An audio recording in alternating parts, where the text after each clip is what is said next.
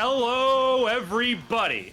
Welcome to the grand final, or the final stream of the 2025 Open Tournament. It has been a long, long road to this point, but we are finally here at the final four players. I am Demand2413, joined by my co-caster, Vagu. Vagu, there have been 150 players to go through this tournament, but we are down to the final four, and we will see them all today.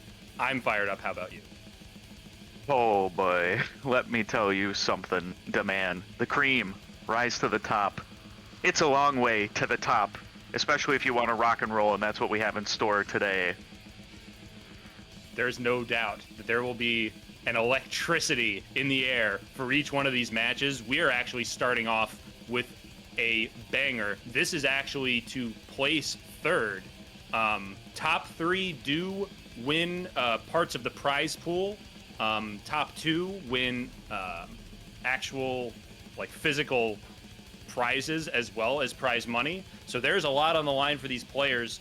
But the first match of the day is going to be Burdee, the 2 seed in the playoffs, versus Smitty, the 7 seed. Now, all of these players have already secured their spots in the Elite League, but now it's a race to the end, where the winners final will be determining the last couple matches as well. We've got Nados versus Gio in this first half of matches. So those are the two that you'll see before our intermission, and then we'll finish things off with our lower bracket finals and then the grand finals. And if we need one, we'll have a bracket reset as well. But that being said, we are getting there. I just want the matches to get going. I'm fired up. Yeah, I mean, we are guaranteed at least 4 best of 9s, at a minimum. It should be a fantastic day of Clone. This is the top level. These are Elite League level players. This is a finals day. I'm expecting nerves. I'm nervous. I don't know about you. You're probably nervous. This is going to be insane. If you don't have any butterflies, then you don't care. It's normal. It's natural. This is what we do it for. It's these moments right here. Both of these players that we've got coming up in this first match have had outstanding runs through the tournament.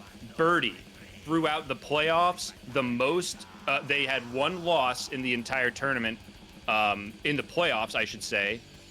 But other than that one dropped match to Smitty, which was a 5-2 match, other than that, the most songs they've lost in a playoffs match is 2. So Burdee has been an outstanding competitor in these playoffs, but the rematch against JDSmitty to survive and advance and place in the top 3. Yeah, I feel like as the bands come in here, Burdee, Labyrinth of Betrayal Band, and Schmitty banning Breeding Exile. So a couple of boss songs out right there. They're going to have the rematch, and it's not going to have the stipulation of the boss songs thrown in. Very interesting.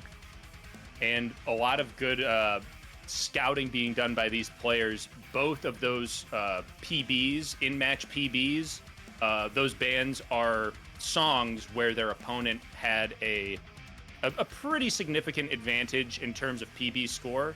Burdee's score on Breeding Exile was about 30,000 greater than Smitty's, and the Labyrinth score on Smitty about 40,000 ahead of Burdee. At this point, we've said it before, but the bans and paths from these players are all going to be heavily researched. All of these players know exactly what they're doing. And the first pick is in. We had 2 boss songs off the table, but not all 3. Here we go. It is The Voyage, the CSCCS edit to open things up. There is so little to separate these players on this song as well. Their PBs are 12k apart, and in this song, 12k is like one dropped set of notes because they come by so fast, so heavy. Oh my goodness. Shankle pick to start. Absolute masochists on their hands here.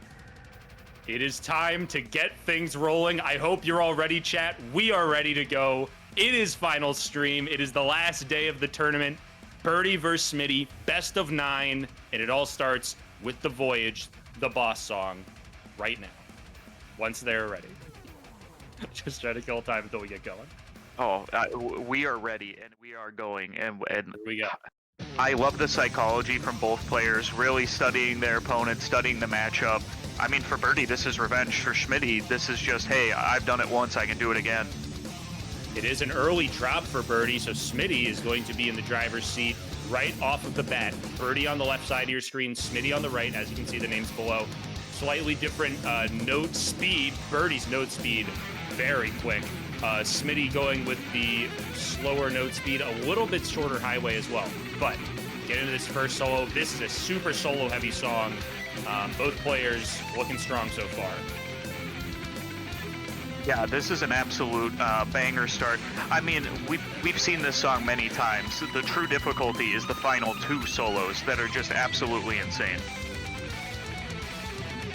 After that early miss, Burdee now seems to be in a nice rhythm here. Nothing too crazy yet for these players right here. Obviously, the nerves for these players, Bagu, going into this have to be through the roof. Oh, I mean, anytime you play on stream is nerve-wracking. But when it's for a spot in the top 3, prize money, physical prizes, it's just astronomically higher. As you can see, the lead about 3,000. It's about as close as you can get on a single miss. And let's see how the whammy ends up out of that. It's looking about even on whammy. Both players nail that solo. So one solo down, both players now in a really nice rhythm. But as you mentioned, things only get harder from here. Yeah, this is just the build-up to the absolute takeoff at the end of the voyage. Not a great now hit for another Burdee miss there. from Burdee there. Yeah, under star power as well. That's going to amplify how much of a difference that makes score-wise. So now a larger lead for Smitty, who is still completely locked in, 1,100 note streak. Yeah, this is just a great opening display here from Smitty. I mean, gotta feel good if you can full combo up to the last 2 solos. Absolutely, and this was Smitty's pick. Actually, no, this was Burdee's pick, correct? If I'm not... oh, wow, Burdee did defer, so it was actually... Or no, sorry, yes, Burdee, this was Burdee's pick, yes. Sorry for the confusion, yes. This was Burdee's pick, which makes this song even more important. Another perfect solo and another drop for Burdee, so Smitty now very heavily in the lead. We are at the halfway point. This is a solo song, as you mentioned. The point density is insane on this one, so there is plenty of opportunity for Burdee to get back into this, but they're going to need a drop from Smitty, who with that activation and now with that star power difference, big lead. So it might be some backup pathing now for Burdee. And for those who might not know, pathing, referencing where you're activating your star powers to make sure you're getting the most points out of each activation. There it is, the first miss from Smitty, and Burdee now with a full star power bar to potentially come back here. Yeah, I think Burdee might just act at where the next act naturally is, or a little bit before, just to try to maybe mitigate the loss of the star power bar earlier. We shall see. Yep, Schmitty with the activation. It's going to put them somewhat on parity again in the star power category after this all is said and done here. It should be about even after this activation, and that overlap was helpful for Burdee, but as you can see, about 20,000 point difference right now in favor of Smitty out of that solo. So, I mean, one miss there now for Smitty. FC is off the table, but still an incredibly strong start. Both players getting through that section can be very tricky with those buried strums, but they both nailed it there. This is such a tough spot to be in for Burdee, though. You have to be perfect now through the hardest section of the song to have a chance. And if I'm not mistaken, that was a missed phrase from Smitty. Burdee did activate, missed in the activation. We are now on a different path on these two players. Once again, it is now incredibly close, but star power advantage for Smitty. Yeah, and Burdee looking great. Both players dropped with that star power phrase, really telling.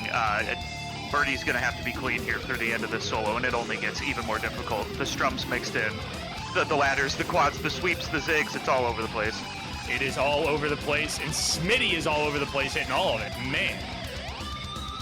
Oh, drop there, though. Burdee maintains. Drops phrase there, and a couple of drops for Burdee, and it is going to be Smitty making it out of the solo with a big lead. What a start for JDSmitty. Yeah, I don't know if 50K is a gap that is attainable by the end of this song. This might have been the absolute Maybe not the wrong pick, but maybe the wrong amount of execution, because Smitty looks hot and ready to roll right off the bat here. Well said. As Smitty now, I mean, it's driver's seat, and if you're Burdee, you are praying for a miracle, but it's looking like a heck of a start for Smitty, who will take song 1 and make it 1-0 on Burdee's pick.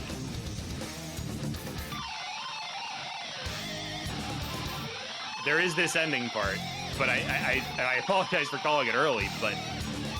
No, I think you were certainly within your rights, both players.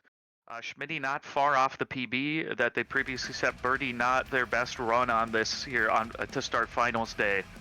You're right, you called it. Smitty, early 1-0 lead. What a streak, 1793 for JDSmitty. The last boss song that was on the table goes to the lower seeded player, JDSmitty. What a performance, what a way to start a match. That is exactly what you want to do if you are the lower seed in a match, is steal that first song, which becomes so important, especially in matches with this much on the line. Yeah, and both players looked good throughout. Burdee just, just missing in critical moments. Star power so important in a solo heavy song. Those notes are coming fast and hot. The outro solo, though, almost nailed by both players, which is insanely difficult. Now a lot of pressure on Burdee here. You lose your first song pick again right away. When you plan it out in your head, you imagine being able to steal that first one and getting a nice little rhythm early on.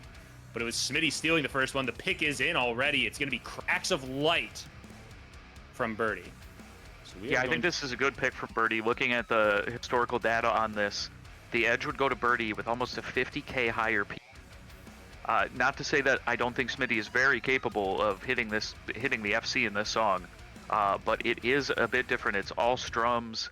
It comes fast and heavy. There's weird fretting transitions. It's certainly a song where it is easy to miss. Lots of burst strumming, a lot of tight strum control required to succeed on this one. Both players very capable strummers, but with the pressure of third place on the line and your tournament life on the line, it makes it that much more difficult to stay locked in and stay consistent. The hands get a little sweatier. It's a little harder to grip that strum bar with confidence. But so far, strong start from both players. Exact same activation there. Yeah, a frame perfect activation, and we're gonna have to see. Neither player really got the advantage on that squeeze. That might have been frame perfect, and we're gonna get a samba through the first 250 notes of this. It looks like. But we do have a difference in ticks, so there is a lead here, and I believe it's JDSmitty who is squeezed out a little bit over Burdee right now. Next activation, it is right so on. hard to tell in real time, but they are both all over each other on the activation. So Burdee actually getting more whammy out of that section with the star power ending a little earlier. Smitty did whammy a little bit of those sustains, so got some extra points out of it, but less star power. We will see if that makes any difference. Both players with full bar. It looks like Smitty takes advantage there on that very tight window for some extra points. Yeah, let's see if this pays off for Burdee.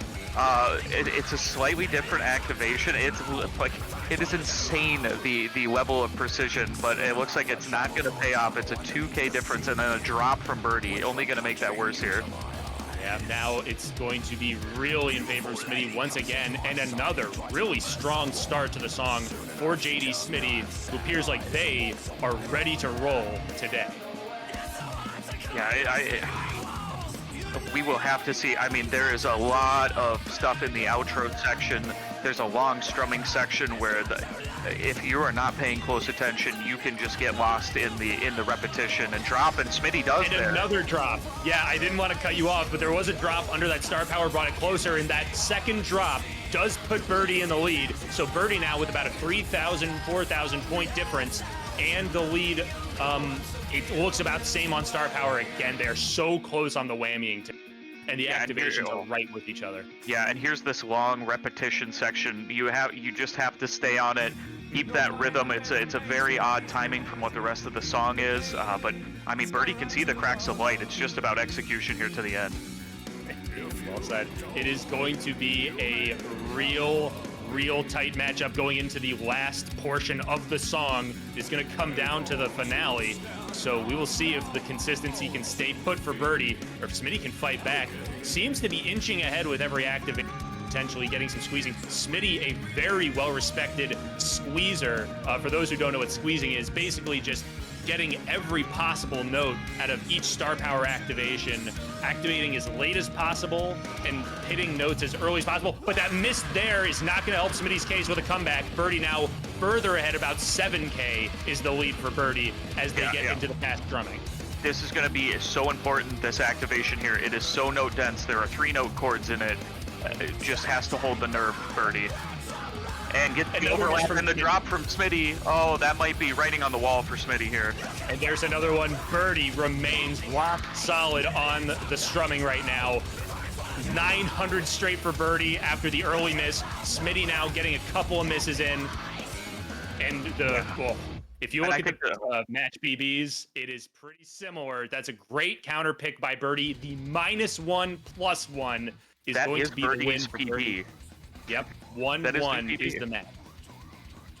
Yeah, and I think Smitty, they're dropping a little at the end after realizing, okay, I dropped, this is out of reach. You know, the last few drops from Smitty, they're inconsequential, but was also a 7K PB for Smitty, so it performed better, but not enough to topple Burdee. 1-1.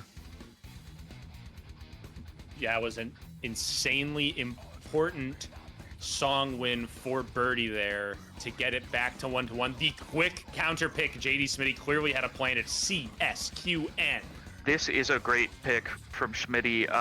Burdee's banned CSQN twice, so I mean, the PBs are only 20K apart, but this is just not a Burdee jam, I think. We are in the world of hybrid picks now. CSQN, as you mentioned, Smitty, or not only was this banned by Burdee, but the PB advantage by about 20,000. Again, you've got to assume both of these players know exactly what the other players are good at and what their weaknesses are. So a lot of thought going into these picks. That quick pick by Smitty does not surprise me at all. A seasoned tournament vet. Last season made it very far in the playoffs as well, looking to go as far as they've ever gone. In fact, this is the furthest they've ever gone in an open tournament. As someone who has had a storied tournament history, just continues to improve, as does Burdee as well, their furthest tournament as well.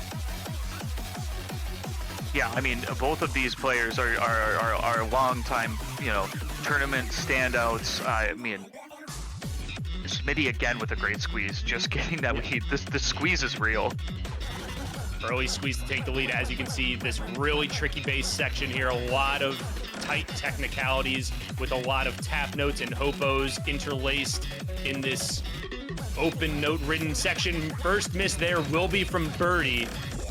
Smitty stays strong through that first section. Here's the drop now. Yeah, I mean, this has been clean for both players, though. I mean, one drop might not be enough, but 2 drops for Burdee now might be a little bit more difficult to crawl back here. Yeah, it is now about a 7K lead for Smitty on their song pick, and Smitty looking strong so far. There's the activation a little bit earlier from Burdee, and you can see why that activation there. A lot of chords here, lots of points on the board. Very important to not miss here if you're both these players. Yeah, both navigate that clean. Oh. Yeah. No, very important with all those tap notes involved. You can always have a strum eaten by those tap notes and accidentally end up with an overstrum. Both players very strong there, making it out clean, on path, and on streak. Yeah, and then this is a nice section here. We get a little bit of a breather from the hot and heavy, the hot heavy techno music that's going through. Burdee only 7K behind though. This is definitely attainable, but Smitty's gonna have to drop for Burdee to have a chance. Absolutely. Smitty, the start of every single song has been incredibly impressive with their consistency. Burdee, after initial drops, has also seemed to settle in after an early miss. I mean, both players showing why they're in this stream right now. Yeah, I mean, both top 4. Great caliber. They I mean, Smitty's been, like you said, rolling start, but Burdee never letting a miss get them down. Always important to keep that pressure on your opponent when they're not missing. So if they do end up missing, take that lead. There's the activation from Burdee. Smitty will opt for a different activation here. We will see if there's a large score difference out of this activation. Similar, maybe a few more points towards Smitty. I would tend to lean that way given Smitty's pathing knowledge and prowess that we've seen throughout many tournaments. But yeah, I don't know enough to tell you. Yeah, I don't know enough to tell you in real time. To the untrained eye, that looks pretty much about the same. Huge drop from Smitty, though. Absolutely huge drop. That is also a star power phrase. So now Burdee with the star power advantage going into the end here. Will it be enough to take the lead? I have a feeling it will be. There is one more phrase. Another drop from Smitty. Now. That will virtually do it with a star power in hand, but they're still down. They're going to have to hit the notes. Activation coming right here, and a miss there from Smitty before the act even takes place. Burdee now going to jump way in the lead. Right at the end, missed there, but that star power is going to make up for all of that difference. It is a big swing at the end that gives this pick to Burdee, and now we've seen a song steal from both sides. That is insanely massive. That is not a good. Those were terrible misses from JDSmitty. I'm sure Smitty kicking themselves after that. It basically gifts the song away at the end to Burdee, and 2-1 Burdee. That's not what we expected. Both players showing ghosts, by the way. Oh, okay, yeah. Sometimes I know broadcast was showing it. Sometimes they jump out early, but I always respect that. That's a little side note from me. But incredibly important song steal. Now that both players have stolen a song, it basically evens back out when you think about just conditionally, if you want to win all your own song picks. Man, the picks are coming in quick. I don't even have a chance to break anything down. The pick is Chemical Warfare from Smitty.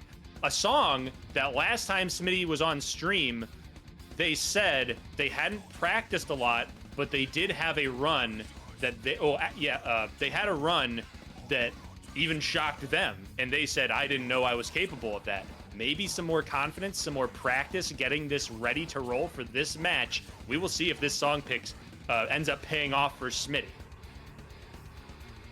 I mean, I tend to give the edge here to Smitty. PBs for both players. Smitty has a 60k higher PB, a -2.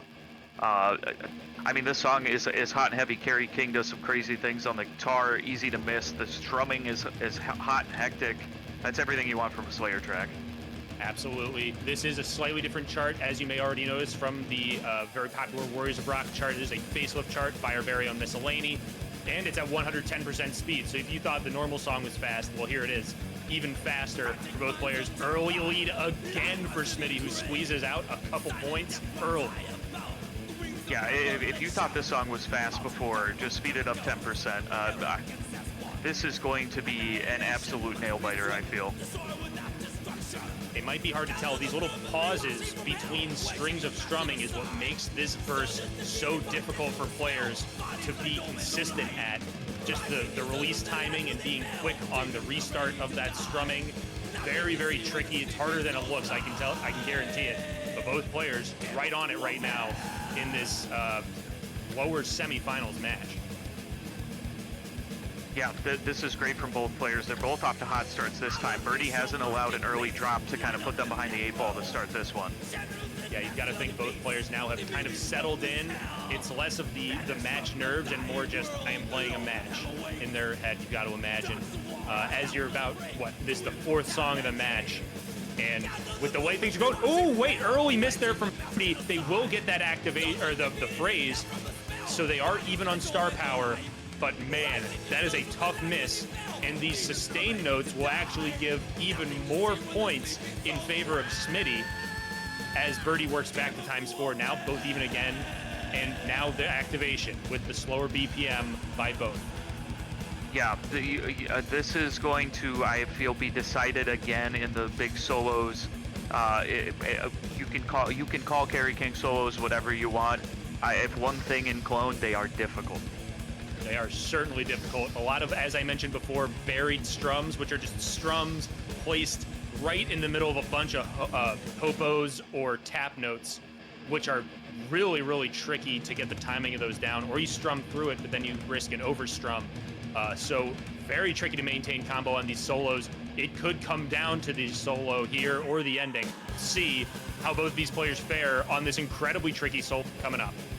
Yeah, and this part too, the little bridge to the solo, this strumming is incredibly pinpoint accurate. Here it comes, incredibly difficult. The drop there from Burdee. SMITty maintains that combo, and now 1,500 straight, but the miss there right at the end, but it's still now a 15 to 17,000 point lead for SMITty. The drop there though, so Burdee works their way back into this match. Not as big of a difference. Now even on star powers, both players. SMITty able to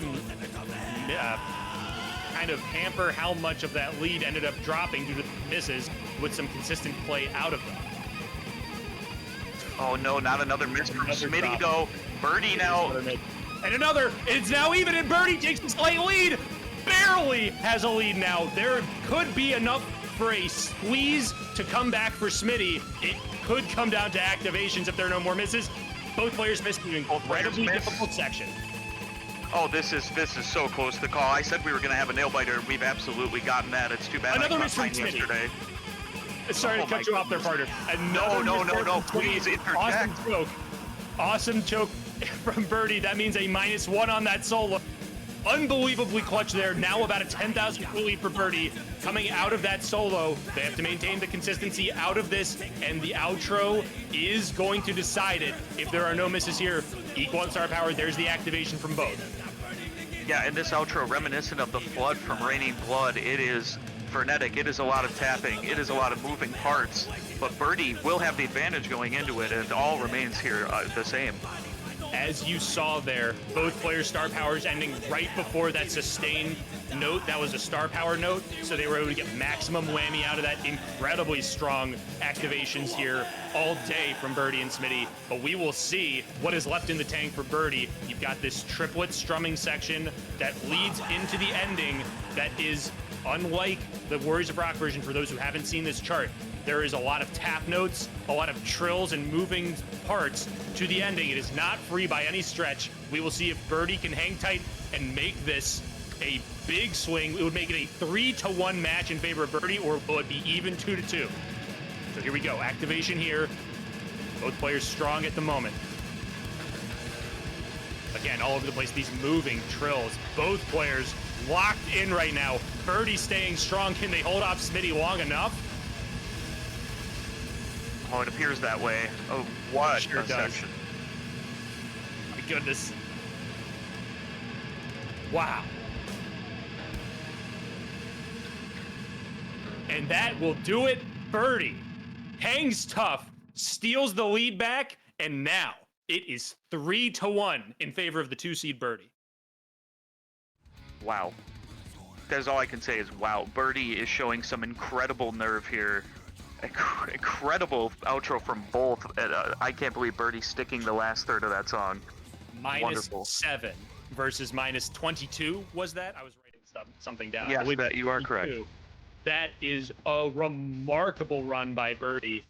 SMITty, just a couple of clumps of misses there that ended up swinging that lead. And man, I mean, the soloing from Burdee throughout that track, unbelievably impressive. Yeah, and that was a Burdee PB by a good bit as well. I don't know exactly what the final score was in comparison, but the best run Burdee's had in tournament thus far. And we are going to Michoud Impossible. The solo pick is in. Now, to be fair, the last song that SMITty won in this match, the first song of the match, was the solo boss. So we will see if going solo is the way to go for SMITty in this match. This is a incredibly important song because the difference between 4-1 and 3-2 is crucial. And this is so much different than the Voyage. This song is much less packed note dense as a solo option. I could swing back and forth the entire way. Yeah, you see these ascending triplets are so difficult with the changing shapes of them. To remain consistent on this is a real testament of finger dexterity and speed and endurance as well with how frequently you're doing it. But opening portion there, both players nailing 306 note streak for both out of the gate. Yeah, if you notice here, tie score after one activation as well. A perfect tie through the first activation. No squeezes there. The first miss is from Burdee, and Smitty actually with a miss as well. And because of when they missed and when the sustains were, I do believe Burdee actually has a slight lead. Now both players able to get that phrase, incredibly important. The next note activation from both is there. We will see out of the star power who has the lead. Oh my goodness, we are samba-ing right now. I have a feeling that was not the last miss we will see of the match. But as of now, it is Smitty with the slight lead over Burdee. Once again, another example of just Smitty able to inch ahead every activation, it seems. That is absolutely crazy that both players get out of missing at the same time unscathed. Like, it could have been a nightmare scenario for either one of them if they missed at slightly different times as Burdee drops their star power. Yeah, a big miss under star power there, which will amplify the miss, and another miss under Smitty, big time in the lead. That is a huge swing, 15,000 point swing. Now Smitty in control. Yeah, can Smitty just keep this control now? That seems to have been their problem through the first four, just kind of giving back the lead after taking it early. Another miss from Burdee there, though. Smitty starting to really be in a nice groove here, as Burdee has kind of struggled to maintain the combos throughout this song. And as I say that, it is only a -1, and that's all there from he doesn't miss the phrase, though. Incredibly important, even though it is now about a 26,000 point lead for Smitty. If you have any chance of coming back, it's going to be through star power activation and gathering. So Burdee hitting that is crucial, but another drop there. Smitty remains unflappable at 1,300 straight notes.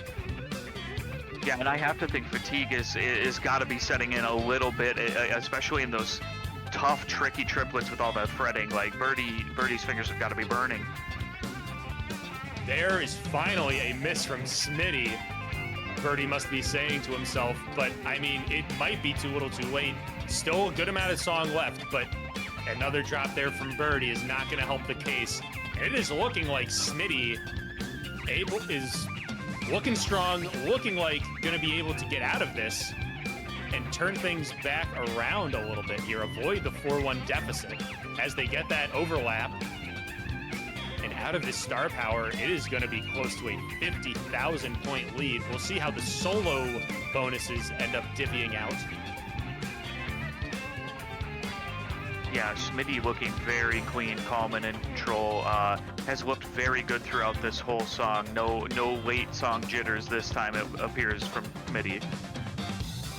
And it looks like the solo songs so far favoring Smitty just a touch.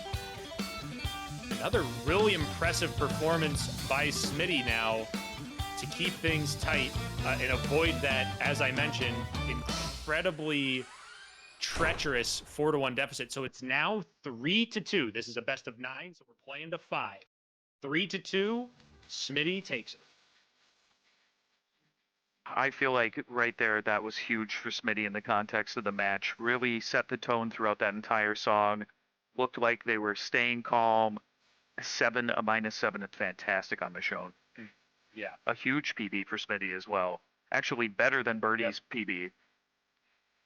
Almost triple the best streak of Burdee was Smitty. That is really impressive stuff, especially with that much added pressure of being down 3-1, having lost a song pick right there. In fact, lost back-to-back song picks to Burdee, but to be able to stay with your plan and get a 40,000 point victory has got to be a little bit easing of the nerves. It'll let you settle in. The immediate counter pick by Burdee. It is a new world. It is one of the songs that Burdee does have a in-match PB advantage by a good amount. So here we go. New world, new pick, and a chance at a 4-2 lead. Or if Smitty can steal this, a 3-3 tie match. This I feel is a nail biter as well. Their PB is actually very close, only 4K apart, but Burdee has an FC of this in match. It's very possible that's on the table. Here we go. It is power metal through and through. You will see a lot of these moving double strums. You'll see some classic power metal tropes in here. There's also a very tricky solo with some quad zigs and some other fun stuff. So look forward to that solo, but big emphasis on remaining solid through these verses and being on top of it with those activations, getting as much whammy as possible as the star power. There's never a time to rest when the matches are this close and against players of this caliber. We'll see going into the first act coming up here very quickly. There it is from Smitty and now from Burdee. Oh my goodness. We'll have to see which path pays off. We will see. There was a bit of a difference there as Smitty ends there. And it might be tied. Oh, it's so close. So it is the same ending digits, so we know it's not a tech difference, but there it is. The first miss of the match, or of the song, will be from Burdee. So now Smitty with the lead. Yeah, unfortunately, we never got to decide if that was tied or not. An unfortunate miss for Burdee on the back foot once again at the beginning of the song. This is Burdee's first song pick since song number 2, Cracks of Light. We're in song 6. It's a very good place to be.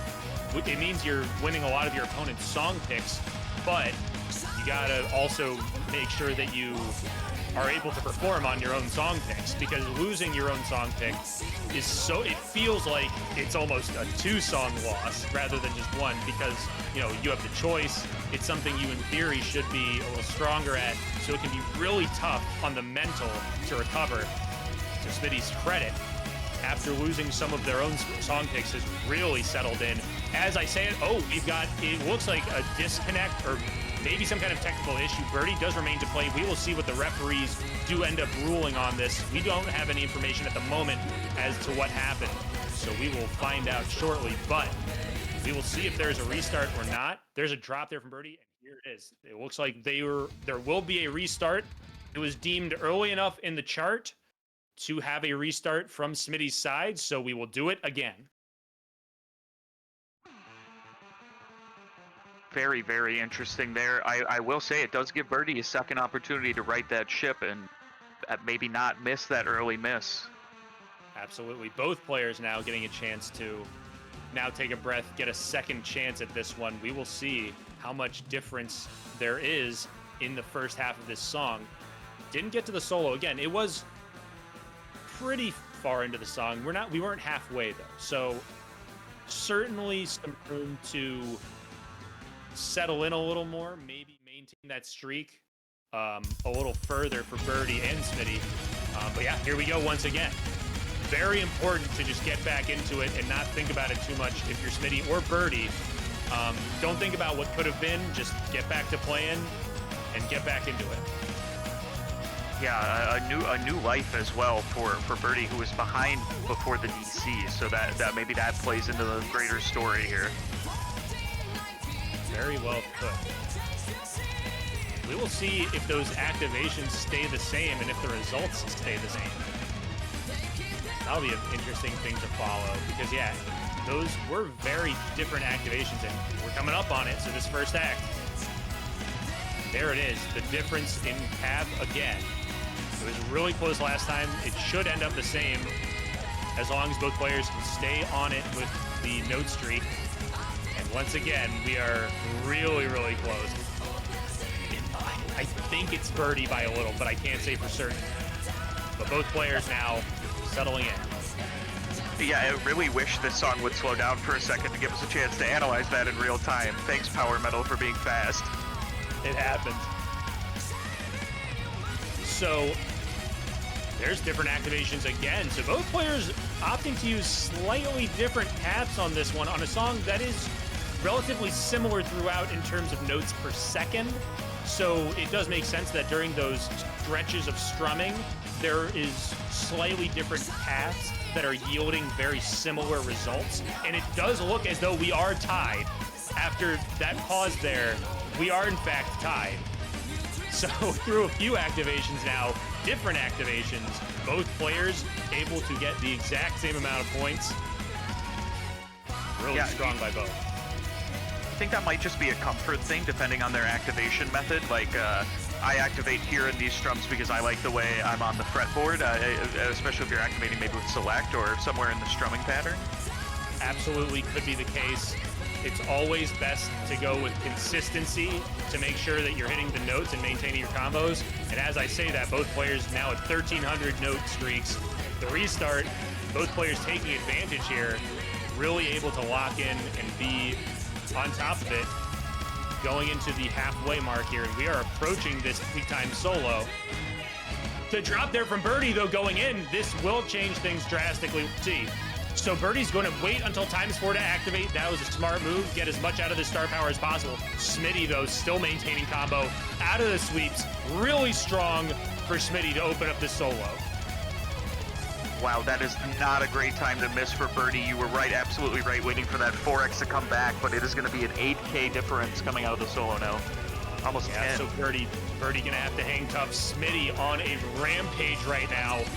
Another drop from Burdee and a missed phrase. So now Smitty with the lead and the star power advantage. There's the activation. Big point difference coming up here. We will see the difference out of this activation. And it is close to 26,000 points now ahead for Smitty. And it's just so, this game is just at this high of a level. One miss can change the entire complexity, especially a star power phrase at this high level. It's just massive now for Smitty. So here we go. The next solo, I believe this is the last solo of the song. And both players will get that overlap, very important. Another drop from Burdee as Smitty remains unstoppable right now. Just maintaining a really, really nice combo. Yeah, and you alluded to trying to win your song picks, but it's so difficult when your opponent can just do this on your song pick. Smitty is going off. The soloing for Smitty has been incredibly impressive all day long, showing once again here in Burdee's song pick. Another drop there from Burdee, and I hate to call it early, but it is looking as though we will have our 4th stolen song of the match, and we are on pace to see 3-3 in this best of 9.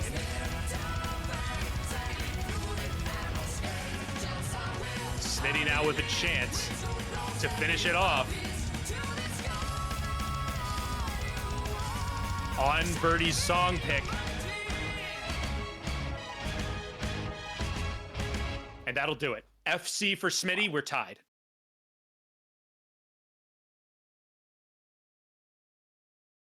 Wow. And Burdee DC'd right at the end there. I mean, if to be frank, that's probably the best place to DC, is right at the end. So there's no question on what could have been or whatever.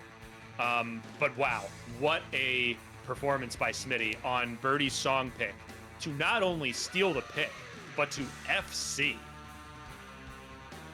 Yeah, it's so hard to pick songs against an opponent at this level, though. I think we're seeing so many song picks stolen because the players are just so good. Hey, you pick a song, Smitty beats the PB that was previously set by Burdee and just FCs. What an insane run. Yeah, that is correct. Burdee did have the better PB as mentioned before, which was an FC, but Smitty's FC score actually about 400 points better than Burdee's best in-match score. So what a performance. We are tied 3-3. Looking at a potential tiebreaker here in this best of 9. This is a match for 3rd place. It should guarantee at least 3rd place, which would guarantee the winner of this match at least 75 pounds. We're using all of our reward money is in English pounds, so you can do the conversions on your own, chat. I know. Want to take a moment, by the way, to thank everybody who's joining us on stream. Huge turnout for the stream. Really appreciate all of you. Appreciate all the support, all the subscriptions. They really help CSC run the tournaments and run custom song centrals. So it's all always greatly, greatly appreciated. But as we get Burdee back in here, not only does Burdee have to get back into the server, but they also have to get back into this match after dropping another one of their song picks. So now 3-3, Burdee's song pick, which there will be tiebreaker implications now, heavily considered by both players. Burdee has to choose. This will be Burdee's last song pick. That's. Oh wait, no, I'm sorry. Never mind. That's not true. If Smitty wins this, then Burdee would get another song pick. So, bottom line, tiebreaker implications with this next song pick. Yeah, and what do you have right now for Strum Solo Hybrid? How much have we seen here? My memory is very short term when the excitement level is this high. Totally fine. So we have seen 3 hybrids as of now. We have seen 2 solos, and we have seen 1 strum pick. So, as of now, we've got the strum tiebreaker favored. If there is a strum pick, then I believe it is complete control over the tiebreaker. It could be any of the 3 for the person picking that last song. I mean, we're going to have to get... Sorry, go ahead. No, please go on, man. I was going to say, as a reminder, the winner of this match not only survives and advances, but will go on to face the loser of the next match, which will be the winner's final between GiometriQ and Nados. So the winner of this match will face one of those 2 for the second place, or to guarantee at least second place. And we have our pick. It is yet another hybrid. It is going to be Nico Majin versus at 110. Wow, this is a very interesting pick. It kind of, if Burdee wins, it kind of leaves the tiebreaker pick in Smitty's hands.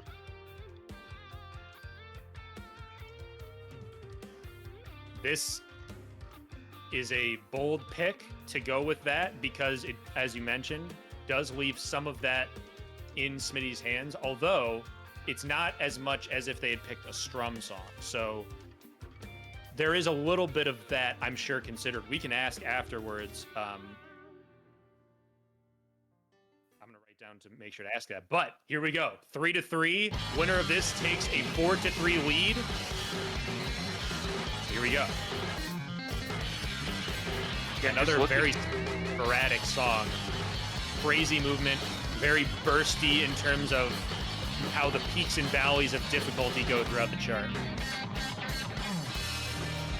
Yeah, not much to separate them on PBs either. This could be another nail biter in what's been an absolutely close match thus far.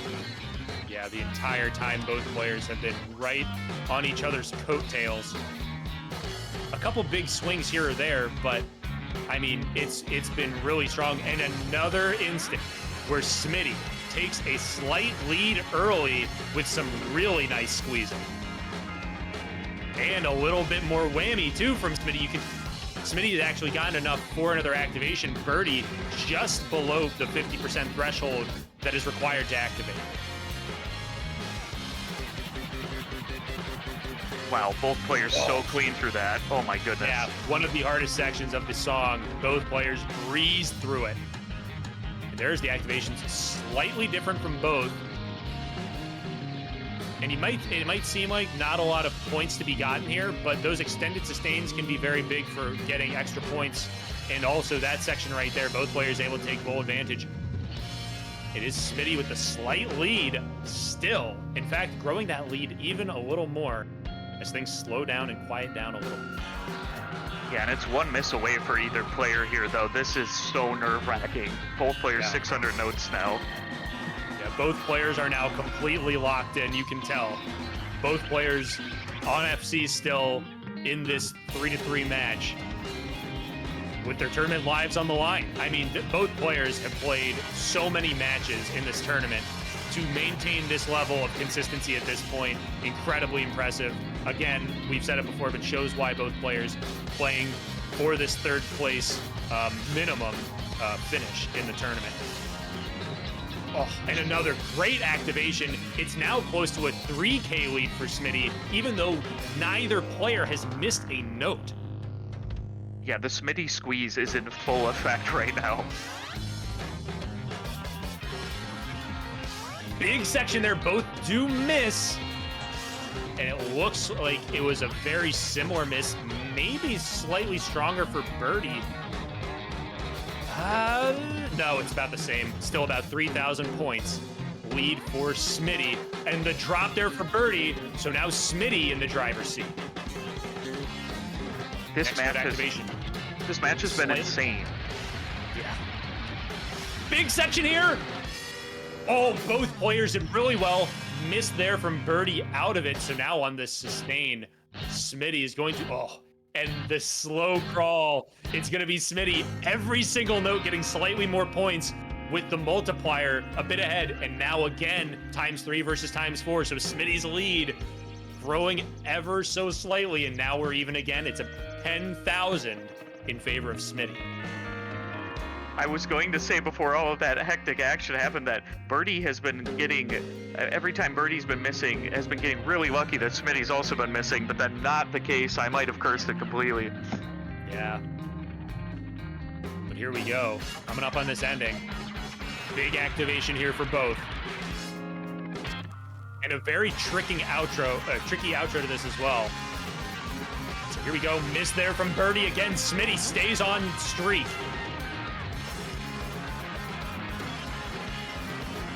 This ever important phrase. Both are going to get it. They got to make sure they have to get this next one too. Both hit that very tricky section as well. Really impressive stuff from both. Miss there from Smitty. Then a miss there from Burdee out of the strumming. That tap strumming so difficult to get out clean. Yeah, double overstrum.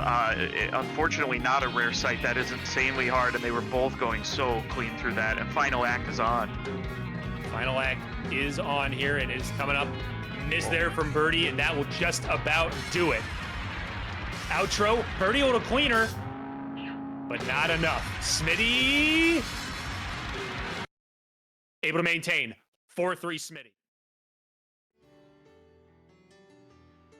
Wow. Make it 3 straight song wins for JDSmitty. Turns the match on its head from down 3-1 to 1 win away from advancing. Yeah, Smitty is on the comeback train. But now, Burdee, though, does have the power to at least pick one of the 2 tiebreakers that are still left on the table here. That is 2 straight song steals for Smitty. And now Burdee has to pick again to try and force tiebreaker. How much do you consider adjusting your pick based on potential tiebreaker versus you have to win this song to even force tie? Oh, that's so hard to say. If I'm Burdee, Pick is it. I'm picking what I'm comfortable with, and that's Full Speed X. Full Speed X live.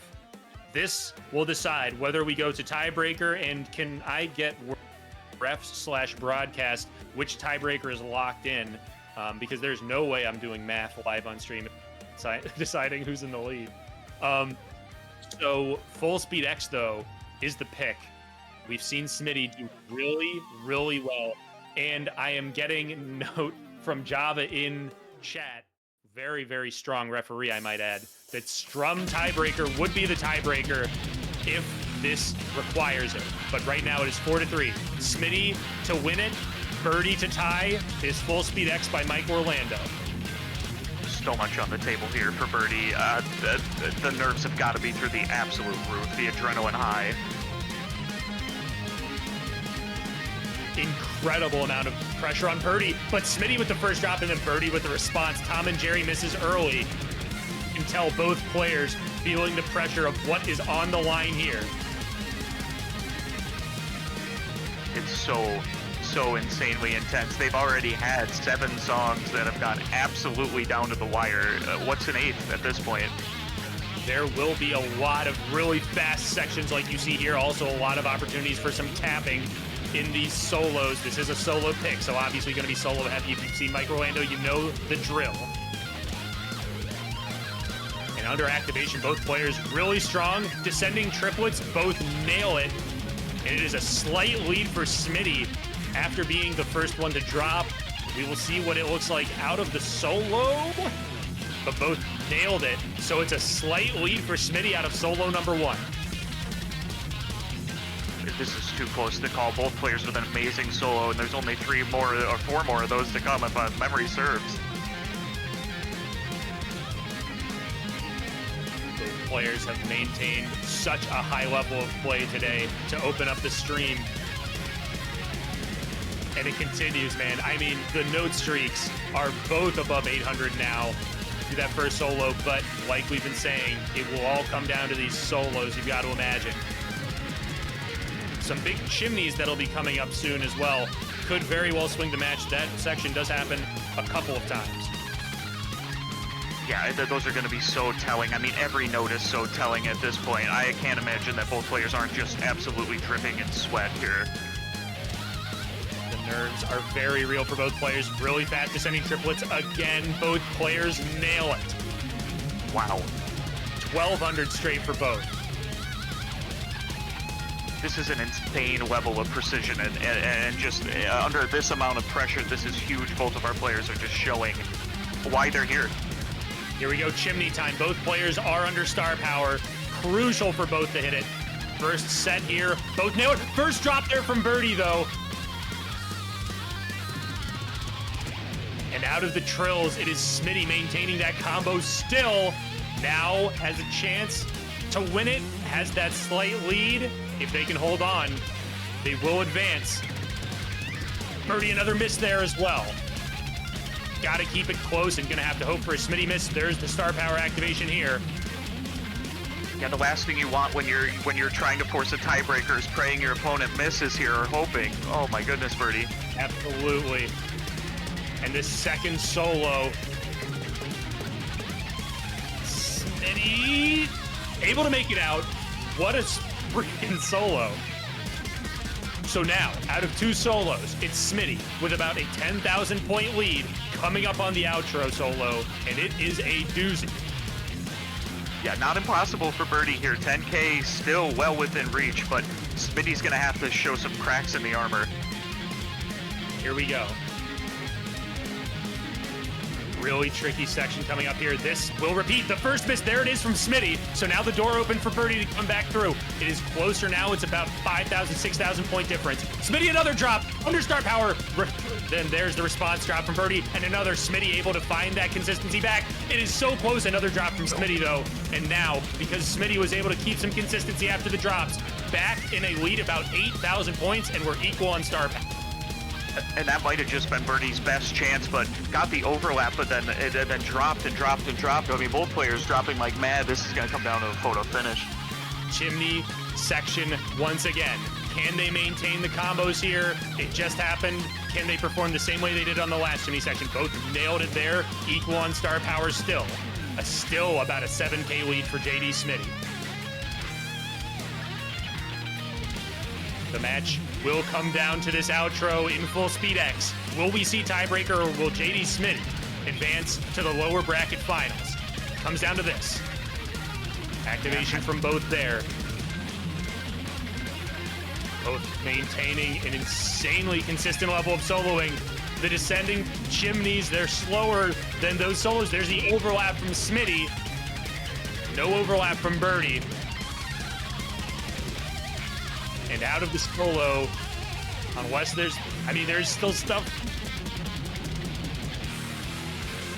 That'll do it. JDSmitty, 5-3, advances to lower finals. What a match. Wow. Holding the nerve at the end there from Smitty. The run back from down 3-1 to win at 5-3, that is incredible. Third place locked in for Smitty, at least guaranteed third. 8 songs played, 6 song steals in this match. Smitty wins 4 straight after going down 3-1 to advance to lower finals. They are guaranteed at least third place. What a performance. I mean, how is the next match going to top this? This was the 8 songs of incredibly close gameplay. I mean, 8K difference on the final one. Oh my goodness, I feel for Burdee. They played their absolute heart out.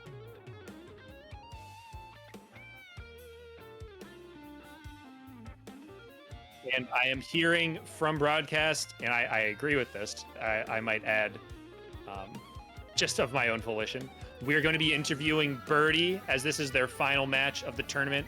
We'll get to interview everybody at some point as their time comes, but for now we will speak with Burdee as we want to give Smitty some time to rest up. They've got more matches coming up this stream now, so got to prepare for that. We'll be getting Burdee in shortly. And here he is, Burdee. I know it's not the way you wanted the match to go. It was an incredible match. 8 songs it took to decide. Unfortunately, just ran into a brick wall at the end with Smitty playing incredibly strong. But I kind of want to go back. It's, again, really tough spot, up 3-1. At any point with song picks, do you start thinking about tiebreakers?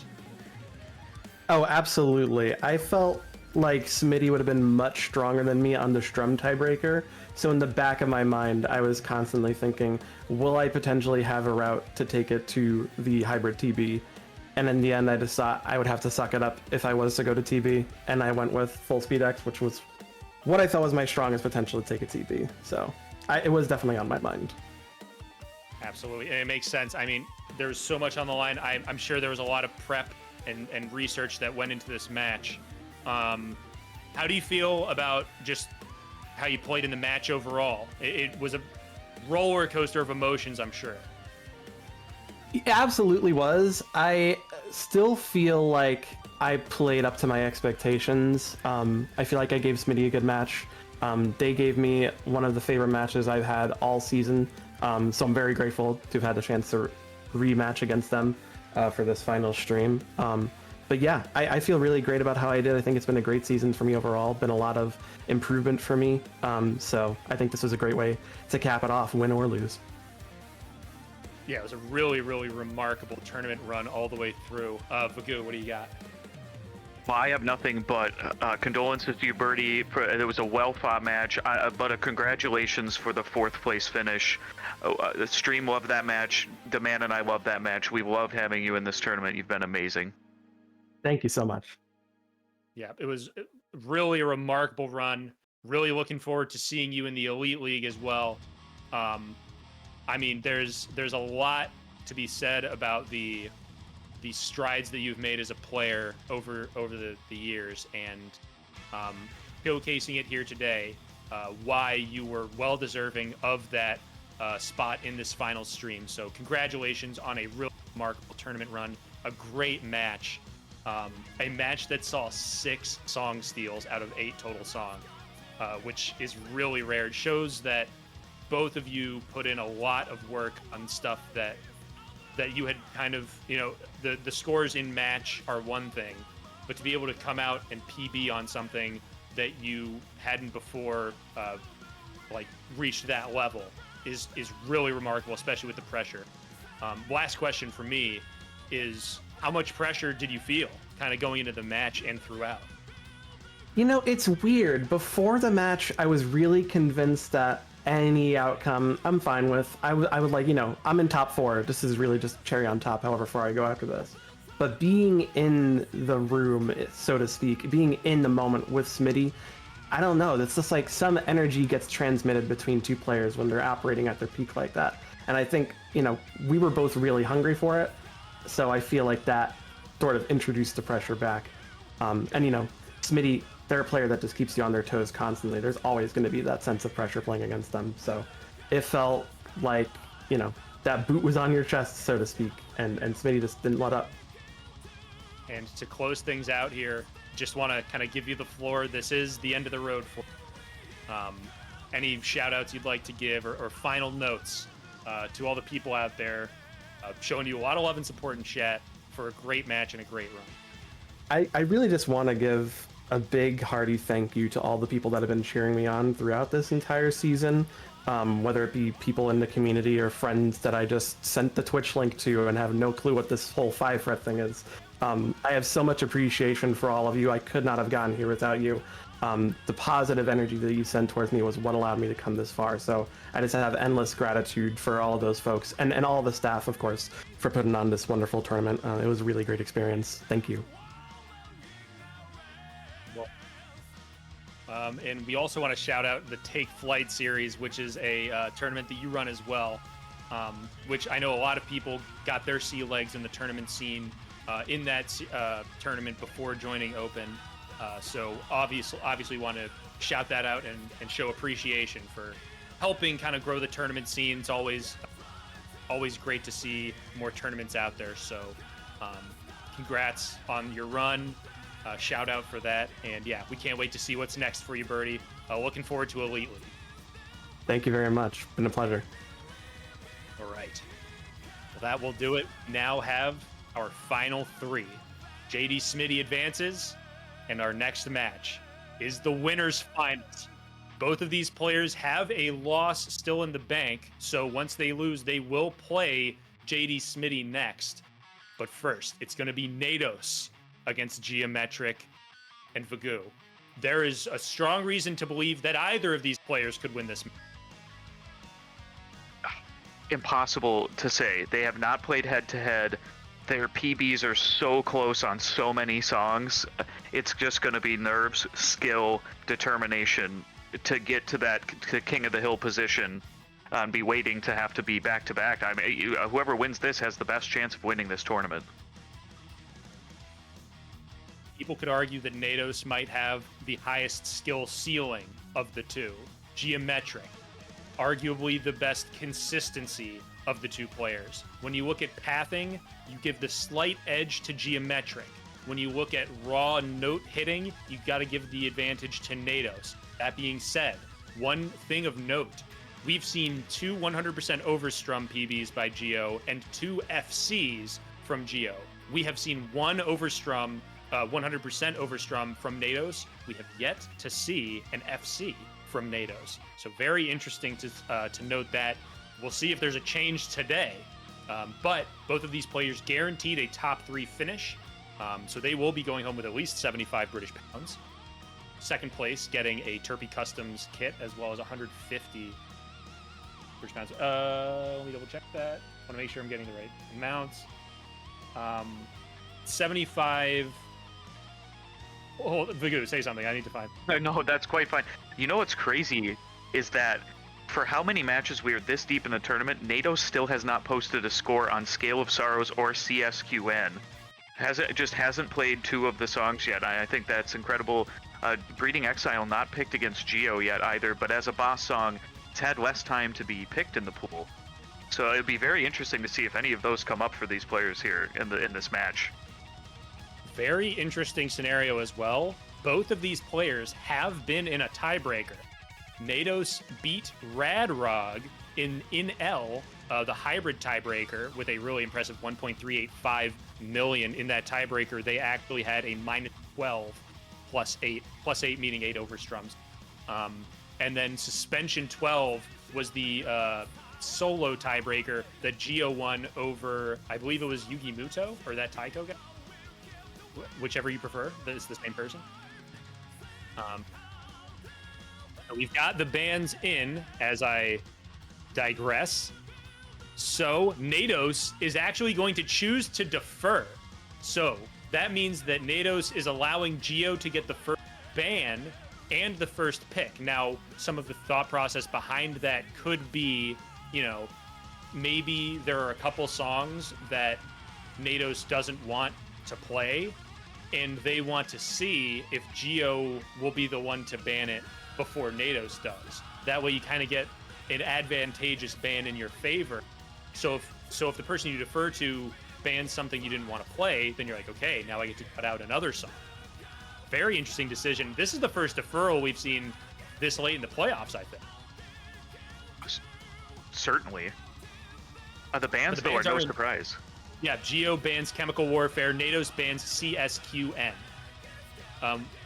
So yeah, we can get into picks. I can correct, by the way, third place is getting 75 British pounds. Second place is getting 175 plus a Turpy Customs guitar modding kit. Shout out Turpy Customs. And first place, going home with 350 smackaroos. That's English pounds. Plus a cracked Neo S, commonly known as the doohickey, but it's really called a Neo S. It's like it's a lot like if you've seen the Nintendo DS Guitar Hero controller, that 5 buttons. So shout out to Cracked for that as well. Really appreciate their partnership and that. First pick is in. We are going to be strumming big time. It is Buried by Time and Dust by Gio. Yeah, it looks like we were almost We were almost seeing that at 115% speed. That would have been that would have been a very interesting first pick from Gio. Yeah. But it is going to be Gio with Buried by Time and Dust. Going to strum check Nados early in this match. Maybe even some thought of getting your player or your opponent tired early. Because this, if you're not ready for it, Vagu, can definitely wear on you. I mean, personally, could be fully warmed up and still not ready for this. This notes per second is freaking insane. It lasts for a long while. The difficulty is not in the individual sections, but rather being able to maintain consistency and maintain that strum speed for as long as you need. There are some slight start and stop moments in the song where you can't just strum at the same rate the whole time. But here we go. Nados on your left, GiometriQ on your right. Nados the 5 seed, Gio the 14. This is to move on to the grand finals. Best of 9, boss songs on the table. Yeah, and I wanted to go over the bans. They were no surprise. Gio's already banned Chem Warfare twice, and Nados maybe will not play CSQN at all in this tournament. That was their 4th ban of it. Yeah, 4th out of 5. Their other ban was this song, Buried by Time and Dust. So we see it now. And, I mean, here's the other thing to consider with this song. Gio might feel comfortable on this, even if Nados can FC, because as with Smitty versus Burdee, Smitty had the pathing edge, as I mentioned earlier. GiometriQ, one of the best modern pathers in the game. There is the first activation. We will see the difference out of this. The activation, it looks like, appears to be on those chords from Nados. The score difference out of this first act will be an advantage for Gio, and a miss there from Nados early. Now Gio in the driver's seat. Yeah, that's an unfortunate miss coming out of that first act. I mean, Gio with the squeeze had the edge, but now certainly does with about a 5K lead here. A little shy of that.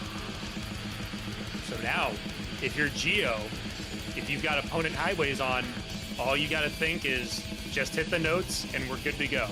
As long as you're relatively on path and don't accidentally slap somewhere you don't want to, you just play defensive and worry about hitting the notes. But again, it's an endurance check. Do you have the stamina? You make it sound so simple for Gio, just hit the notes, but this is, the hand is only getting more and more tired. Of course, Gio, though, picking this is fairly confident. I mean, does have an FC on this in match. So far, so good for Gio. Past the halfway mark, and we still see that gold circling ring on the right side of your screen for Gio. Nados now in a rhythm. Hasn't missed since that unfortunate first one. So keeping it close, keeping Gio honest. But I would go so far as to say a single miss from Gio might not even swing it if it's not under star power. Given the squeezing from Gio, might have slightly more than just a single notes miss worth of points difference here. I'm certain that's not something Gio wants to put to the test as we get another act from both players. There is that act ending right on that chord for both players. Both players know exactly what they're doing on those occasions. And it's still about a 4,000 point difference. Gio in the lead. This is where it starts to feel in your forearm and your right wrist, whatever you use to strum. This is where you start to feel that burn. Can they hold it? We've seen players not be able to and have it flip at the end. Gio in the driver's seat for this important first song pick and first song of the match. Who will get the 1-0 advantage? Activation from Nados. Gio going to hold on here. The miss there from Nados might just about do it. Here comes the activation from Gio. Looks like played it defensively. Doesn't matter. It's going to be the victory on the first song. GiometriQ up 1-0. Yeah, slightly off their PB was Gio, but when your opponent misses and you don't, that's usually a surefire way to win the song, especially with activations like Gio, one of the premier pathers, as you were stating earlier. That is the second FC of the day. That is an FC for GiometriQ, who takes advantage of the deferred song pick and gets that first pick in. But, again, that deferral could end up coming into play later in the match, because a lot of times those bands really start to rear their heads later when you're picking your, maybe not your strongest songs, but maybe your 5th or 6th best song. So we will see how it all plays out. But as I mentioned, Gio taking early advantage of that pick. And where does Nados go from here? You know, I hope we have some time to even consider that. The last match, the picks were coming in hot and heavy. I mean, we didn't even have a chance to say, where might this go? Well, too bad. The pick is in. It's the Voyage. Wow, thanks, Nados. Thanks for picking that so fast. So we will see the Voyage once again. Nados' first pick. Now, when you think Nados, you think about the soloing ability, and as we mentioned, the skill ceiling, especially in that category of play. So I would say no real surprise here. They do have about a 35,000 point better PB on the Voyage. We will see how it plays out, though, because it's all about how you play on the day of the match, not necessarily what your best PB is. Yeah, and we certainly saw that in the last match. PB didn't mean everything, but this song, we saw it earlier today. The final 2 solos do mean quite a bit. Absolutely. Both of these players have done a remarkable job in the tournament. Nados, before this match, was a combined 19 song wins, 5 song losses total. Only one match where they even dropped a single song outside of their tiebreaker with Radrock. Meanwhile, Gio, 19-7, so 2 more song losses than Nados overall. But so far so good, 1-0 advantage. We will see how the Voyage plays out, the solo boss pick. This is certainly a statement from both of these players, picking 2 of the most difficult songs for different disciplines just out of the gate. Absolutely. And worth mentioning, Labyrinth and Breeding Exile, the 2 banned boss songs from last match, still on the table for both of these players. But so far so good this first solo for both. Really settling in nice and quick are both of these players in the Voyage. I think they just want to spoil the audience, the casters, and everyone by picking the absolute hardest to offer today, perhaps. It very well could be. And yeah, the activation's so similar, but it's Gio with the early lead. Because of that slight difference, I'm talking milliseconds, half seconds, quarter seconds of difference between activations from these 2 that are leading to these slight advantages for Gio, along with whammying. Very similar looking whammy, but you don't know for sure. So it's close to a 1,000-point lead here going to this next solo, and it only gets harder from here, as we mentioned all earlier in the first match. So it is going to be determined with these later solos how the match will go. There's the activation from both. Huge miss from Gio there. Oh, wow, I didn't even realize. Holy cow, yeah, miss from Gio. Thank you for catching that. So miss from Gio does put Nados in the driver's seat, and it's about an 7,000, 8,000 point lead now for Nados on their song pick, who is maintaining combo on the left. Yeah, and I mean, with players these caliber, I mean, it could even be, I feel like sometimes they operate in nanoseconds for activations of star power. Huge miss from Nados coming, though, now. There is the miss from Nados. After the miss, they both get back to ×4, and it is Nados still with a lead. And I would go so far as to say it's not just a squeeze worth of lead. It's actually about a miss worth. Oh, and the miss there from Gio on that trill. Able to get the star power phrase, but another miss there opens it up even for Nados. 7,000 point lead going to the next solo. I mean, you need every advantage possible when going into the final Schenkel solo. It is just so swingy.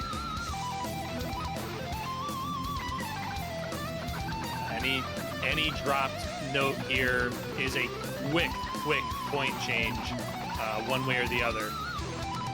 Especially if you can't get back on your combo. That's a big thing as well. We saw that last match where I think there was a time Smitty had a big clump of misses, and just that inability to get back into your note streak just amplifies how much that miss is worth.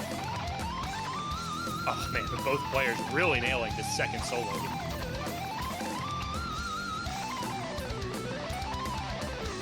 Back, both activate, both get that overlap. with this up and down set of movement. I mean, it's quads, it's triplets, it's everything. It's all over the place. But it's an 880 note streak for Nados. Coming up on 750 for Gio, so the slight advantage on Nados' side. Here we go, another solo. Yeah, this is the solo, and it is so close. It could all come down to this. Activation from both right on it again. Well, both nail that incredibly fast blurb. Nados maintaining still. And as you mentioned, this solo is not over yet. They're both over the 1K mark now. Oh my goodness, I can't believe the skill on this play. Yeah, they have both certainly settled in. It doesn't get much faster than this in any of the songs. Nados on fire right now. Gio hanging right with him until the drop there. Nados still maintaining combo. And nails the whole solo. Insane. Nados with a commanding lead now out of that remarkable play. Holy Nados. Holy solo. That was insane. Rips the perfect solo. And another drop there from Gio and another fast solo. Now a star power difference to go along with that big 18,000 point lead that Nados has now going into this outro. What a display from Nados. Yeah. Holding on to those star powers are both players. Here it is. Another drop from Gio. Nados on fire right now with the soloing. Killed. 21-38 is the note streak to finish it.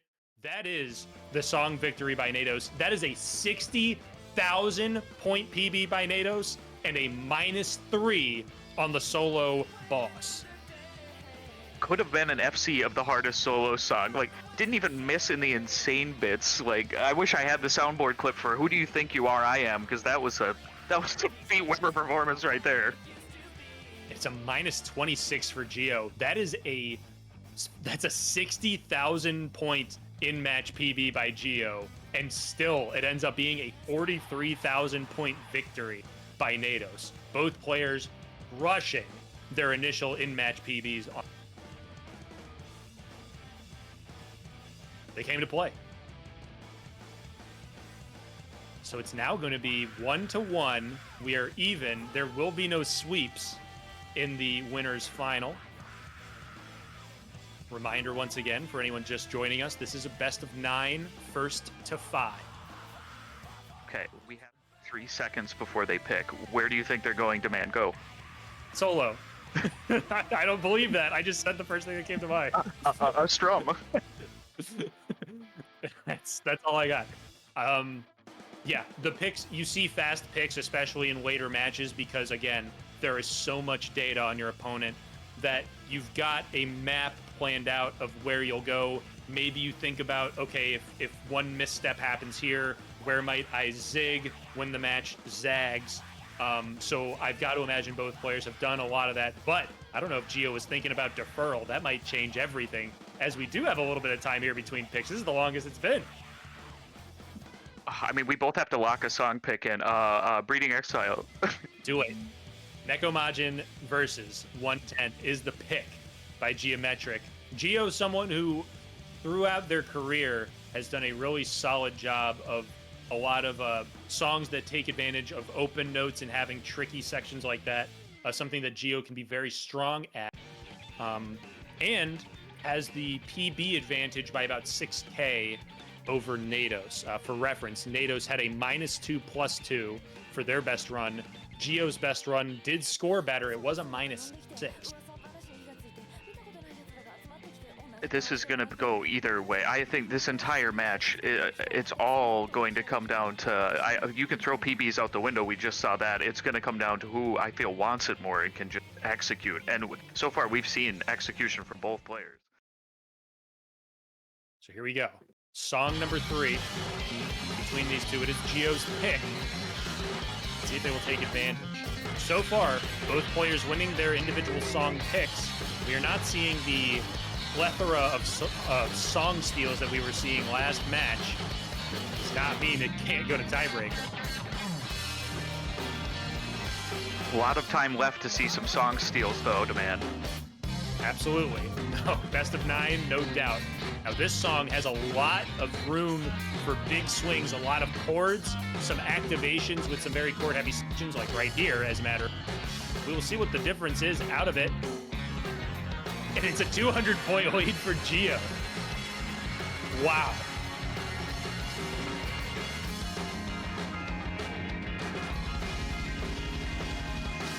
So as both players continue to stay locked in early here. I can't imagine. Both are so clean right now. I mean, again, we said it last match. It bears repeating. Clear as day why these players are playing in the winners finals. The level that they are displaying right now, that is why they are on the top half of the winners bracket. Oh my goodness. No doubt. Both players maintain a remarkable amount of consistency here. But again, the sporadicness of this song is what's going to separate these two players. It is Gio with that early lead. We're coming up soon on that really, really tricky section with the chords and hopos. That could be a big swing point in this song. Yeah, I mean, it's far from over, but it's so hard to even think of these players missing with the performance level we've seen. Absolutely. Another really tricky section here with some chord changes and that little chord hopo between the two strums. Very tricky as well. Both nail it easily. Chord section, big points on the board. And I would be willing to bet Gio stole another squeeze, getting another 3-note chord out of that section. It is now about a 1.5K lead, close to 2K now for Gio. And again, both players haven't missed, so it's pure squeezing right now. Big section, wow. Nados gets it, Gio misses, so now Nados in the lead, but the drop there flips it back to Gio. Well, Nados had the lead briefly. I can't believe how quickly that was evaporated. And now, it is going to come down to potentially that hardest part of the song, which I thought was not yet. Big activation here. Both players miss the same spot. Gio gets out of it a little cleaner, has the better multiplier out of it, and therefore has a slightly larger lead than going into that section as we slow down again. My goodness, you could not separate these two, and there are still a few tough sections to remain. So it's a 6K point lead for Gio now. Going into the outro of the song, this will decide who takes the 2-1 lead in the match. And this is Gio's pick, so crucial to hit this outro and avoid a song stolen. So here we go. Activation by both. Both players nailed that part. Really tricky section there. Both nail it. Unbelievable. Really clutch star power phrase from Gio there. Drop there from Gio, though. It is still going to be a lead, though. Nados down by about 3,000. It's a one-drop difference. Gio has to hit the rest. Both players out of that strum clean. Gio in the driver's seat. It's all outro now. When you think you've seen it all, you see hitting these tough sections under immense pressure. Here we go. Coming down to the wire. Big activation here. Both players nailed it. Unbelievable. One more. Gio drops. Nados in the lead. He hits it. It's over. Nados 2-1. Nados is clutchness. What is that? That's insane. Unbelievable. Unbelievable. -3. And Gio. -7. Not enough. right at the end, the last possible section they could have missed. And it flips to Nados, who stays strong through the end and steals the song pick. Now back in Gio's court for song number 4. I have no idea where we're going with song 4, but the pocket absolutely picked by Nados. These insane sections that Nados is just hitting under immense pressure. Insanity. It's just insanity. What a performance there by Nados. Incredibly clutch with all of the solos throughout that song to stay within striking distance. They both missed in that really hard section with the line of strumming and with the orange strums and all those underneath notes. It is really tricky, but able to work through that and stay in it just long enough for Gio to have one slip up at the end that flipped the song. And it's that close of margins when you're talking about winners finals.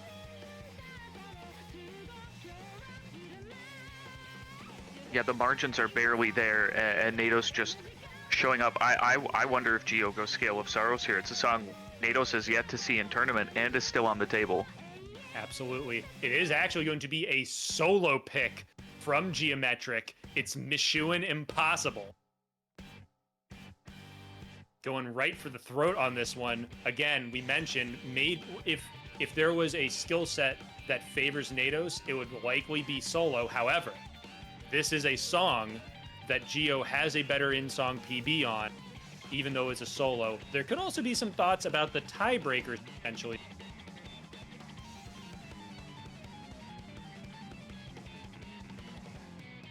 Yeah, certainly. I mean, if I'm Gio, though, maybe I shy away from solo.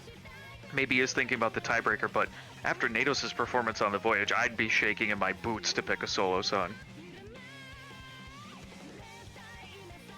So here we go.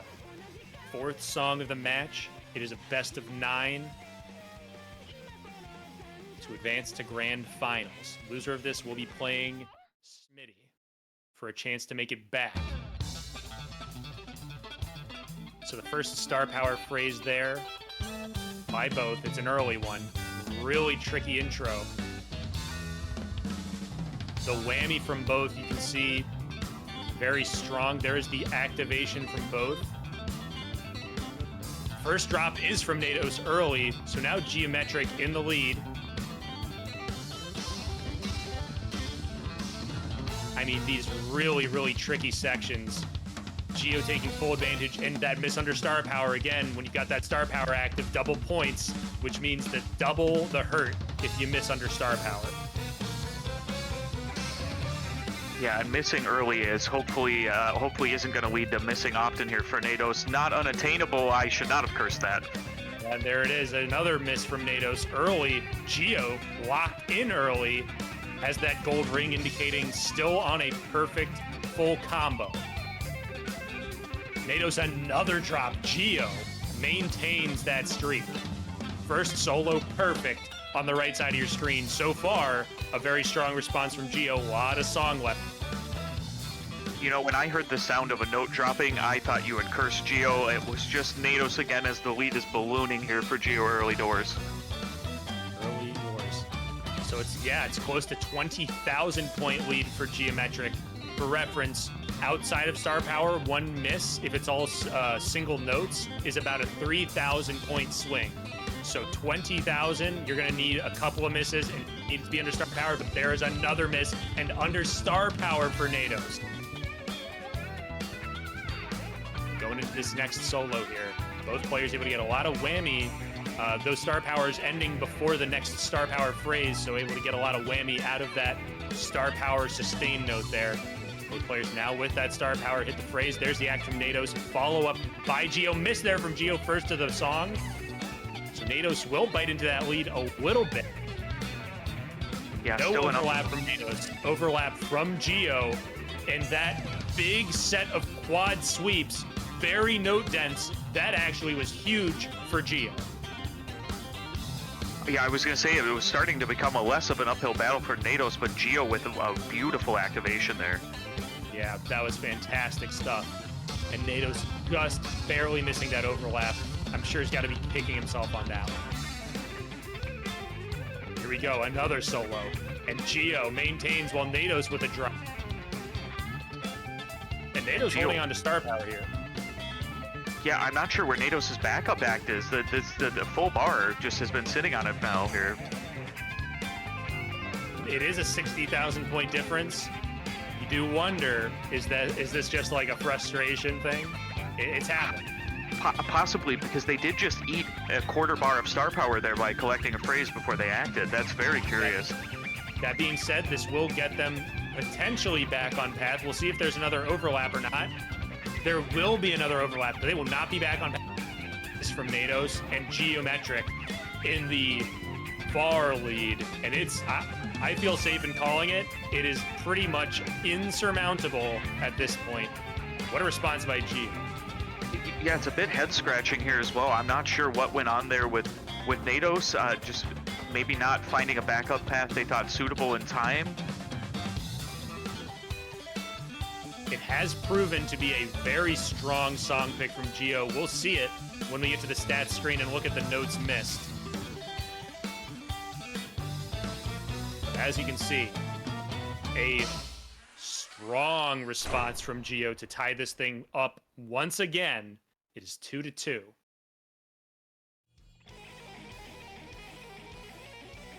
Wow. -1 from GiometriQ. After dropping their own song pick last song, comes back with a -1 and wins convincingly. Yeah, a huge PB there from Gio. The 14th seed is locked in. Absolutely. For context, going into this tournament, out of the qualifier, GiometriQ was the #1 seed. After the group stage, it remained. Gio was the #1 seed. However, there is a reseed. There was a reseed halfway through our bracket this season that accounted for the playoff results as well. And Gio was actually the only match to go to tiebreaker.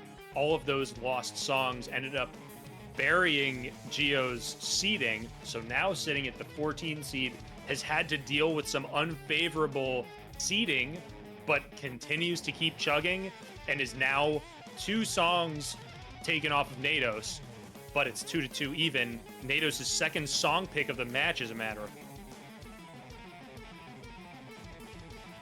I am so confused as to where we're going to go from here, and it's going to go insane. Labyrinth of Betrayal 115, the hybrid boss song. This is a nuts pick. They really want to put on a show. As we said, that skill ceiling potentially a factor. Both song picks so far by Nados have been the boss songs. Here we go. It is 2-2. This could be, if Gio steals this, that would be a massive swing. That being said, Gio does have the better in-match PB. 915K for Gio, 901K for Nados. It's hard to even say how difficult the sections are in this, and their PBs are 14K apart, and I think the PBs won't matter at all. This could go either way. Absolutely could go either way. The note missed on those 2 PBs by those players, very similar. Gio had a -25. Nados had a -20, which, considering the -1 we just saw, could highlight just how difficult this song really is. These boss songs are the most difficult songs in the set list available to be picked. So, I mean, you'll see why in just a moment here. Both players taking their time, catching their breath, making sure they are good and ready when they hit that ready button for the match. Yeah, and to any players new to Clone, highly do not recommend attempting this as a new player. This is some Elite League level song choice here. Yes, this is, for anyone who might be new watching, this is the playoffs of our open tournament with boss songs included. The songs are easier in the group stage that led to this. There's a qualifier that was put out that seeded everybody. There was then a group stage that lasted a few weeks, and then there have been the playoffs. This is the final stream. This is the winner's final. Here we go. Early miss here from GiometriQ. And an early miss there from Nados, but both will get the star power phrase and Actually, a couple drops here early from Nados, not able to get into rhythm. It's hard to get into a rhythm at all. Incredibly sporadic when it comes to the sections. Rhythm, I don't know if this song sped up has one. It's just fast. It's loose. It's difficult. Yeah, you can see why this is a hybrid pick. First, he's strumming. The hammer-ons are all over the. And the activations on this song are going to be really crucial considering how many chords are in this song. Both missed there in this really tricky trill into chord section that we saw a couple times there. Both players not able to quite hit it all.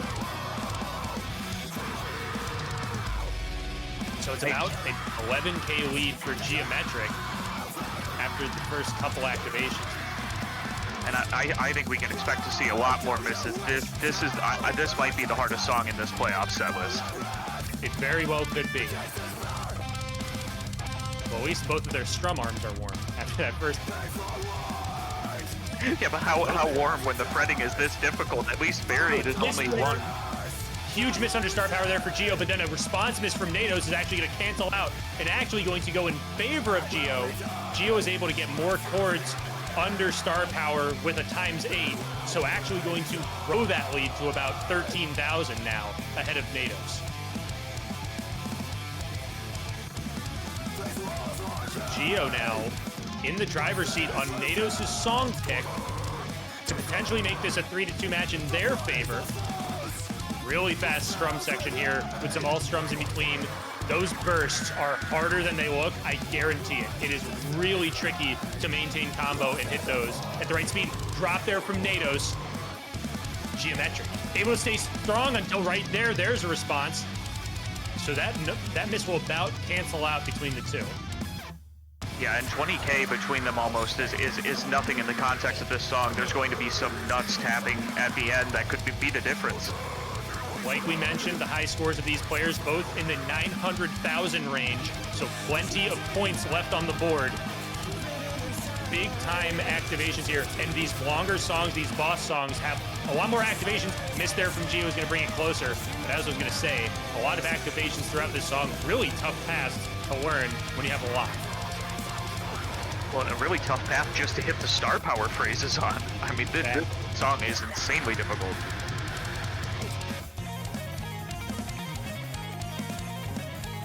Another really, really fast race note section here.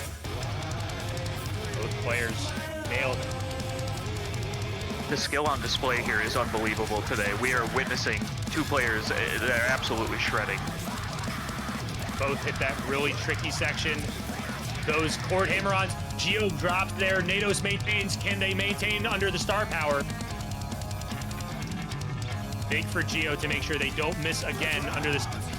A more hittable section than what we've seen in the song. Now some movement here in all strums.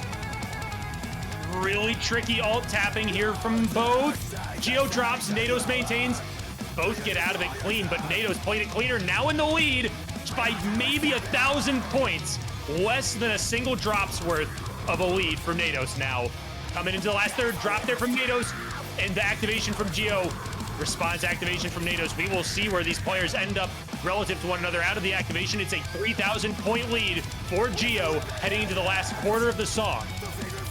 And Nados was at a 1K streak before the drop, hitting some insanely tough sections. This is going to be the wire.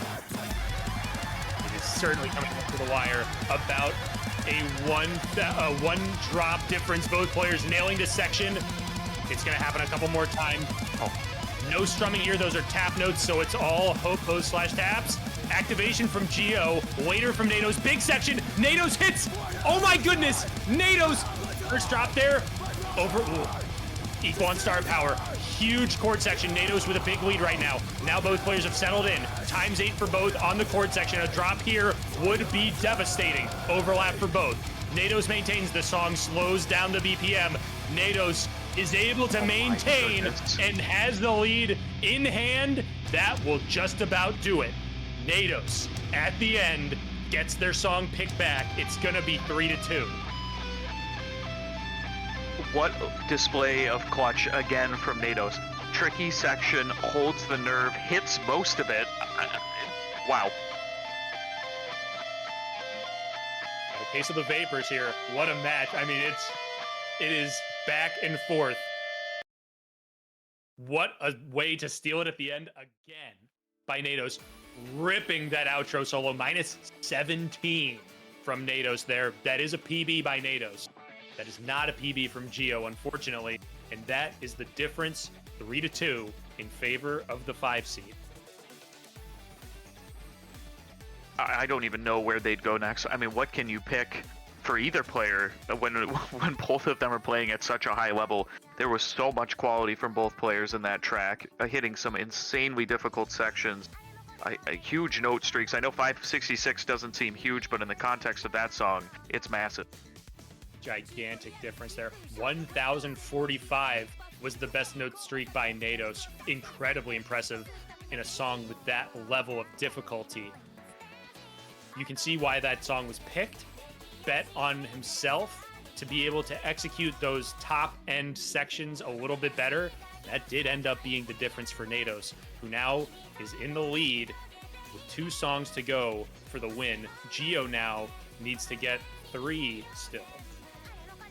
For those that might have missed it, Gio gave us a little glimpse behind the curtain there, showing the section where they missed 9, and it was right after the static tap, and that section was a huge difference maker there at the end. Absolutely. As we go to song number 6. If you thought this one was going to be over in 6 songs, guess again. These are incredibly strong players. No surprise here that we're going to be seeing at least 2 more songs, if not more, maybe even a tiebreaker. We will get there when we get there. But for now, in fact, actually, while I say that, we are getting close to the point where it's still so close. I've got to imagine tiebreakers starting to creep into the minds of these players and maybe swinging one way or the other what song picks they want to go with, because for those who don't know, the songs picked in the match determine the tiebreaker. The type of song that is played the least is the type of tiebreaker that you get. You can see at the bottom there, we have a solo strum and hybrid tiebreaker.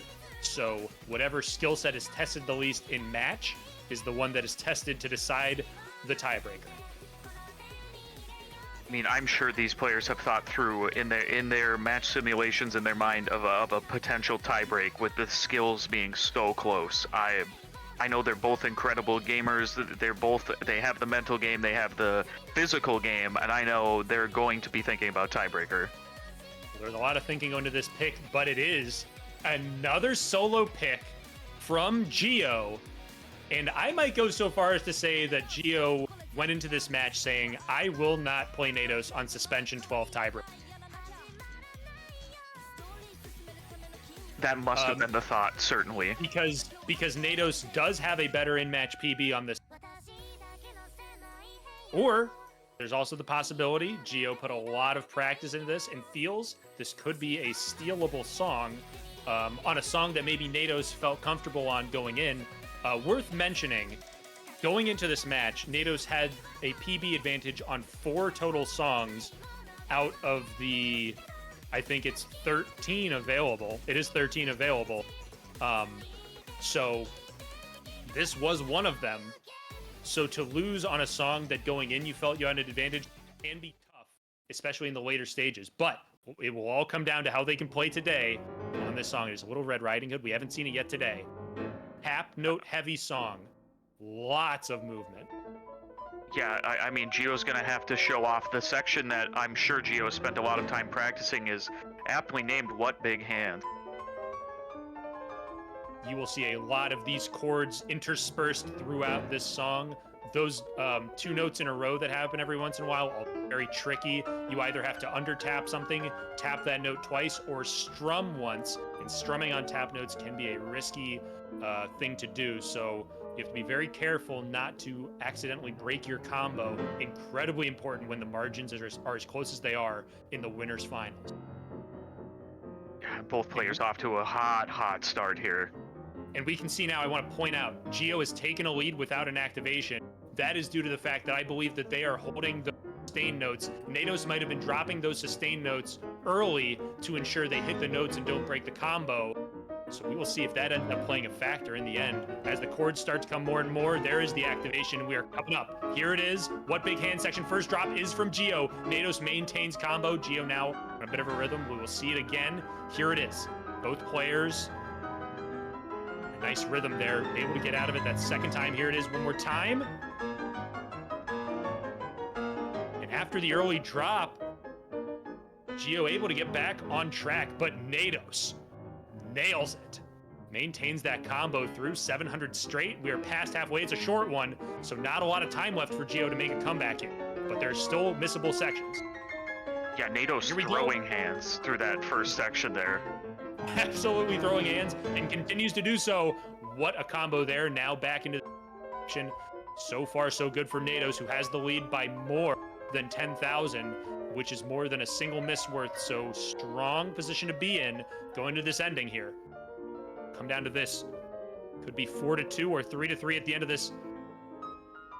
Out of the activation is going to be about a 10,000 point difference as it has slowed down, and it is the end, and Nados will close it out. An FC of Little Red Riding Hood does it. Their first FC of the tournament. It is 4-2. How is that their first FC of the tournament? Wow, Nados, that was incredible. The playoffs, I should mention. Oh, the playoffs. Okay, well, the playoffs. That's fair. That's fair. Okay, I apologize. Throwing hands. Unfortunately, Gio on the receiving end of those. What a run from Nados. And I mean, what a performance by Nados that's a song steal. Gio went into this thinking this was a song they could win, and for Nados to come through and FC that is remarkable. What a performance. I think your theory of locking out solo tiebreaker might have been the correct one. So far, that deferral by Nados looking like it's been playing in his favor as a couple song steals in. It's 4-2. Gio now, this is Gio's last pick, because if Gio wins this, then Nados gets the next pick anyway and would have to win again to force tiebreakers. So we are match point for Nados to move on to the grand finals. GiometriQ, down to their last song pick, they're going to need to win 2 straight, one of their own and 1 song steal, if they want to force this thing to tiebreaker. Yeah, I think we might see Scale of Sorrows finally broken out. Nados, though it might be risky, Nados not been tested on that yet in any match of the playoffs. Absolutely. It is certainly on the table. That song is full of some insanely difficult transitions between chords. And we just saw a good amount of chording there. Nados looked pretty good on that chording, though. In fact, throughout the match has looked very strong on chording, so that could be a thought as well. But, as you mentioned, no... Ooh, okay, so no info on that, but we will go with something that players have played. In fact, both players have 100% overstrummed this song. It is Cracks of Light. We saw it earlier. It's at 115% speed. This is an all-strum song, essentially. Again, a lot of movement on the fretboard while you're strumming, plus some really tight bursts. So really, really big on strum control. Both players, once again, have 100% FC'd this in the past. Both players only had 1 overstrum in those matches, but it is Gio with a 400-point advantage when it comes to the PBs. We will see how this one plays out. Yeah, the heat is on here. This is a spicy pick from Gio. I mean, the PBs are so close. They both overstrummed it. Oh, it's anyone's game. Gio needs to win this, though, to stay alive. This is match point. If Nados wins this, moves on to grand finals, and awaits the winner of Gio versus Smitty to see who they will play in grands. If Gio wins this, forces the 8th song of the match. But it will take at least 7. 5-seed Nados, 14-seed GiometriQ, match point, Cracks of Light. And I'm wondering if you're Gio, if you're maybe not too worried here. I mean, you would have to win twice then in the grand final to win it all, but the pressure an early miss. Miss by Nados and doesn't get the phrase. Geo now way in the driver's. I mean, pedal through the floorboards of the car after that miss. Good shout. But yeah, as things slow down a little here, Nados gotta be kicking themselves over the miss. All you can do now is try and focus on what's ahead. Try and get back on path, but another star power phrase miss for Nados. And now Geo with the activation. Out of this star power, we will see what the score difference looks like. No overlap there from Geo, so now equal on star power. Nados actually a little more whammy out of that. We will see if there is an overlap that isn't supposed to happen that might take place. Backup pathing now for Nados, but that's not the spot you want to be in when your opponent's still on FC. Yeah, and I think we saw that in the earlier match as well, that getting that extra whammy. Sorry to interrupt you there. No, that extra whammy. Yeah, going into this activation, huge that both maintain this combo. And out of the star power, Geo able to maintain that streak, able to keep the amount of points lost there in terms of their lead to a minimum. Yeah, I don't think that's too. I don't think that's going to disturb Geo too much. The lead is still very well in control. So now equal on star powers once again between the two. It is GiometriQ with close to a 20,000 point lead. There will be no 100% overstrums today on this one. As both players feeling the pressure of the match. I mean, again, this is the 7th song. They played multiple tiebreakers, or sorry, boss songs, plus an incredibly endurance testing strum song. So you got to imagine a little bit of fatigue setting in now. And with this strum tech and control required for a song like this, no surprise as to why there's a couple slip-ups here and there, but about 18K still for Geo going into this a little more calm section of the song before we get back into it. Yeah, this calm section is going to be great for both players to just kind of get the nerves under control. If you're Geo, that's going to be very helpful just to get calm before you have to carry the lead into the hardest section of the song. Both players have to manage their nerves here. Geo, so far, so good in their quest to force an 8th song in this winner's final.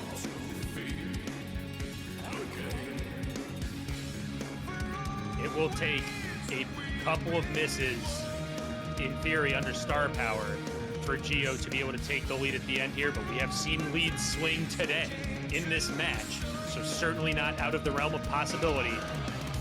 Miss there from Theo does get the activation. That's probably about the last miss that they can give up at this point with how Nados is playing right now, but we will see.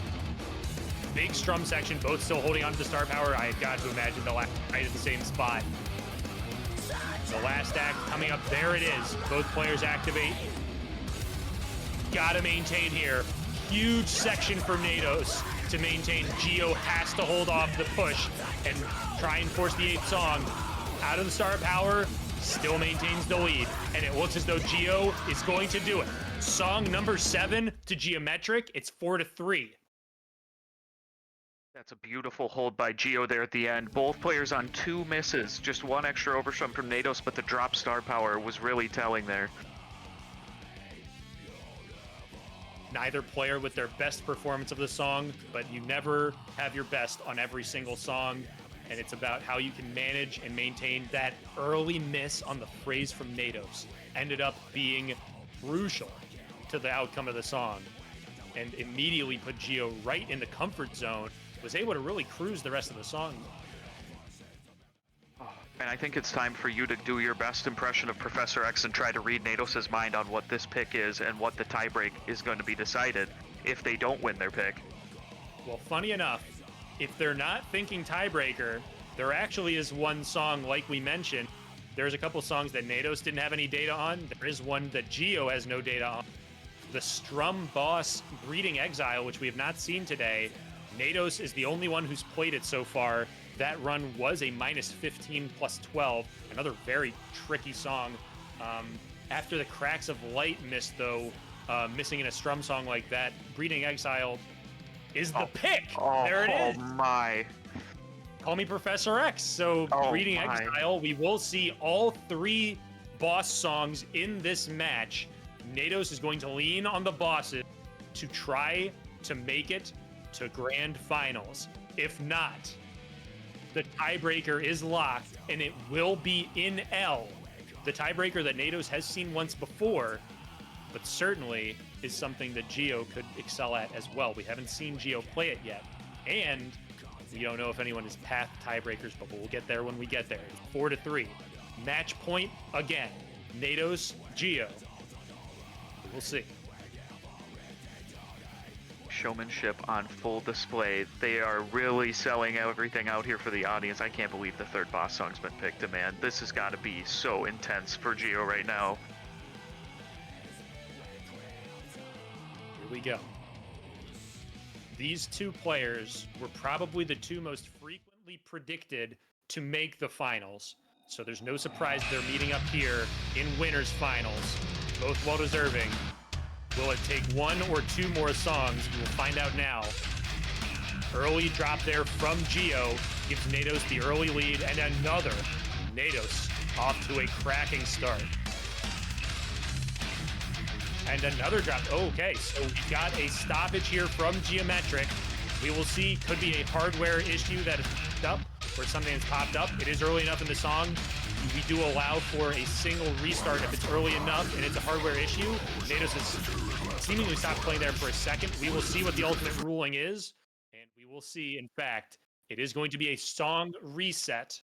There we go. You want to make sure that your hardware and stuff is good to go for this last song, so no surprise there, vying for that restart.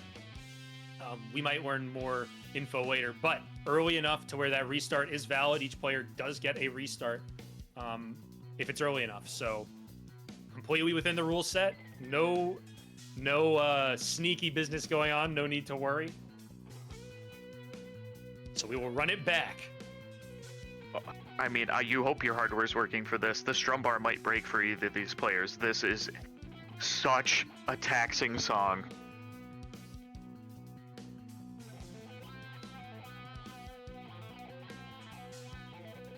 Incredibly taxing song, as all the boss songs are.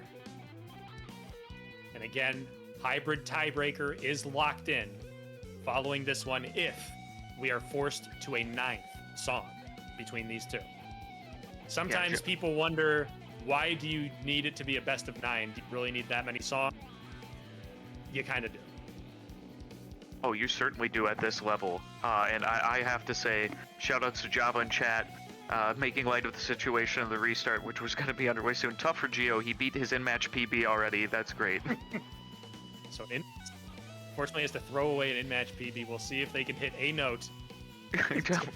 One note to claim it. But this is the one and only time in this match that we will see a song that one of these two players has no data for yet. So a little bit of the unknown on Gio's side here when it comes to Nados and pre-match scouting. We'll see if Gio can be a little more consistent in this early section where they were missing out of the gate. So... yeah, wow, I can't believe, though, off to a hot start, Gio, already on PB. This is incredible. Oh. Absolutely. Oh, yeah, early miss from Nados here. So now, Gio in the driver's seat until that miss there, and out of this, it will be Nados in the lead. Equal on star power now. Both very similar activations. You've got to imagine they've got these pads out as well, as they have everything else. Yeah, I expect to see some misses. This only gets harder as it goes on. This fretting is tricky. The chording is insane. And some really tough bursting out of all of that. Nados with the lead, about 9K.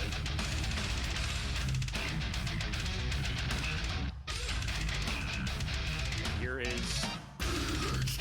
this section will repeat itself a couple of times. Again, these chord transitions and the speed at which they are strumming this, really, really tricky. Cannot be overstated. Yeah, maintain combo here. So crucial. Big section here, by the way. Be able to beat that.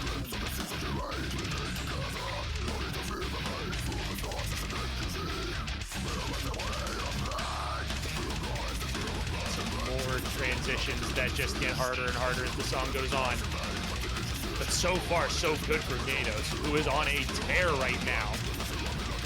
Gio staying put here now, keeping it clean. to keep it close, but Nados rips. Yeah, Nados is giving no ground for Gio to operate in. And the tempo change. Nados finally drops once. Gio has got to be thanking his lucky stars that finally a drop after an absolutely ridiculous streak through that. But it's still about a 13K lead on Nados' side. Again, match point here. Nados can advance to grand finals. Drop there, though. Makes it closer for Gio now. And another drop for Nados. Getting even closer. And another. GiometriQ now in the lead by just about 2K. Another drop from Nados. GiometriQ has to hold on. There's the response drop. Nados struggling to get a combo here. And GiometriQ taking full advantage. Activation there. Drop under activation. Nados dropped as well under activation. So it's now a lead. Equal star power for both of these players going into the outro. Can Gio hang on and force the tiebreaker? I think we're all hoping for a tiebreaker. Oh my goodness, what an exchange of blows there. 9,000 point difference going into the outro here. Will there be enough in the tank for Gio to hold on this Nados' song pick to force a 9th song tiebreaker to see who makes it in first to grand finals? I've got a sinking feeling we might be seeing NL. Yeah, not a lot of craziness left. GiometriQ, when his back was against the wall and it was all on the line, GiometriQ pulls it out. We will need a 9th song in this winner's finals. Buckle in, chat. Buckle in, everyone. It's NL time. The first match took 8. This one will take 9. In L, the CSC CS edit stands for Custom Song Central Championship Series, for those wondering. I was. Thank you. So it's basically taken all of the fast parts of the 17, 18-minute long epic by the band First Fragment. A lot of strum checks, a lot of soloing. I would go so far as to say this is a song that players can get single-digit misses on. I would say that both of these players might call it easier than the boss songs, potentially. Which is, that's not unheard of, to have boss songs a little harder than the boss song later on in the tournament than the tiebreakers are. So that's kind of the thought process behind that. But this is going to be a big one, and the big question on my mind is who has the path? I'm willing to bet both players have the path. I would put money on both players knowing the path. It has been quite a run by both of these players. This will be both of their second match to be in a tiebreaker. I think you're right. We could see single-digit misses. I also think, while this might be a little easier than the boss songs, you have to remember it is 8.5 minutes, 9 minutes long. That is a long time to stay focused. This is going to be the deciding factor. There are strum checks, there's moving sections, there's quick trills, there's chords. There's a whole lot in this one. They'll need to be locked in the whole time if they want to move on to winners finals and avoid that lower finals matchup against JDSmitty, who just put on a heck of a performance to beat Burdee and force their way into the top 3. Oh. It all comes down to this: 5 seed Nados, 14 seed Gio to advance to grand finals. What an underdog story this would be for the 14 seed if can clutch it out here. A little cheeky. I see. I'm sorry, did I forget to do my air quotes? I apologize.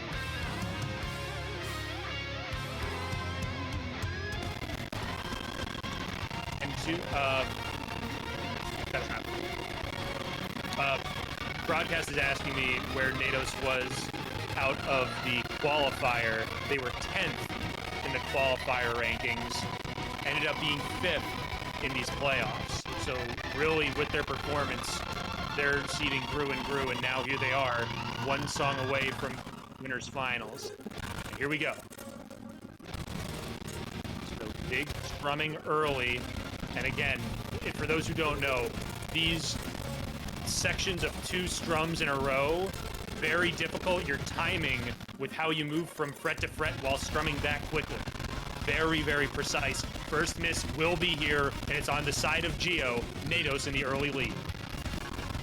Yeah, this is so insanely tough transitioning, strumming, the tapping. That was where we seen Gio drop. Oh no, Gio. Another drop there from Gio. Now 700 straight early on the side of Nados. Long way from over demand. There is so much song left before these two players. What is a 5K difference in the 8-minute scheme here that we're going to be watching? Absolutely. Both players 100% on that solo. As we get into a bit of a slower section here, there are a couple sections where players will get to catch their breath, and the 9th song of the match, both players, I'm sure, very happy about that. Activation there and a miss from Nados, so now the lead swings back to GiometriQ. I would love to know how many lead changes we've had in the 9 songs that we've seen. This is so close. And you saw just how much extra star power Gio had in that section, so able to build up a big lead after the early drops and falling behind. Now with about 9K difference in the lead in this tiebreaker early. Again, this is a long one, so no lead is safe, but so far so good. A great start on the side of Gio after the early drop. Yeah, was that an overlap from Gio after the drop in star power by Nados on that last act? I believe so. Which ended up being crucial. Huge, huge swing. Big strumming again here. Both locked in well. Making those transitions look seamless. That star power phrase there, very difficult. Both players making it look like it was nothing. Both players really strong right now.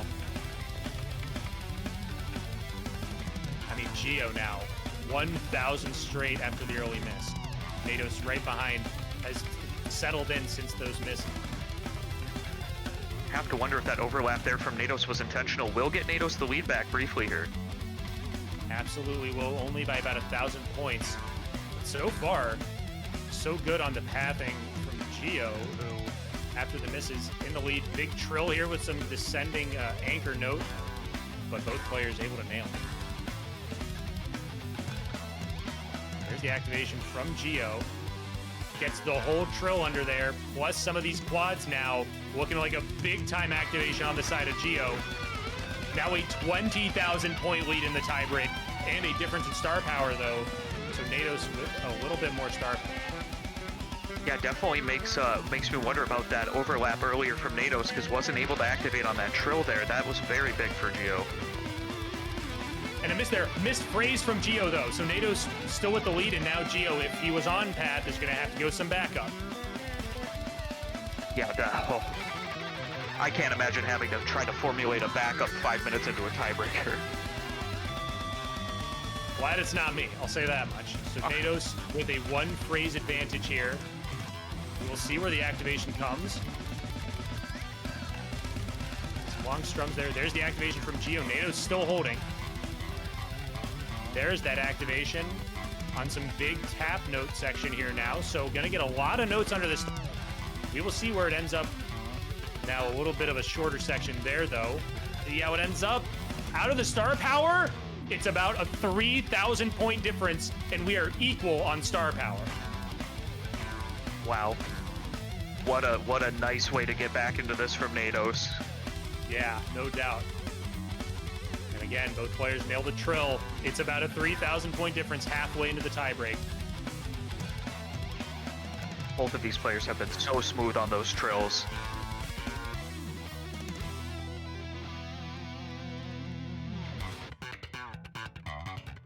So here we go. Bass solo here. Very tricky section. There will be some fast strumming out of this as well. Both nail it very, very, very strong. A lot of pressure on both of these players now, past the halfway point. Quick burst there, both players. So clean. Yeah, they are both playing lights out. Both of them approaching 1K again fast. Nados right on Gio's tail. Not giving up an inch after falling behind early, able to fight their way back.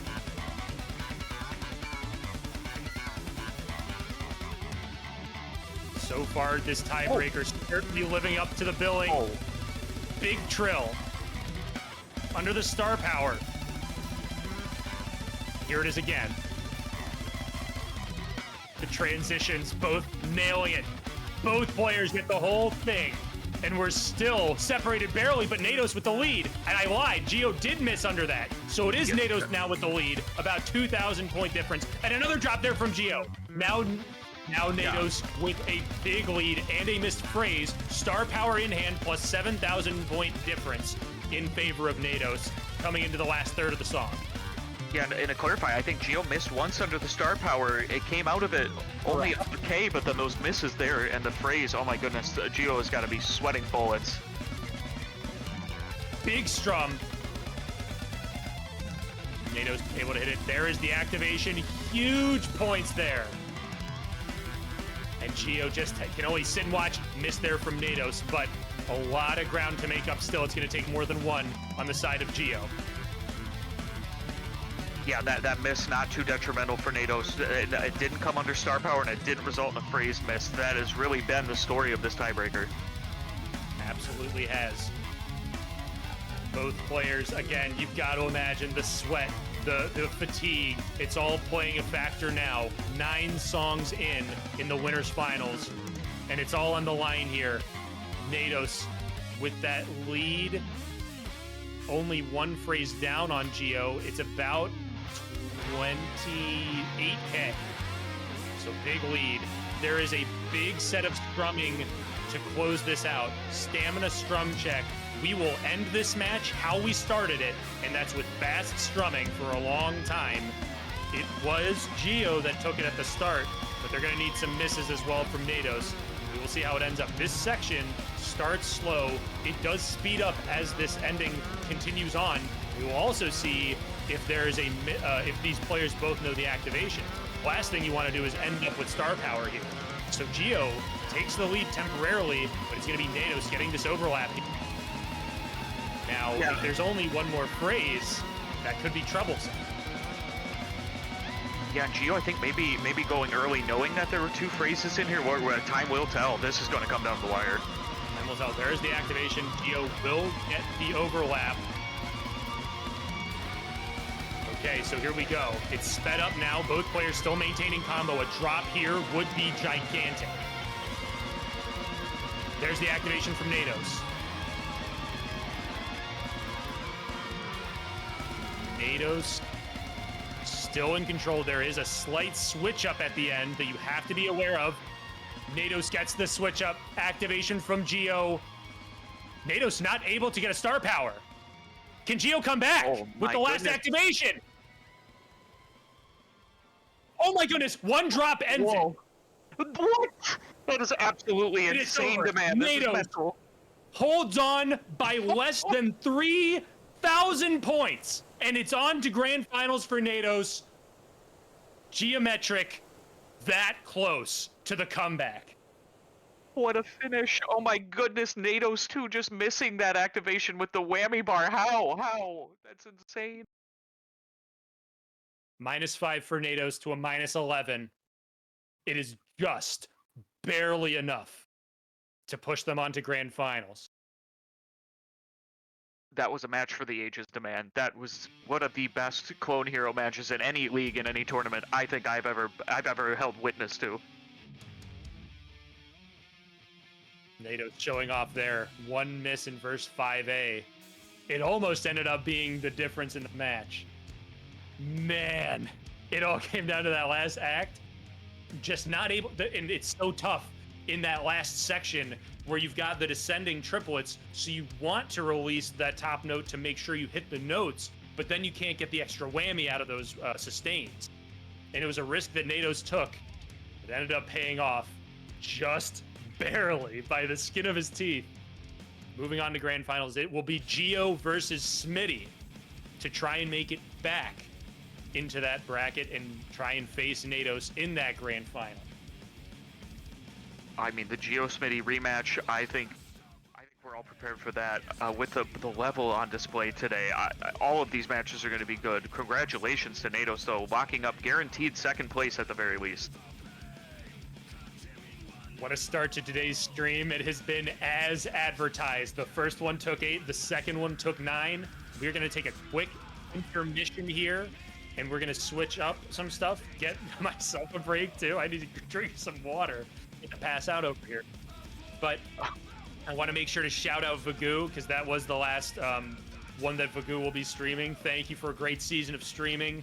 Chat, make sure to show plenty of love to Vagoo as well. What a set of matches we got to commentate here, Vagoo.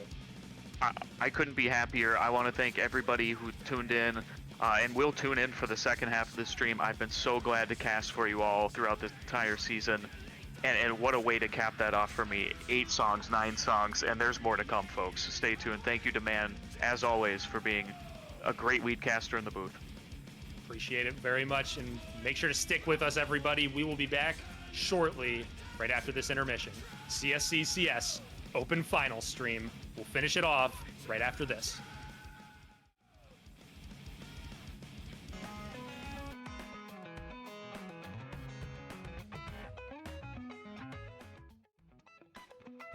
Everybody, welcome back to the final stream of the 2025 Open Tournament. A champion will be crowned in this half of stream. Our first match is going to be the lower bracket final between JDSmitty and GiometriQ. As you just saw, GiometriQ lost in tiebreaker, and Smitty won in 8 to force this next match. As you can also see, I've got a new co-caster with me to finish things off. It is Java joining me. Welcome to the cast. I know you were watching those matches, and I think it's not going to get any less exciting moving forward. I mean, if you thought those matches were a treat, I can't wait for these ones. This first one, as you mentioned, is going to be a rematch of GiometriQ and JDSmitty, where GiometriQ took it in a 5-3 nail-biter against JDSmitty. So I'm super excited for this first match and the potential next 2 matches. So I really don't know which way any of these are going to go. It was the only loss by JDSmitty so far was their match against Gio. Smitty entered the tournament as the 3 seed. Gio entered as the 1 seed. They've both qualified for the Elite League. They've both made it to at least top 3. The loser of this will be going home with 75 pounds. The winner gets 175 plus a Turpy Customs kit, unless they can move on to then face and defeat Nados, as first place will be receiving 350 pounds along with a cracked Neo S. So once again, shout out to Turpy Customs and Cracked for providing those as well, to go along with our prize pool. But all that being said, we will be getting the match underway shortly. But these are 2 players that, when you look on paper, very, very similar. Absolutely. I think when you hear both GiometriQ and JDSmitty, I think in my mind, the first thing I think of is how strong their pathing is. Both of them are just such good pathers. They can squeeze better than anyone else in the community. Early whammy better than anyone else. I mean, these 2 are both absolutely incredible on their paths. And as you've seen on this stream already, both of them are just so skilled at actually hitting the notes as well, which is why both of them are so dangerous in this setting. As you can see, they're both placing at least top 3, so clearly they are incredible at what they do. Absolutely. I do want to point out that one thing I remember from last match, to go to your point about pathing, and we'll go into a little detail about some of those terms you used for those who might not know, because I know we've got a lot of people here. I also want to shout out everybody in chat. You guys have been awesome. You're in for a real treat for this lower finals and then grands. But in their first match, they played the song Buried by Time and Dust, which you all might have just seen. It's that song with all the straight line strumming for the whole time. That was a song pick that Smitty picked with the understanding that they thought they could outpath Gio. They were outpathing Gio until they slipped up and had a miss. We could see a potential path off on Buried by Time and Dust in this match, which I would very much be looking forward to. In the occurrence that there is a tie, that song will not count, and the next song will be worth 2 song picks. So just so we get ahead of that, that is a song where that could take place, and in fact, we should be prepared just in case that does come up. But I want to take a quick second, Java. If you could go over, just for people who might not know, those pathing elements you were talking about, and kind of the mechanics behind things like early whammy and squeezing. Yeah, good idea for some of those in chat who might not know as much about Clone Hero. First of all, thank you for joining us if you are a newer member of this community. And second of all, so there is this program that Generic Mad Scientist has created, shout out to them, that will tell you where to use those star power activations. And sometimes you can actually abuse the star power window even more. So what I mean by that is, instead of just acting right as the note hits the strike line, you can actually activate as the note goes just beyond the strike line and abuse the hit window a little bit to extend your star power phrase just a little bit and maybe hit the note at the other end of the hit window. That's what's known in this community as squeezing. So you can squeeze an extra note under star power and get double the points for that note. And the same thing can be done with sometimes when you have a sustain with a star power phrase. You can actually hit that note a little earlier and get just a tick of whammy more, which could be the difference between hitting a note under star power and missing that note under star power. So yeah, if you're new to this community and want to learn more about that, these two players are absolute master classes with it. So I think you're about to see an incredible pathing class from these two that you're seeing today. When it comes down to the Clone Hero community, these two are certainly in the discussion for the very best. We will get to see a real treat as they will face off for a second time this playoff. And if I'm not mistaken, when they played the first time, boss songs were in fact on the table, and I can confirm that they were actually, as it was only 1 round ago for GiometriQ. It was in winners semifinals that Gio versus Smitty happened. But again, you had a song, you had an instance like Buried by Time and Dust, where Smitty was in the lead, and just that one miss could have been the difference between a 8-song match and a match that required a tiebreak. And who knows how that tiebreaker goes. So we will find out the true result. It is going to be running it back, GiometriQ versus JDSmitty, for a chance to face Nados in the grand finals. And another piece of info for all the people out there, we are in a double elimination bracket right now. Both Gio and Smitty have lost once, so they are on their final life, if you will. Nados has not lost yet.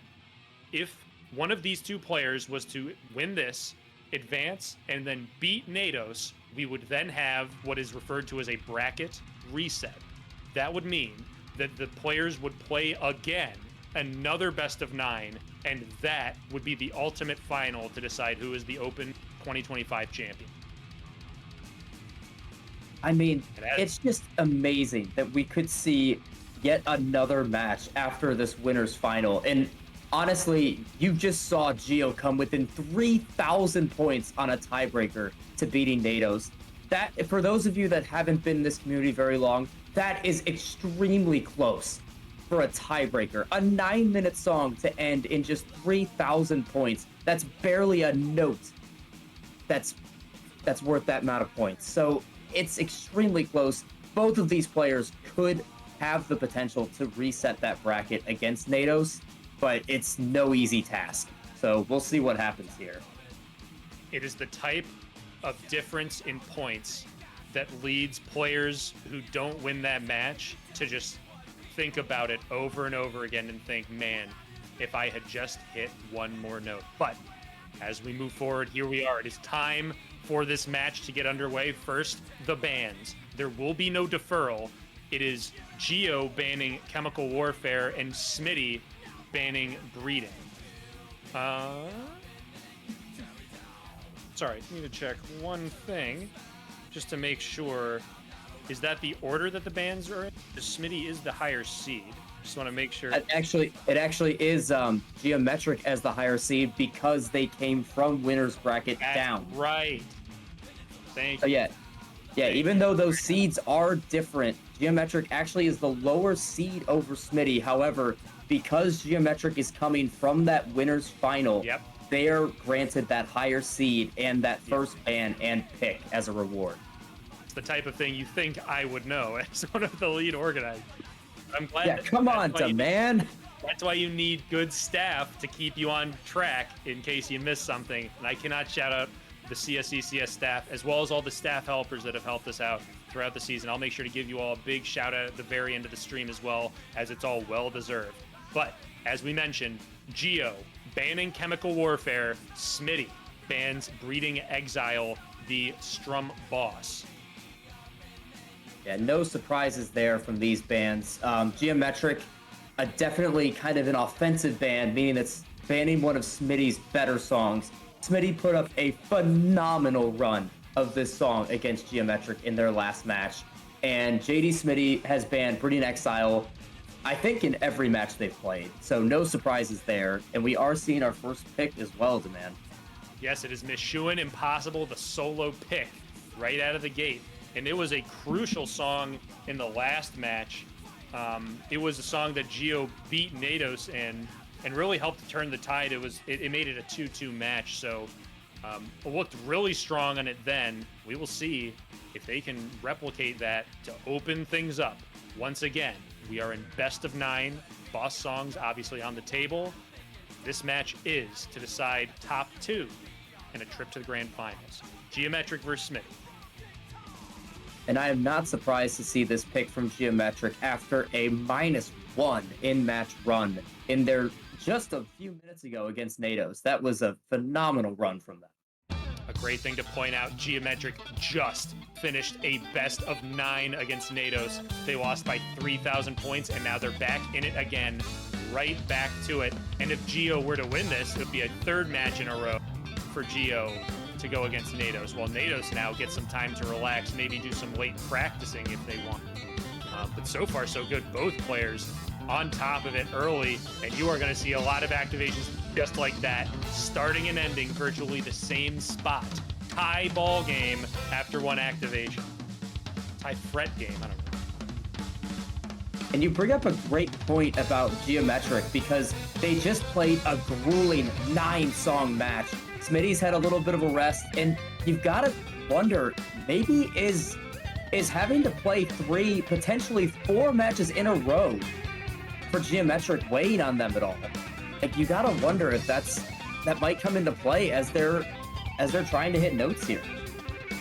Over the years, we have seen some remarkable runs by players who have had to play plus matches in a row on finals day. It can happen. It is certainly a factor, but it looks as though Smitty, after the second act, I want to say is in the lead. There is a tick. Ooh, no, there's no tick difference. So they are the same. The last couple numbers will tell you if someone has gotten more points out of a sustained note or not, as those are the notes that have just in the 1s and the 10s column, which is what we mean when we talk about tick difference. You will see where things end up after this activation, though, as both players maintain a ridiculous 1,000 note streak going into this solo here. And it now looks like Gio is slightly in the lead. I mean, this is just so close already. Both players still holding that full combo, as you can see indicated by that gold ring around that 4X, meaning that they have not missed a note or broken combo in the song yet. And a ridiculously hard solo. Both players breezed through. Can they get out of it clean? Oh, first drop there in the first couple from Smitty. Gio hits the whole thing and gets back into the ascending triplets clean, gets the phrase, now in the driver's seat, up about 15K. And as you can see at the end, there was a little bit of a solo bonus for Gio after hitting every note in it, and Smitty lost just a few more points because those were in a solo. Absolutely. So now the next activation going into the next solo. Big time sweeps. Another drop from Smitty. Gio maintains a great looking combo right now, but not out of the woods yet. One burst of misses and under star power, and that could change everything. So about a third of the song to go in this opening song of the lower finals. Yeah, so far, if you're GiometriQ and playing like this in your opening song, this is a statement already. Even if they do end up missing a note here, I think this is a pretty strong statement telling Smitty, I'm not too tired from my last match. Like, you're gonna have to play pretty well to beat me again. And we see something very interesting here. Different activations there. There was an overlap from Smitty that did not get.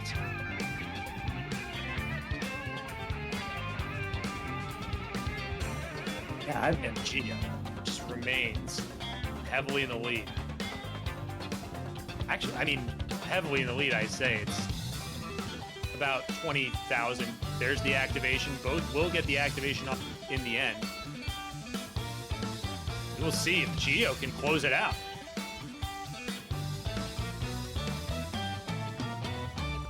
wow. FC. Wow. Song number 1 to Gio. And you've got to think Gio's feeling really good about that after a -1 in their last match. Starting off this match with an FC, what a statement from Gio on their first pick. Both players comparing ghosts there as well, a little cheeky. Gio less ghosts as well. So that's another tip. I mean, that doesn't make you feel worse. It's not a big deal. But if you're Gio and you win and you get the FC and then you get the... I'll say if that's me, I'm feeling a little bit extra better after that one. But man, what a way to open up this match. But that was Gio's pick. So let's see what Smitty's response is. For worthwhile noting that Smitty, in the last match they played, and I'll double check my notes here, but just to make sure, yeah, Smitty only won their own song pick one time in that 8-song match against Burdee. They're going to need a little bit more success on their picks in this one, as I don't know how easy it's going to be to steal songs off of Gio, who did a great job on their own song picks last. Yeah, I really don't know where you go if you're Smitty. I remember being incredibly shocked in their last match picking Buried by Time and Dust first, which is really a 50-50 song, in my opinion. And we do see our pick from Smitty, which is CSQN. It is CSQN. We haven't seen it in a bit. Smitty actually did play this earlier and dropped it to Burdee. So that was the one time we saw it so far. Dream. But we will see if they can clean that up and have a little more success this time around. For reference, Gio's CSQN PB is actually a 100% overstrum. Whereas for Smitty, it's a -2 +2. So Gio has shown the ability to hit this well. That being said, it was not in the last match that Gio played. It was banned as a match. So we'll see how they're feeling. We'll see if Smitty can even things up here in song number 2. Yeah, and I've got to think Smitty is feeling a little, like, almost kind of on a revenge tour on this song, because I believe they dropped it against Burdee after FCing most of the song, and then, for lack of a better phrase, kind of falling apart towards the end under activation. Like, I really think they're hoping to come out with a vengeance on this song. Both players making it out of that early strum check with those tap notes, never easy. So here we go. The drop begins now. This is a hybrid pick. same exact activation. Drop there from Gio early. Smitty still has that combo. That is the first drop of the match for Gio. Little surprising to see that miss from Gio. I think we've all seen how good of a player they are, so I don't think it's... I think it's probably shocking to all of us to see them miss something on a part that's, in my opinion, not really too complicated, but it's just showing that these players are human, in fact. Although they may not seem like it at times, they are human. And Smitty showing how human they are as well with a miss there. Not under star power, though, didn't lose any phrases. So ultimately not the most costly miss out there, but it does bring things closer for GiometriQ, whose comeback effort is on, but a lot of song left. And this activation is huge here. So many chords here. So really important to keep your combo going, as those chords are worth double the points of a single note.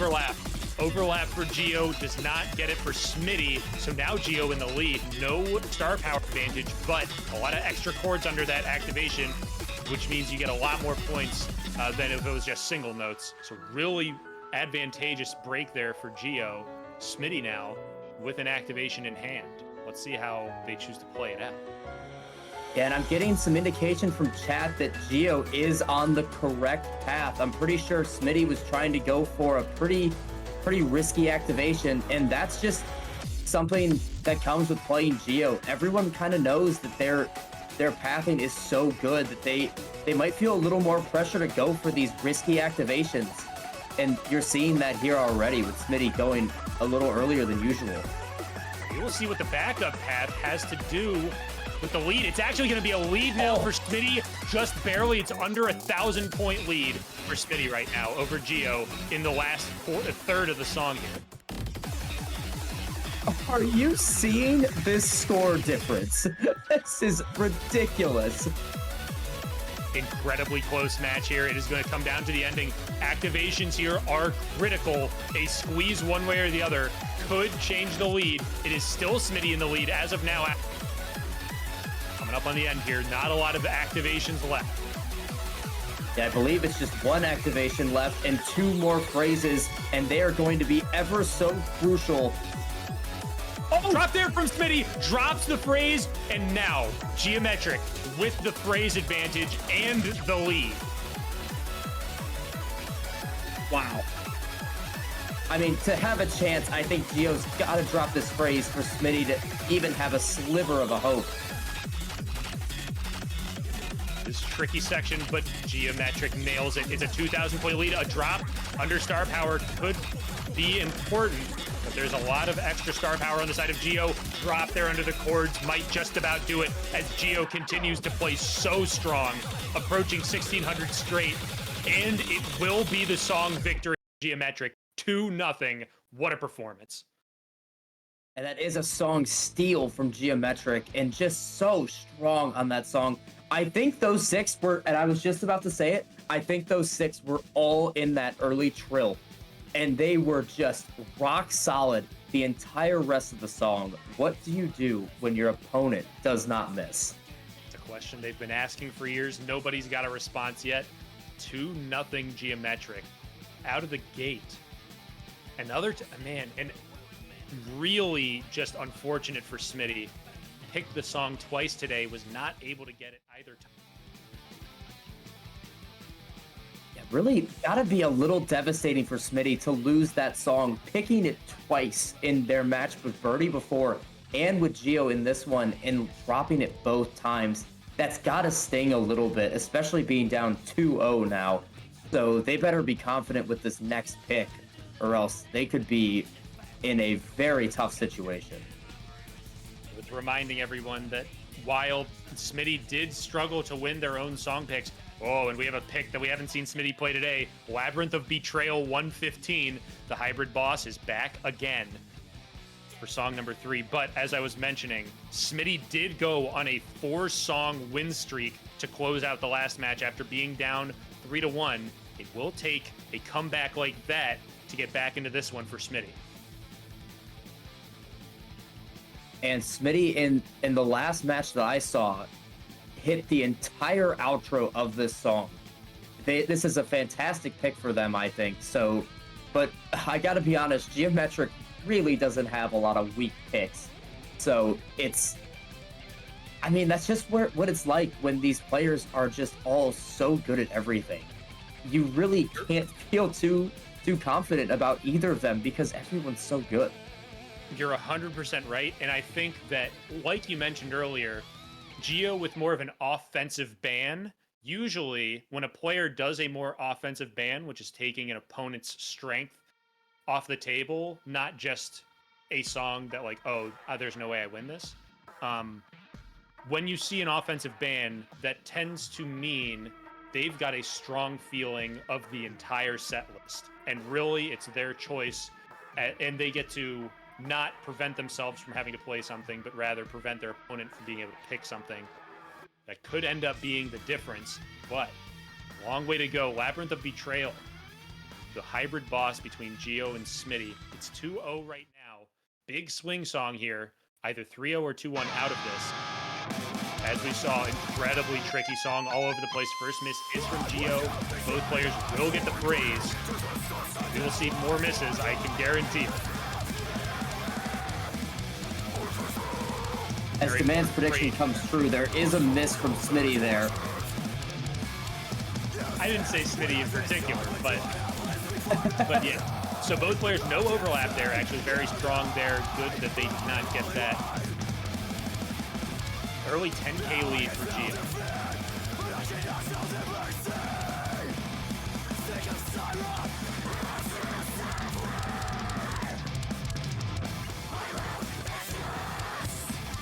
It's water. These matches have been so insane. Losing my voice. Gio early miss, or some misses. So now a little closer for Smitty. Even star power, there's the activation from both. Misses under star power, especially on boss songs like this. Amplified even greater. They both nail it. Compared to the rest of the song, I don't love calling sections of songs tame, because in the playoffs, with the playoff pressure, everything gets that much more tricky. But relative to the rest of this song, that section right there before, and then this right here, on the more tame side. But here we go, back to nonsense. As GiometriQ, able to hold earlier, missed now from both. Under the star power was Gio's miss, though. We will see if the lead will swing. No overlap there again from both players. Right on the borderline of overlaps. Incredible stuff on the pathing end for both. And I think I agree with Broadcast here in saying that I think that Smitty might have gained just a bit of ground over GiometriQ here as we go into this all strumming section here. Which those bursts, again, I mentioned it earlier, no joke, miss there from Smitty. Gio stays strong. Overlap from both. Smitty seems to have found a rhythm here as Gio continues on their tear through this stretch.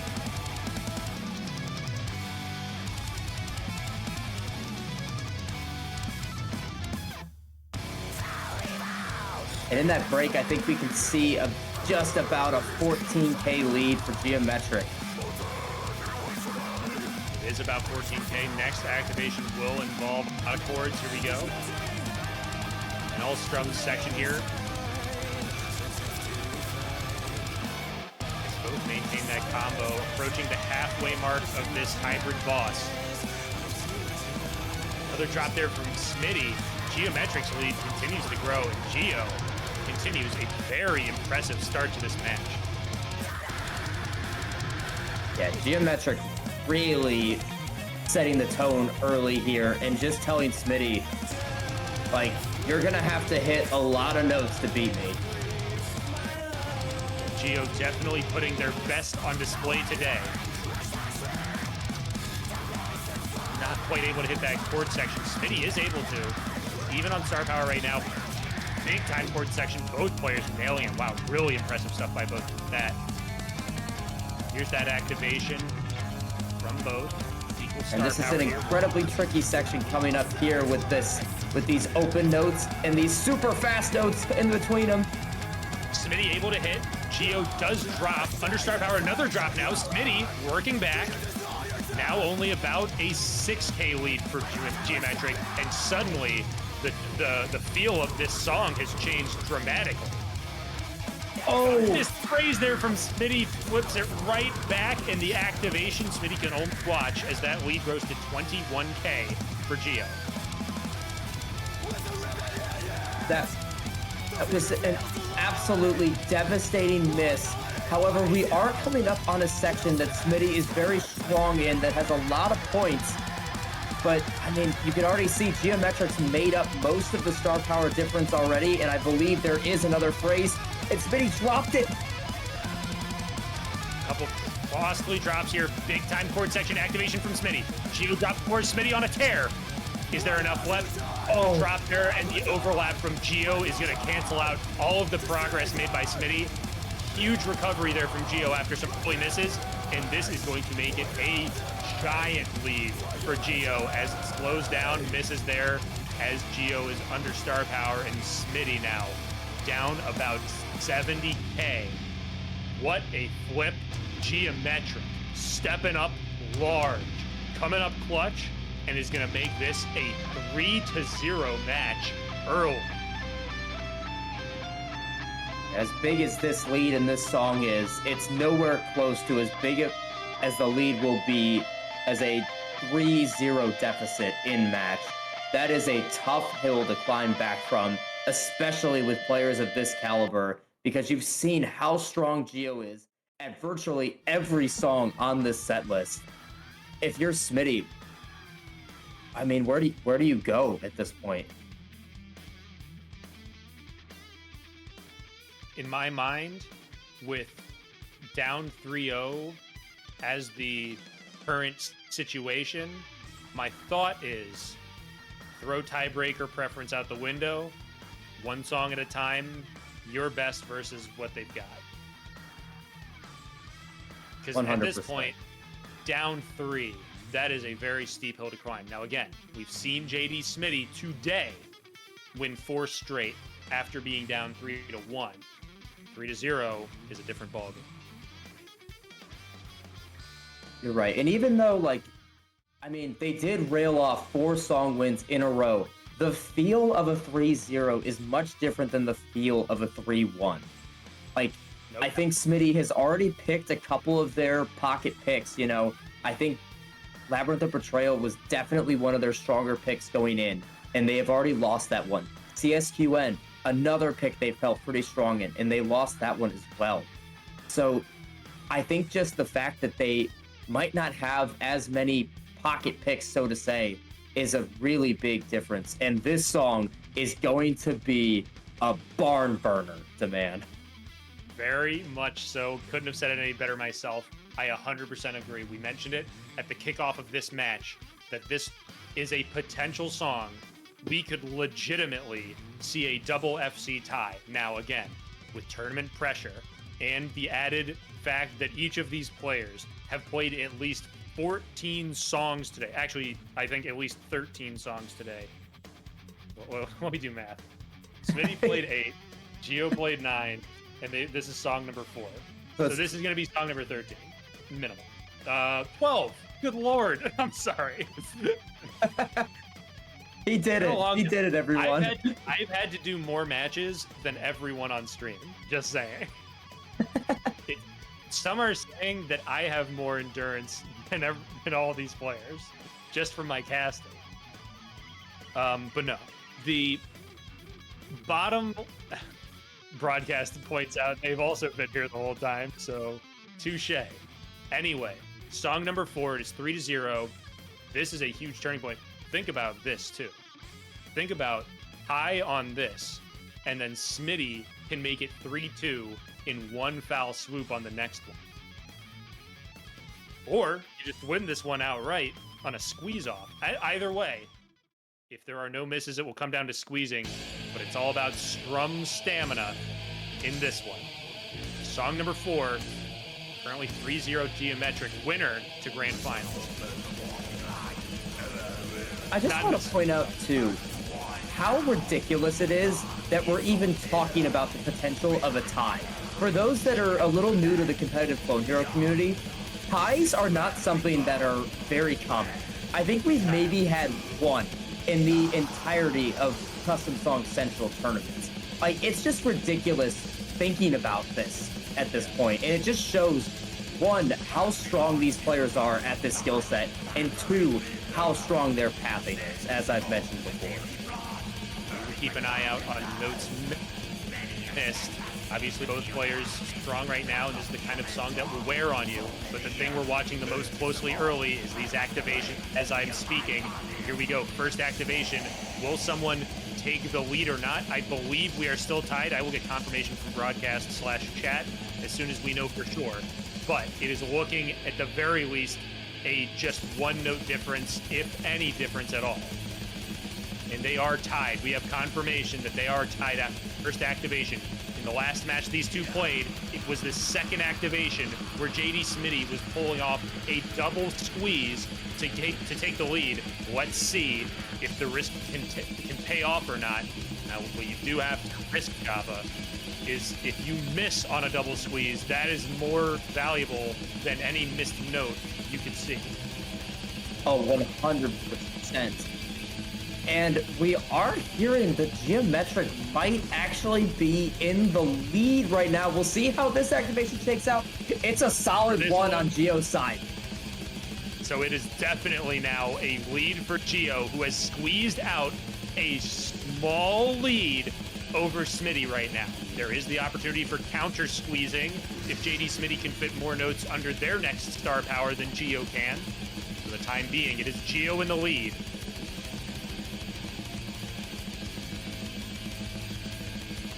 Song continues to go on and on. The strums just keep on flowing down the highway. And this is a song.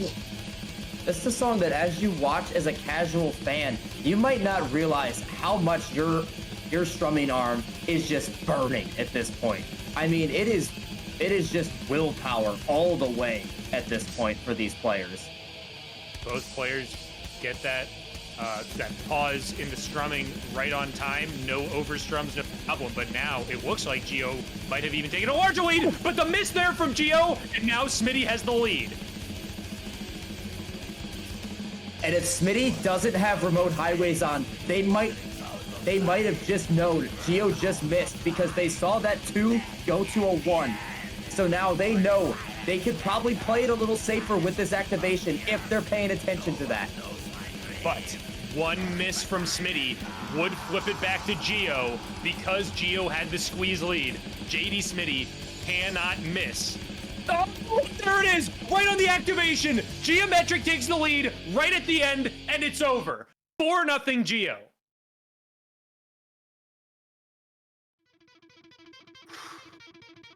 Hey, both of them with -1. Unbelievable. And Smitty's miss was so much more devastating as it came under star power. That's why you're seeing such a disparity between that just one miss. Wow. If you're Smitty, that has got to be just devastating. That is rough. And for Gio to hang strong and be right on there, I mean, that's the thing about playing Gio, and that's what so many players who have faced Gio in this tournament have run into, is that when you run into someone like this, who is this good at pathing, it just gets you thinking more and focusing less on just playing your game and thinking more about your opponent. I'm not saying that's necessarily what happened on this. It could have been a stamina thing, could have been a slip, could have even been a hardware issue, but when it comes down to it, GiometriQ is going to keep the pressure on you the entire time. And that was an example of why. And now Smitty is staring down the barrel of a 4-0 deficit. This is a long way back for them, but if anyone that is left in this tournament could do it, I think it would be Smitty or Nados to come back 4-0 on GiometriQ. And they're going to have to start their campaign back with some Mike Orlando. Orlando is the pick. Full Speed X Live. This could be the last song in the tournament for Smitty. GiometriQ, with quite the statement match so far. Can they make it a clean sweep? to go back to the finals and get another shot at Nados, who they just took to tiebreaker. It feels like moments ago. Yeah, it was. This has been definitely a quicker path to 4 points, I should say, than I'm sure all of us were expecting. I don't think anyone's really surprised that GiometriQ has won every song. However, just against a player like Smitty, you really would think that Smitty could take a song off of them just because of how strong they are as well. But at this point, GiometriQ has just been a sliver stronger on every song, and that's all it takes. And against a lot of people in this tournament, Smitty's scores would have them easily in the lead, maybe even 4-0 lead, but we are at the final 3. And with players like GiometriQ on the docket, it is never easy to get song wins, even one. But the early miss from Gio and a phrase drop to Smitty now in the driver's seat early. Could this be the window of opportunity that Smitty has been waiting for all match? We'll see. It is early. A lot of soloing to go in this song, and likely this match will be decided by the solos, but that is exactly how you want things to start if you are on the side of JDSmitty, who at this point, at 4-0, I've got to imagine is just like, it's hard to even think about moving up in the match. There's another drop from Gio, and there's the activation, the follow-up activation now from Gio to get back on path. Both players will get that overlap. Really nice backup pathing from Gio. JDSmitty still holding strong and escapes the solo with 100% notes hit. Out of there, 800 straight to start this song for Smitty. Yeah, and regardless of the outcome of this song, you just feel a little, and as I was saying, how comfortable Smitty looks right now. They do drop. It was just a single note, so not really too costly, but I mean, they've got to feel a little better just starting off the song so strongly after really struggling in some of the earlier ones. Absolutely important to feel that confidence. That can take you a long way, and in a comeback effort, you are going to need it. Both players activate right on cue with this solo, the second solo now, one of the tougher ones. Blazing fast, both players nail it, no overlap. The pathing once again on point for both. Descending trips, no problem there for either of them.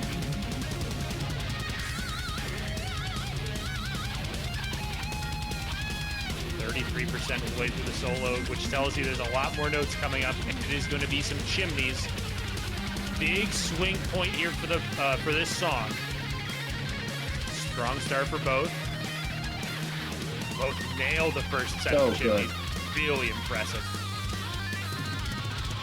Oh, I always just freak out whenever players hit those chimneys into the trills, and like, I swear all of these players just do it with ease, and it's just a treat to watch. Another really tricky section there. Another drop there for Gio, though, now, so Smitty's lead grows again as Smitty is at 1,000 straight. A very, very nice combo and a very nice solo on the side of JDSmitty. Will make it out. Well, there is one more blurb here. We'll make it out. Perfect solo there. Solo number 2. Very strong there. Not over yet, but JDSmitty ahead by a strong 20K. Yeah, there is still one more solo left, and it is just as tough, if not tougher, than the second solo that we just saw. So, I mean, if these players are going to miss, it would definitely be in these solos. It's not easy in the slightest. First tapping section, both played beautifully. The strum section, Gio not able to get through clean and not able to pick the combo back up. Smitty now in an even larger lead. Unbelievable streak right now coming from Smitty. Yeah, over a 1,700 note streak after a little interesting drop from them early, and now they are just shredding this.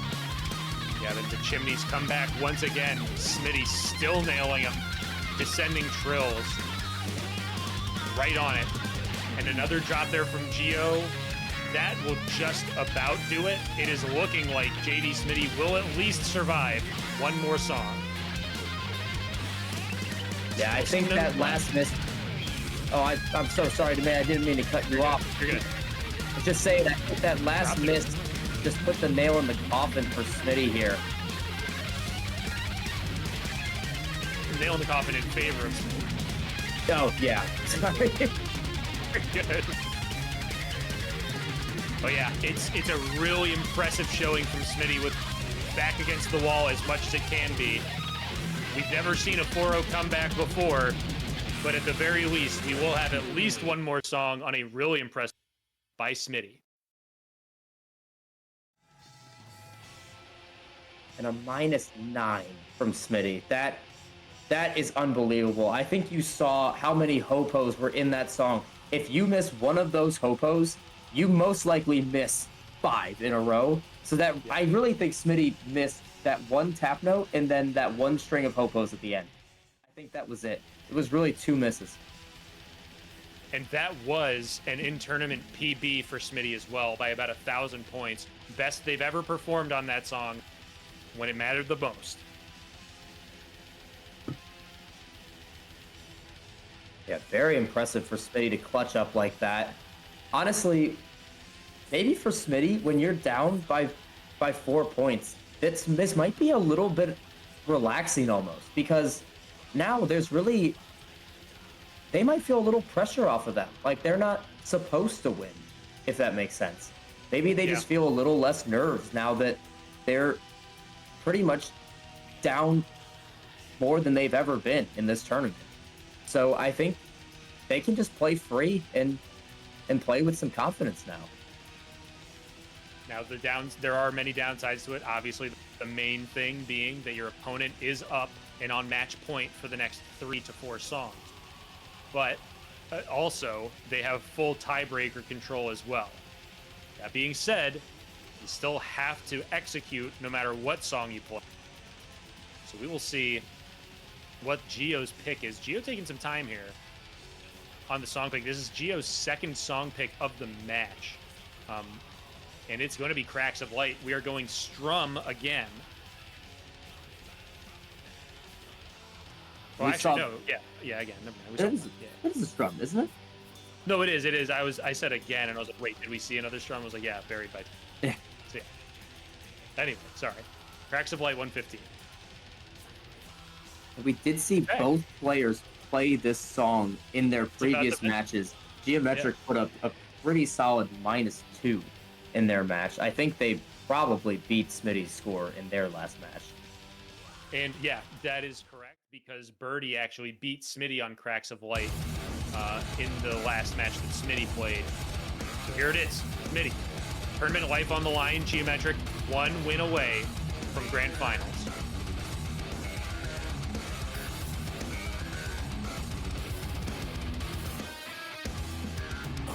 Smitty with an early drop. Oh no. An incredibly costly drop. Missing out on a star power phrase plus whammy star power that you can get. And it's already a 14,000 point lead for GiometriQ early. And we've seen how costly phrase misses can be in this match, and especially when both players have, as we say, done the homework, knowing where to activate and where to pass. So this is just such a hole to climb out of for JDSmitty early. Now, to your point, we talked earlier about feeling maybe like a release of pressure once you are down 4-0. Could be the same with this. You have this early miss that feels almost insurmountable. Now you're just playing. And if you can find a rhythm and stay in that pocket, there is a chance at a comeback. But like we mentioned earlier, the pressure is always on when you're playing Gio. You can see why Gio remaining really strong here, approaching the halfway mark already, and looking really good. Still on FC. Yeah, and no surprise to anybody. This just shows the caliber of players that we're dealing with here. And you know, we mentioned it's a big swing of points, but in the grand scheme of things, we've seen leads larger than 4K lost today. So certainly not completely insurmountable, but again, it's just starting off on that foot down 14K against someone like GiometriQ is the last thing you want. But since then, both players have really settled in and are looking really strong. Same exact activation as we get into the bit of a slowdown here. Yeah, and this last section of this song has is a full bar of activation, as well as a lot of 3-note chords, which are worth triple a normal note. So if GiometriQ does end up missing in that section and Smitty FCs it out, this could really be a huge lead swing. Absolutely. It will come down to the outro. Can Smitty force another one? Does GiometriQ solidify top 2 in this tournament and advance to the grand finals for a rematch with Nados? It will come down to the final set of activations. Well, I guess there's only one. Early miss there from Gio. They did hold on for that phrase, which is really important for them right now. Absolutely crucial that they did not miss that phrase. That could have been really bad. But here we go. Activation from both. Smitty goes a little earlier, might be risking it for the biscuit here, throwing everything at the wall they've got left. About a 10,000 point lead. Cannot miss if you're Gio here. Stays strong, stays consistent, stays poised, as they have all season. And GiometriQ has done it. A trip to grand finals, 5-1, convincing victory by Gio. What a performance. -1 from both. But it is Gio that will end up taking. And how about that reverse choke from Smitty, where they miss early and hit the rest of the song, and boy, was that a huge miss for them, missing that early phrase, and that was all it took for Smitty to unfortunately be defeated in this song. Man, it is a remarkable performance by Gio after the 5-3 matchup these two had last time. To come back and take it 5-1 is truly remarkable. That shows a really impressive amount of growth. But for Smitty, it's a tough way to go out, but certainly top 3 is nothing to be ashamed of. A really impressive. We will be getting to speak with Smitty shortly.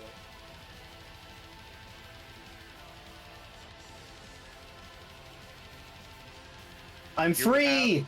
JDSmitty, who, as they say, is free. It has been a long, long road. I mean, coming off of your match with Burdee and then having a second match on stream, how did you feel about your play just on the day as a whole? A very mixed bag. I had some very good songs, particularly like what was it? A New World. And then I had some less than favorable. I knew it was going to be an uphill battle, regardless if it was going to be against Gio or Nados. And I am tired.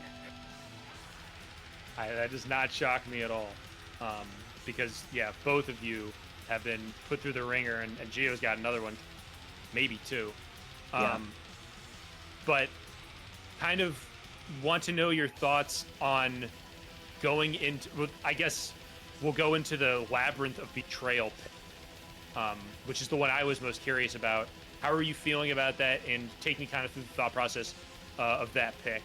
And actually also about the CSQN pick. Unfortunately, it was not your day on CSQN. CSQN is one of those where it's like I either FC it or I eat dirt. And both of my runs today, I ate dirt. So I was banking on it being good. but sadly it wasn't. It happens. It's always about how it happens on the day. Unfortunately, it was not meant to be this time around. But still, a remarkable run through. That was actually an in-match PB on Full Speed X, by the way. Certainly going out on your shield, leaving it all on the table. It was a good run. I was happy with that. Java, what do you have? Yeah, I mean, I know it's probably going to be a tough pill to swallow, seeing like ending on Buried by Time and Dust and Cracks of Light, only missing one note and still not being able to win that song. I think Demand said it during the stream. These scores would have beaten probably every other player in this tournament, but unfortunately, GiometriQ was very strong this entire time. I think it was just a few crucial misses here and there, but again, third place finish and actually matching your qualifying seed. Third place in the qualifier and third place in the open. So Gio, delivering on now. Delivering on that seed, and yeah, I hope you can still hold your head high after this, because this was a phenomenal run for you, and I've had a pleasure watching you in this open. My first ever Clonera tournament was Open 2, and I got third in my group, so I just remember, watching the playoffs, especially when it got like towards the end with people like Tech Boy, Lilith, and Joel in particular, and I was just like, okay, well, these guys are just definitely way better at the game than me. So it honestly feels kind of surreal that I am now like in a similar position, finishing in like top 3 in an open. Like, I don't think I would have ever predicted that I would make it that far. So I'm happy. I knew also if I somehow managed to make it to Nados, it would have been even more difficult, just because of like I feel a little fatigued, and to have to do 1, maybe 2 more matches on top of that. It's a tall order, and I feel confident that Gio can definitely Gio was still putting up ridiculous scores, right after his match. But yeah, I'm overall pretty happy with how everything went. I know, Demand, you were talking about the Labyrinth pick. My PB in Labyrinth Betrayal is like 940k. So like when I'm on, I am on that song. It's just that doesn't happen very often. It's fair. That song is a brutal test of everything. So yeah, it's completely understandable to just, you only have one run, and is the thing, and so it's always so tricky, and every player runs into where you're picking a song where you're like, well, I'm not feeling 100% on it, but let's see what happens, because I mean, you've got 13 songs to choose from at this point. It's best of 9, so not every pick is going to be something you're feeling amazing on. So but that's also part of it. Also want to talk to you really quick about your Burdee matchup, because we had just Burdee on afterwards. Yeah. What are you thinking in that match down 3-1? I was not feeling good. I can't remember what the song was that I managed to start clawing back. Mission Impossible. Mission Impossible. But I think A New World was where I really felt like I got my groove. That was actually my first time FCing that song.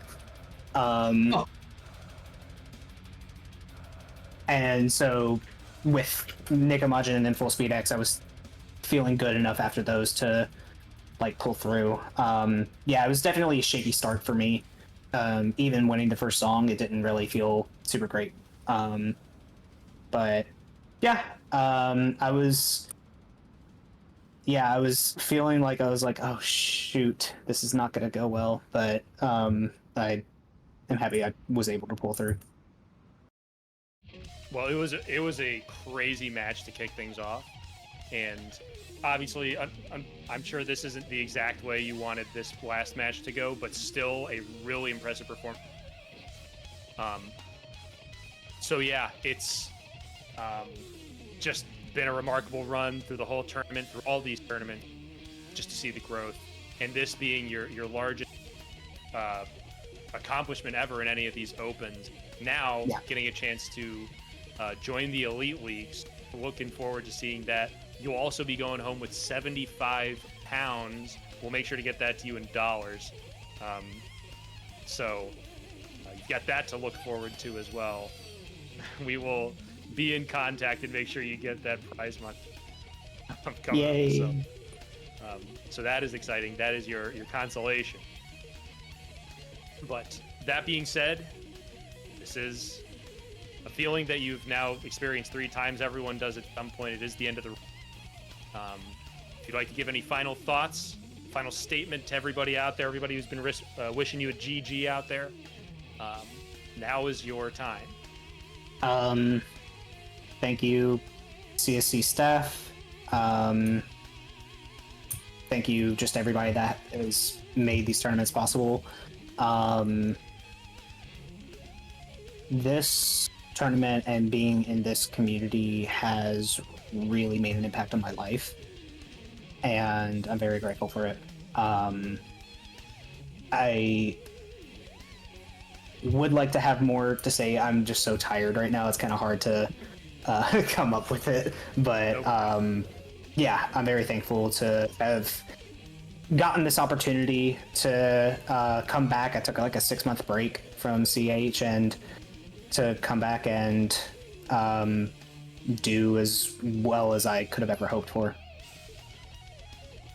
We were really happy to have you, and as we always have been, and it was another really remarkable to make top 3 out of 152.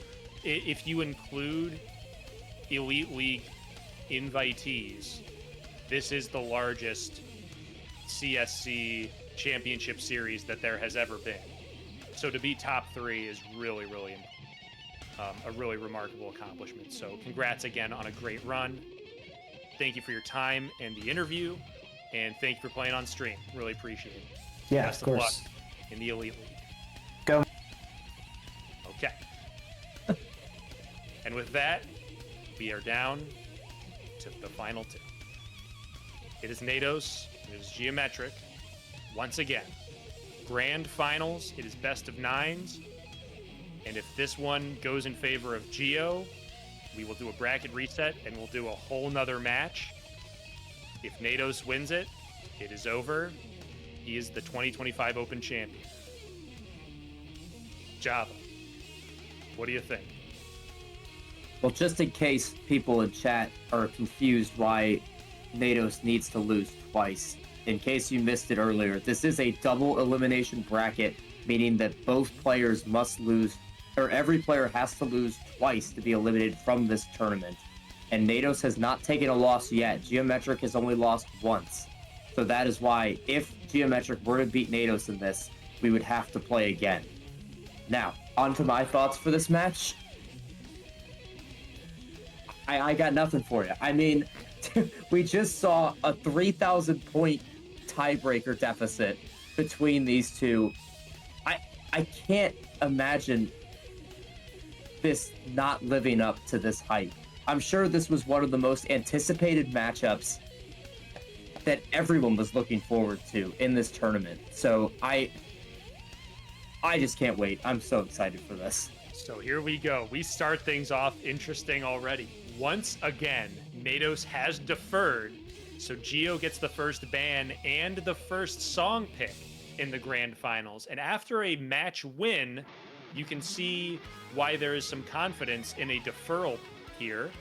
So very, very nice on that. And actually a great note that I was just shared by broadcast. There has only ever been one bracket reset ever, which was an Open 1, the first Open we ever did back in 2020. So it has been a while, but we did just see these two go to tiebreaker, and as you mentioned, 3,000 point difference on a song where both players scored over 1 million points. That is a 1 notes missed difference. So we'll be getting you the picks as soon as they're in. but they are going to take their time on this one. You go into the first match with a really strong plan. Got to imagine things change as the matches go on and as the day goes on. We heard from Smitty earlier, they could just imagine how Gio's feel. Third straight match for Gio right now. Yeah, and I was even thinking about it, like, do we think there's actually an argument to be made that GiometriQ might actually have an advantage being warm just coming off of that match win? Now they're feeling confident, they're feeling good, their hands are warmed up, whereas Nados has been waiting a little bit. Maybe they got cold. Who knows? Like, it sometimes takes a little bit for the adrenaline of a match to kick in. So you never know. There really could be an advantage on both of them. You know, Nados has had their rest. They've been able to relax a little bit, whereas Gio has just been all in for the entire day, really. So who knows? It'd be interesting to ask them at the end what they thought. Absolutely, yeah. As I mentioned, I want to make sure to write it down. The first pick is in. It's Mission Impossible. A song that Gio has gotten a -1 and then an FC, so no surprise here. Song pick number 1.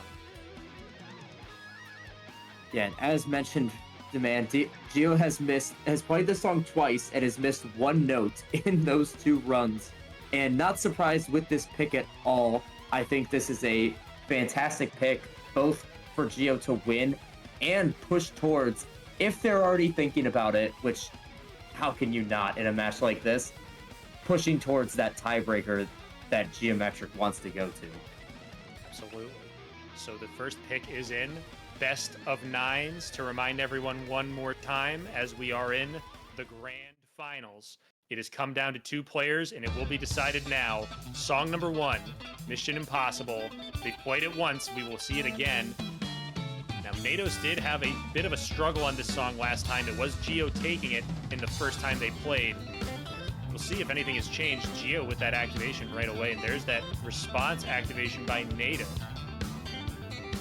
Delayed activation there. There will be an overlap for Nados, not for GiometriQ, and I can guarantee that Gio did not want that overlap. Some dead space on that on the activation as well from Nados. So even though there is a lead now, that power advantage for Gio could prove very valuable. And you did see at the end of Nados' activation, there was a lot of slower notes, just those chords in there, and now you're going to see GiometriQ's activation here, and look at how much more note dense this section is than what Nados activated in. And Gio maintaining that combo, really important now, especially with the overlap.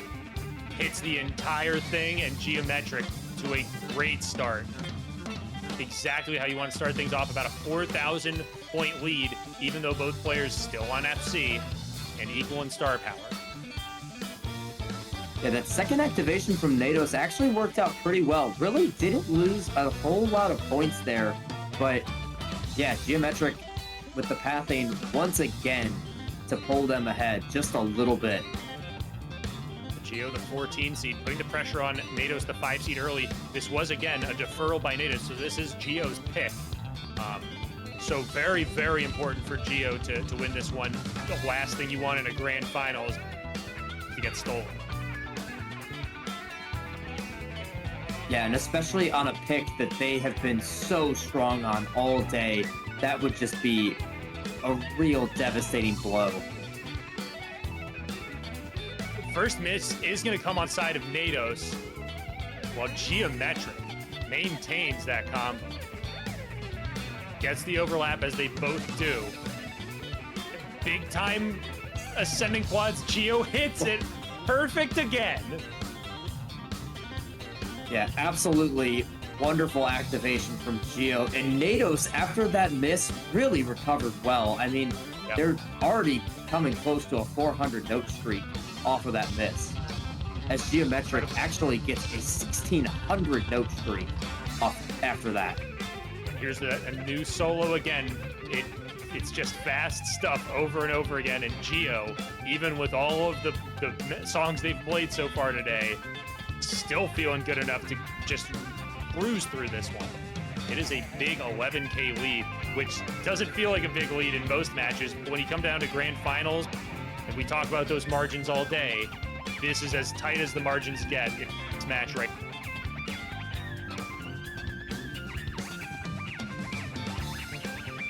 The activation there from both players in a nice rhythm here. Quick burst there, no problem for either. They get the full whammy out of that extra note in that star power phrase.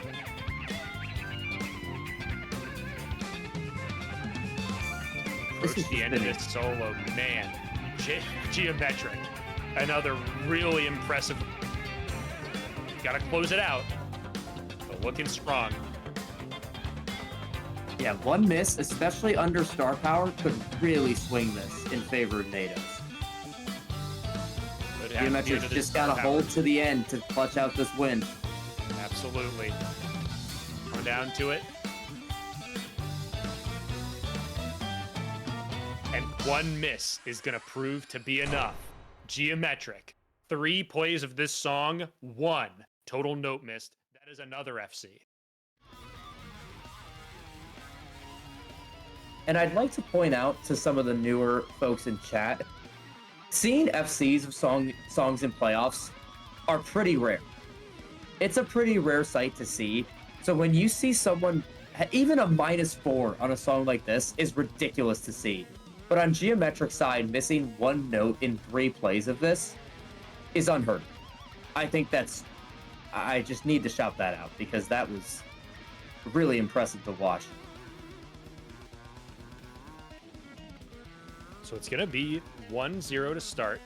GiometriQ FC's their opening song pick of the grand finals. That's exactly how you want to start a grand finals, is with an FC win. Nados only the -4, not too much to be upset about. And I mean, when you defer pick, I feel like you've got to at least assume a little bit of the possibility. It's likely they're going to pick their strongest song, and there's a chance they steal the first song. But again, as it was mentioned earlier, I think the choice to defer is more of a long play. Whether it be for swaying the likelihood of a certain tiebreaker, or just for those songs that come later. And we're back to the boss song picks when it comes to Nados. No surprise there. The pick is Labyrinth of Betrayal 115. Let's see how this one goes.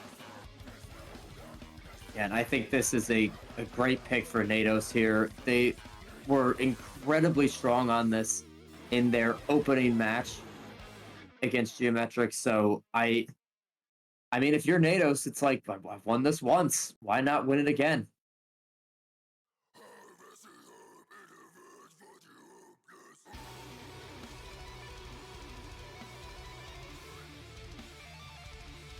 Right. I'm sure that Gio is taking advantage of every single break that they get at this point. He has been working.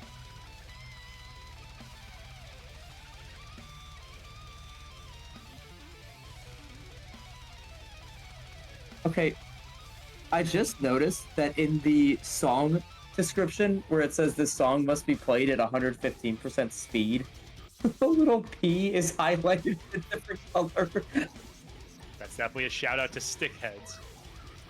A charter that, if you have played CSC set lists, you would be very familiar with. There are definitely a couple of Easter eggs to be found in the CSC set. But here we go. Song number 2, boss song, first boss song of the grand final. Both players are going to get that praise, even though there were early misses from both. In fact, a big set of early misses here from Nados, actually. But again, not missing the phrase, which is gigantic. Both on the exact same path there, and now seemingly in a bit of a rhythm. Yeah, after struggling to find their footing, Nados is back on track, and looks like they're ripping through this section. Nados behind by about... So it's so hard to tell when they're playing chords under star power. The points just go so fast. These quick trills are no joke, though. It is about a 15k lead.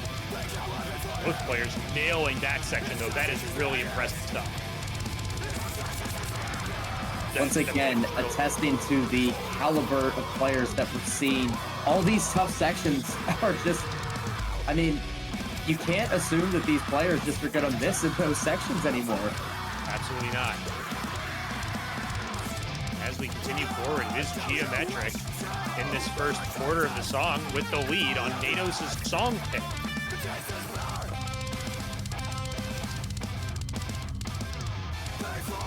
Big time chords here coming up. Going to be a big time points activation here. Early miss from Gio is going to swing things quick. Able to hold on now though.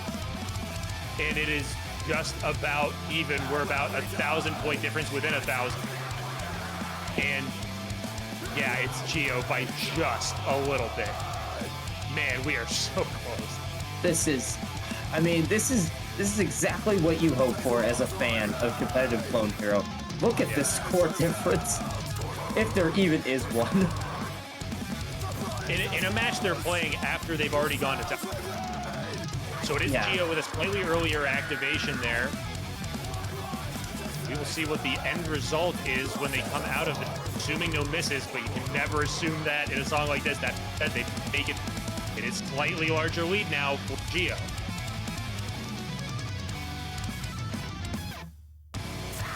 Okay, so it's about 2,000 points. More big-time activations coming up. We're coming up on the halfway point. This is a longer song. These boss songs are on the longer side this season. So a lot of notes left, a lot of room for movement in terms of lead size. I think some players in this tournament would struggle to hit some of these notes on all taps, let alone all strums for this section, as these players absolutely shred through that section. Oh no! No doubt. Wow, big missed phrase there for Gio. Now Nados has the star power advantage, and it's now a little bit more consistent right now in this second. Found the rhythm here, but that star power difference could be crucial. As long as Nados is able to take advantage of the activation points. Big missed phrase there. We're now even on star power. Gio misses there as well, but we're even on star power. As I just activation there from Gio, response there from Nados. If they don't miss, it's going to be equal out of this, and I think there will be some notes on the back end of this activation that will lead it. But here we go, big time tap section. Missed there from Gio. Nados, hold strong. Can they get out clean? They can. Wow. And now it's about a 12K lead for Nados coming out of that incredibly tricky section with the transitions. Still a lot left. There's room for a comeback, but it's going to have to be with some misses from Nados and big time playing from Gio. A couple of misses there under star power. Not going to serve Gio well. The response activation, beautifully played by Nados right there. And on a 555 note streak, Nados has taken control late in this one. Definitely too early to call it right now, but Geometric is gonna, it really doesn't have much room for error here. They've got to hold pretty much through the rest of the song because Nados is just ripping this song. On an absolute mission right now is Nados. The chord section. Oh my goodness. Absolutely filthy, but a miss there from Nados and Gio as well, so no overlap for either. No big point difference here. That would have been a huge spot for Gio to make a comeback. Instead, Nados able to hold on, but a missed phrase there. There is a phrase on the tape, one more misses. Oh my goodness, Gio could bring it all the way back with the ×3. It is so close, but it's not gonna be enough. Nados once again will probably hold on.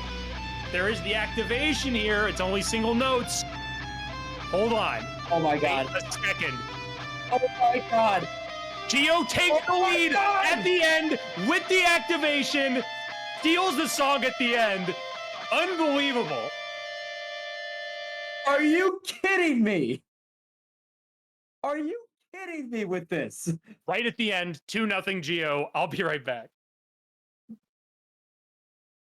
Wow, and what a time to leave your co-caster in the dust.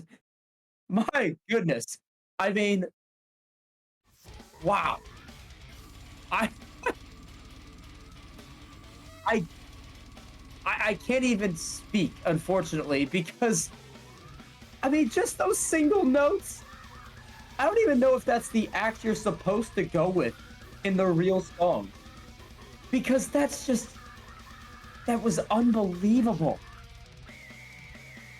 I mean, if you're Nados in this situation, I don't know how you can mentally come back from that. Because I know I wouldn't be able to. So if I'm Nados, I think I have to just shut my brain off and think, it's fine. I have a lot of songs left on the table. I have a lot of picks left. It's just one song, and it's okay. And then if you're Gio, you've got to just be thinking, like, that was a steal. Like, I guarantee you in Gio's mind, I don't think they feel they deserve that song. Like, at least in my mind, I don't think I'd feel like I won that song. I'm sure both players are taking their time processing that last song. As Nados now has their second counter pick of this match, down 2-0.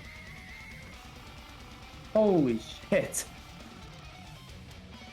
That was unbelievable. As... Alright, I'm back. Oh, Demand's back. Had a little bit of time to process that unbelievable finish to that song as we go into our next pick, which is Neko Majin versus at 110%. Yeah, after losing your first song pick of the grand finals, going down 0-2, man, it changes the whole outlook of this. What a song steal. Even when broadcast thought it was over, it wasn't over. All right. Yeah, and if when broadcast is wrong, all things then go you know wrong. what? Apparently. The script. They're going off script. All right, here it is. Neko Majin is the pick by Nados. Big song here. If Gio's able to take a 3-0 lead, man, you are in quite the hole if you're Nados. I mean, we talked about how rare a bracket reset is, but down 2-0, it is looking possible. I will say, I think this song might be one of the biggest of Nados' competitive career. Down 3-0 instead of down 1-2 is a mountain of a difference. I think 2-0, nothing to really sweat about at this point, but 3-0, I think you're starting to think about things. Oh, for sure. And it looks as though either tied or slight lead for Gio. I'm feeling comfortable enough to say... Oh, man, never mind. I'm not feeling comfortable enough to say anything. But we'll find out shortly enough. Big time section here. Both nail it. Unbelievable. Unreal. That's insane. And there's the activation by both. Maybe a little bit later by Nados. Not 100% sure. We will see out of this star power what the difference is looking like. It's very hard to tell with all... I mean, the notes per second in this song is just ridiculous. How can you ever tell what the score deficit is? It is under a 1,000 point difference. But, I mean, both players so strong right now. Both players locked all the way in for this grand final. They might be tied. I mean, if it... Oh, I'm seeing plus 264 to Gio. That doesn't make sense. They're same on ticks. But anyway, it will play out. We will find out eventually. Man, it is so close. First misstep from Nados, and now it's Gio with a lead once again. Yeah, no disputing this lead anymore. This is absolutely GiometriQ in the lead for now. Big section here. This is where Nados got it last time, and there is the lead for Nados. Unless it isn't. Oh my goodness. It's too close to tell. It's a samba, we are man. trading misses. What a samba. It's a samba. Look at the Sambas in chat. It is so real right now. That is insane. All right, so we think, but are not 100% sure that it's Gio in the lead. Earlier activation from Nados might be a disparity here after this big time section here. Nados, able to hit a little more and get out of it cleaner. So now it's Nados and Gio drops. Oh my goodness. The lead now. Every single note is another ×4 versus ×1 for Gio on those chords. And these sustains also building that lead. Like I've said a couple times today, Gio can only watch as that lead gets further and further, each one of these slow notes. It is such a slow burn, but a burn nonetheless, as GiometriQ's, I guess, deficit grows ever so slightly with those little bits of sustains. What a response from Nados. It has been those really, really tough sections where Nados is really separate in these two song plays now. Gio with another miss. Now Nados very strong in the lead. Both players ripping this section, one of the hearts of the entire.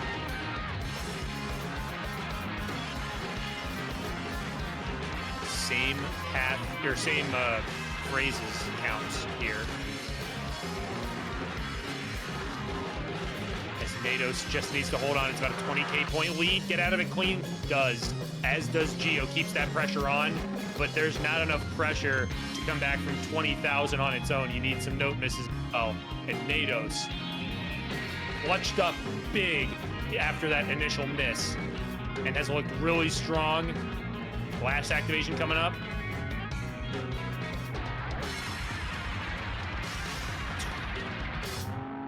Man, and it's just so smooth. One more section. They both nail it, but it's Nados with an incredible win. -2, and it's 2-1. -2.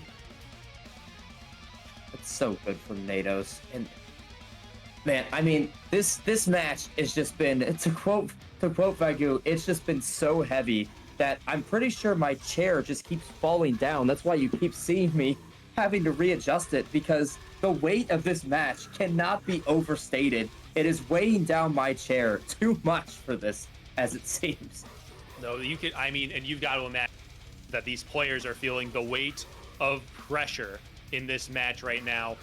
Gio has to, it's got to be tough, because you've got the lead, a 3-0 lead in the grand finals, so close in your grasp, and then a couple of sections, and that's all it takes for Nados to jump ahead. It was remarkable stuff. Yeah, and as I stated before that song started, what a song win for Nados to get to 1-2 as opposed to 3-0. I think just hearing that, you can hear the difference in how big that is. 1-2 down, just one song away, as opposed to being 3 songs down, is a world of difference. And now it's Gio's turn to pick again.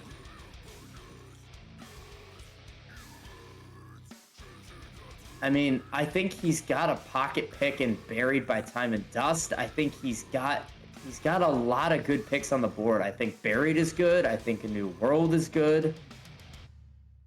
Even Red Riding Hood, it was not a bad pick. It also pushes towards the potential tiebreaker that GiometriQ wants. Who knows?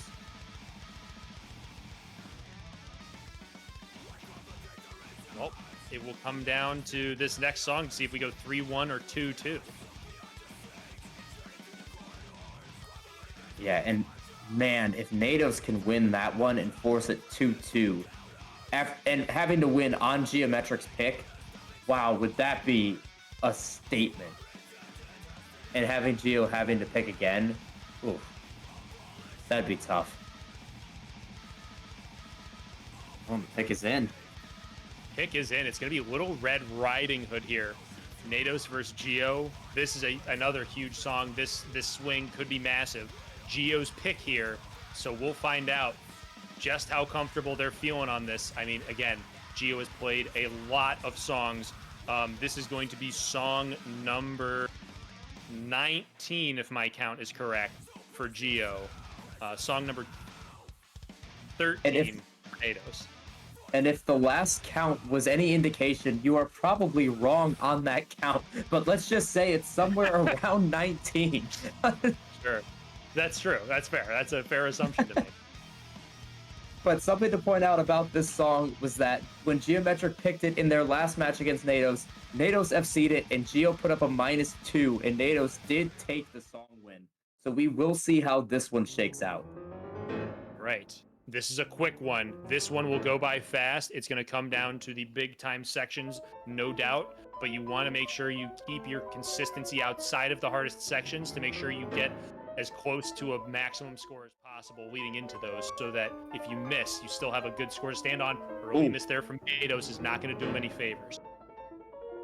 That is a huge miss from Nados, but luckily for them, they did manage to get back that 4x before the activation, so only losing a non-star power points for that.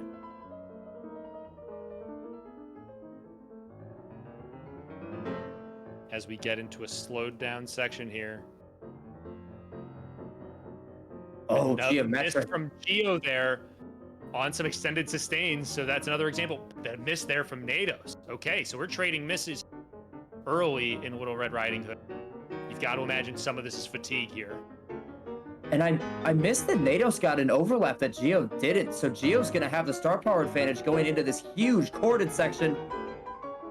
Oh, maybe not, though! Misses there from Gio early. Nados, huge lead right now.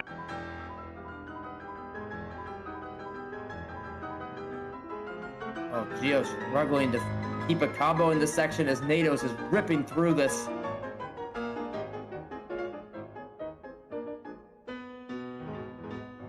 Definitely not GiometriQ's best run on this song, unfortunately, for them in such a big moment in this match.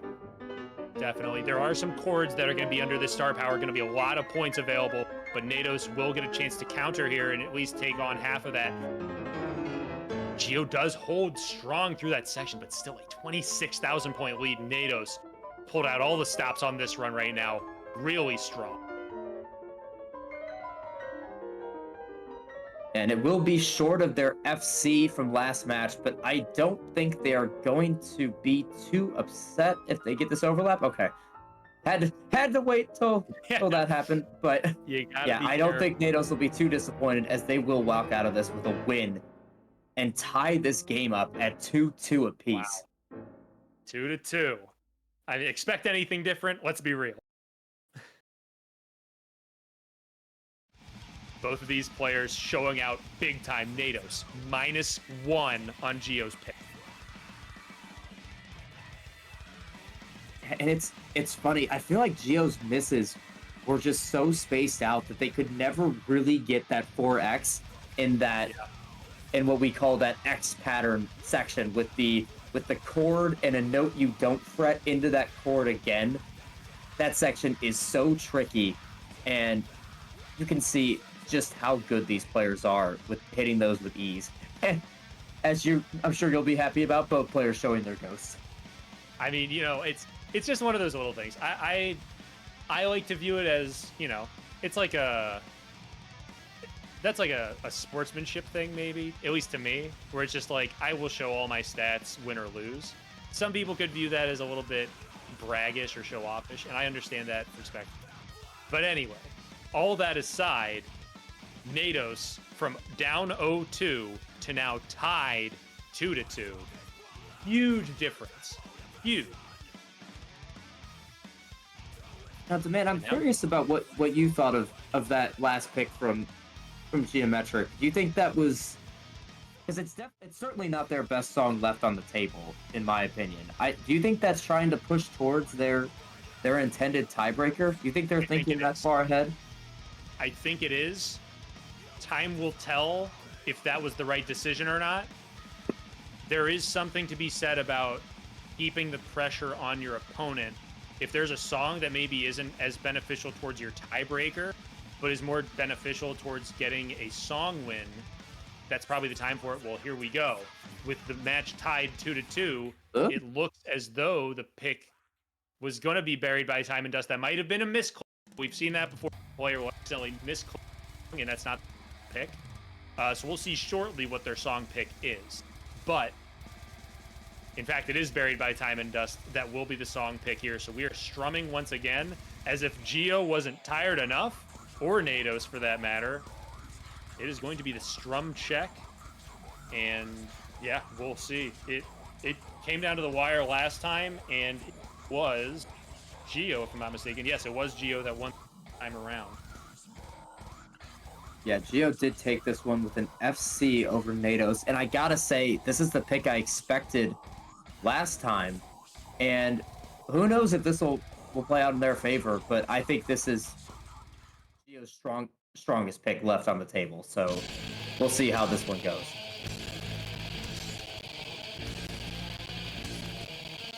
We will see.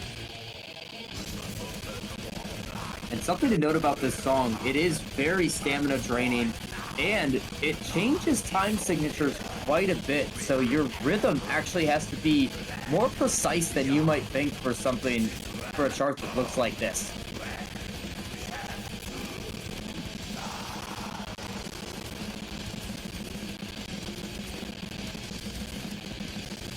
It's a slow burn on this one.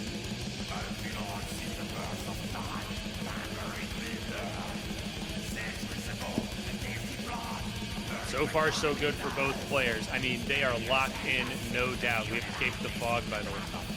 That's why I was kind of waiting. But so far, so good. There's the activation by Gio. There will be different activations, just like we saw last time. I remember same activation difference between Nados and Gio, and Nados is going to have the lead temporarily. But again, there's this star power difference, which after the next activation, we will see the true difference between these. Yeah, and something to note is that both players are actually still on path, because there are multiple paths that these players can use based on how confident you are in squeezing some of those notes in under star power. So both these players still know what they're doing with their paths. They're not doing anything wrong. GiometriQ is just using one that would get him slightly more points. We'll see how, I mean, now there's that Nados activation ending, and Gio with the lead right now. They've got to hold on to make this thing 3-2. And if one miss happens and Nados can hold FC, then it flips entirely. But it's all about consistency. And at this point, too, it's about willpower. At this point, your arm feels like it's about to fall off. So you got to just push through that pain and strum through this at this point if you're these players. If you did not feel the strumming on this song the first time you played it, both of these players are certainly feeling it now. Guaranteed. This is the ultimate test of stamina and endurance here for these two players in this grand finals to make it 3-2. I mean, there's a lot of song. Both players get the slowdown perfectly. It is Gio still with the lead, in fact, slightly larger. But again, it's one miss that can change everything. Both players need to hold here. You know the nerves might be come into play here. I mean, how can they not in a match like this? You gotta just fight through them and hold if you're Gio and Nados at this point. Gio able to hold on right now. The thing you've got to be worried about is coming up right here. It's just endurance. Can you hold on through this outro? Nados sends their activation. Yep. Gio in the lead. Gotta clean it up and finish it out. And they Gio's will got take it. It is a double FC, but it is GiometriQ. With the song win, it's 3-2. And wow, that is a huge point difference. My goodness. Insane. Over 800 points. We've Just now seen 2 FCs in the grand finals. 3 total. That's ridiculous. That is just ridiculous. A 616 on this song is absurd. Like, I think the players that, and anyone can correct me if I'm wrong, but I think the players that have put up a 616 in match, here's the list for you. GiometriQ, JDSmitty, end of list. That The was two Nados' best batters first in the FC. game. of the of Buried by Time and Dust, by the way. And as a matter of fact, that is Nados' second FC of the playoffs now, having done Little Red Riding Hood. It's scary to think that as good as Nados is, they're still improving in this playoffs. Like you just said, they've put up no FCs in the playoffs prior to today, and they already have 2 in their first 2 matches here. Pick's already in. They're ready to roll. The Voyage. Boss song again from Nados. No surprise there. It will be the solo boss. And you've got to think that GiometriQ might not feel too upset about this pick because we are now sitting at 3 solo picks and only 1 strum pick played.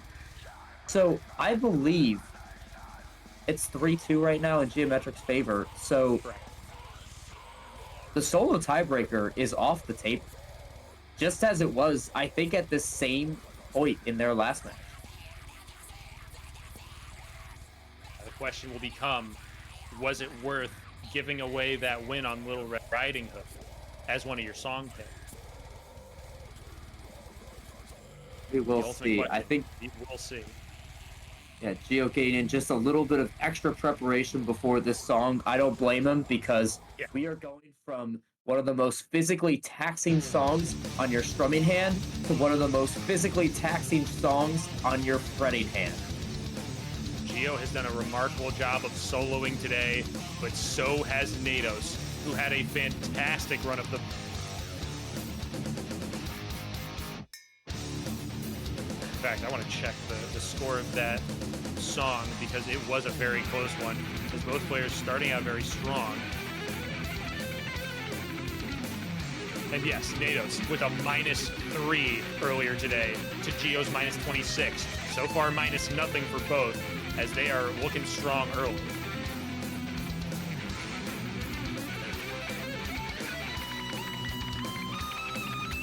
And that section is actually very tricky as well, because it's not like crazy speed strumming, and there's some hammer-ons interlaced in there are really tough to deal with. So really nice job by both players staying clean there as well. Activation from both. And before this song picks up, we should point out we are confirming with our ref in chat that the solo tiebreaker is eliminated from contention. The only way we could see something other than the strum tiebreaker is if we see 2 consecutive strum picks after this song. If we do see 2 consecutive strum picks, we will go to the hybrid tiebreaker. Well, who has those picks will be greatly influenced by the result of this song right here, which GiometriQ is still currently in the lead, but this is the solo boss for a reason. The soloing does not get any easier. No, it does not. Yeah, that was a really quick burst there early. Both players good until Gio. First drop there of the song, and Nados still looking strong.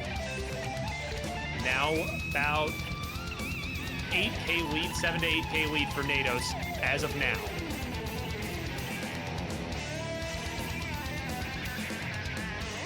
Yeah, and this back half of the song, not even half yet, but this back 2/3, I'll say, of the song is where the soloing really gets hard, and where I really think Nados' skill set is thriving. Absolutely, and Nados looking so strong right now on this pick. Makes it out clean, gets the phrase, gigantic momentum swing, even more in Nados' favor now. Now way in control.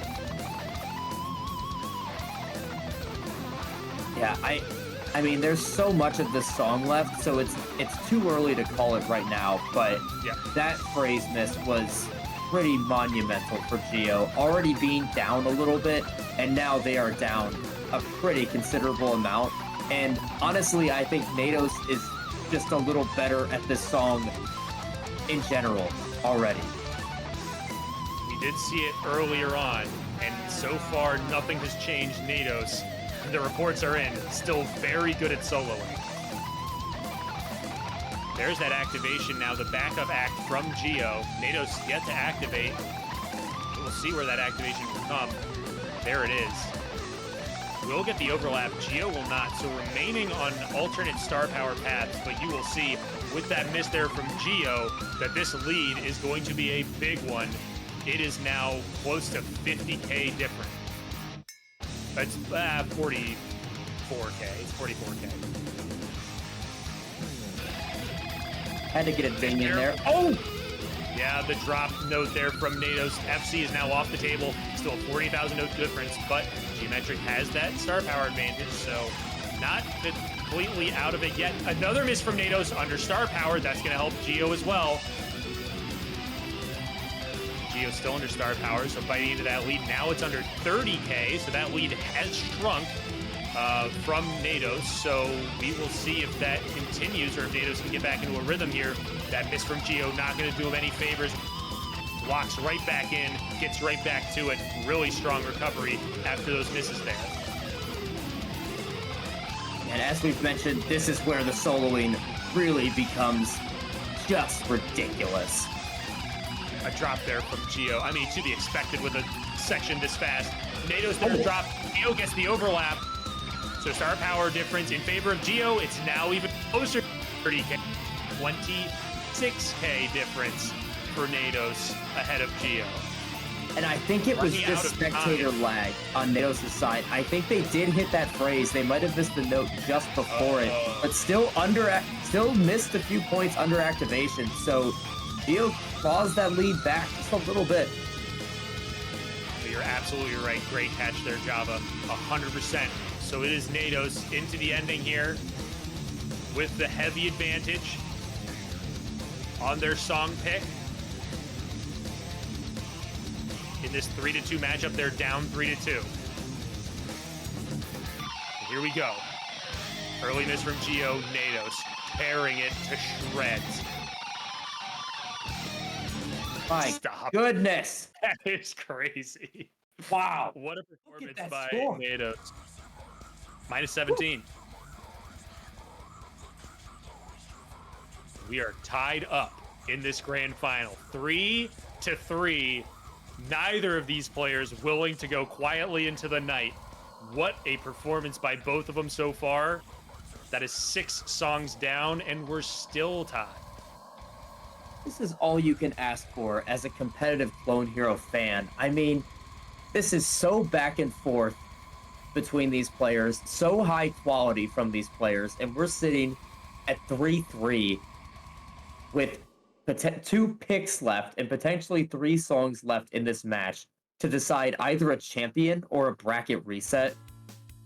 This is amazing. Worth noting that if we did go back-to-back strums, the 2 of the strums that haven't been played yet in this match that were played last time were Cracks of Light and Breeding Exile. Gio won both of those. So Nados picked Breeding Exile last time, but ended up losing that pick. Will they pick it? They will not. In fact, it is Gio's pick, so it's not even Nados' pick. I don't know why I said that. But it's going to be a new world. 125 being the pick from Gio. We did not see this in the last matchup between these two. Now, it is worth noting, Gio does have an in-match FC of that, and it's about a 10,000 point PB difference between Gio and Nados. Gio does have the advantage. This is also, it's worth noting that since this is not a Strum pick, if we do get to a tiebreaker, we will be going to the Strum tiebreaker, which will be the ACJ Riff Medley. So not only do I think this is a good pick for Gio, I think it really helps them with the tiebreaker they'd want to go to. But all that matters right now is that Gio wins this song, because I know they don't want to have their back against the wall again. Absolutely not. The winner of this song will be at match point in the 2025 Open Tournament Grand. Will be 1 song away. But first, to break the 3-3 tie and see who takes that lead, it is a new power. Again, Gio has FC'd this, so you've got to be concerned, Nados, if he gets into a really strong rhythm early. Not, though, that can be a huge swing in your favor. And we've seen if both players FC the song, GiometriQ is going to be favored because of their pathing prowess.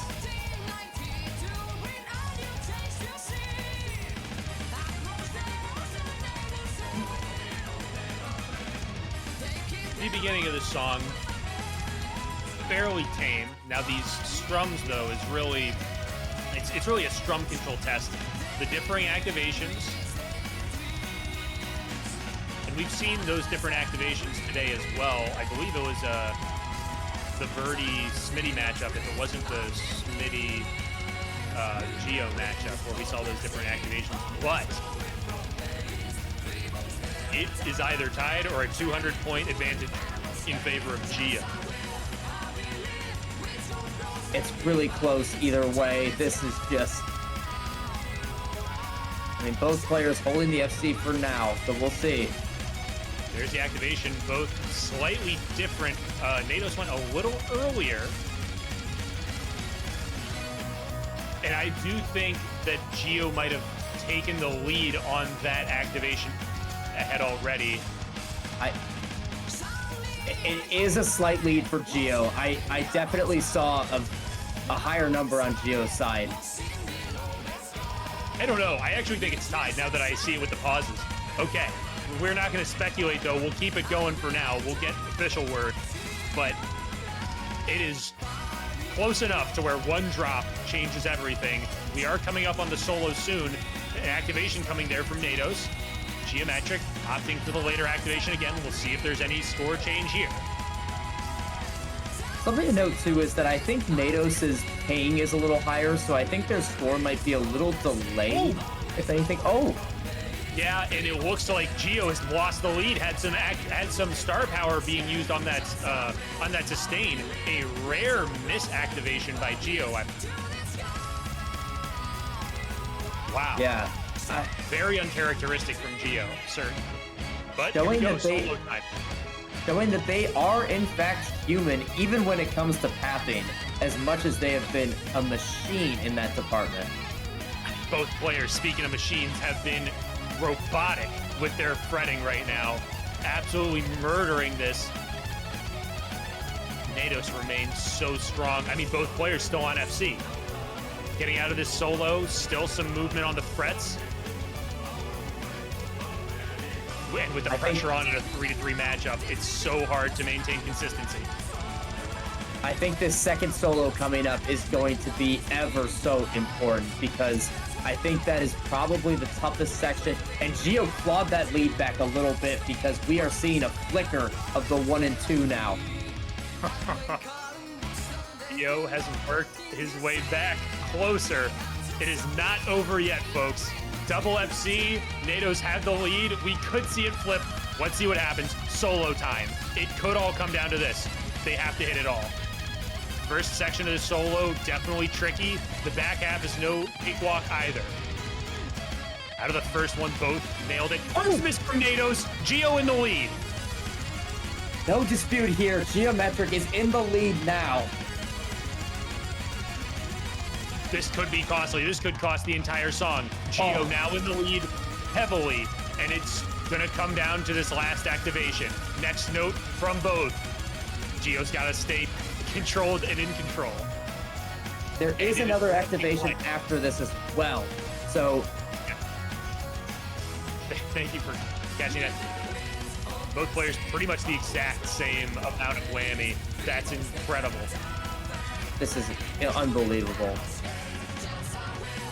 It's certainly not the hardest Last section we've activation. seen, but it does come down to this. You cannot miss. Wow. That'll do it. GiometriQ takes their song pick. Grand Finals is 4-3 in favor of GiometriQ. One more, and they force the reset. Oh, that miss from Nados was absolutely devastating. And you've got to hope for their sake that they can really recover off of that and put together a good performance on this next song. No tiebreaker implications either, so they can go with their best pick on the board. and know that they have to win on ACJ. That is correct. ACJ is locked in as the tiebreaker, and for a second time today, Gio versus Nados will come down to at least an 8th song. It doesn't get much more exciting than. No, I'm shaking in my seat, and once again, my chair is feeling the weight of this match. I've had to adjust it probably 18 times throughout today. Dude, I hate to break to you. I think your chair might just be. Okay, yeah, I know that, man. Like, I just want to get into the match. All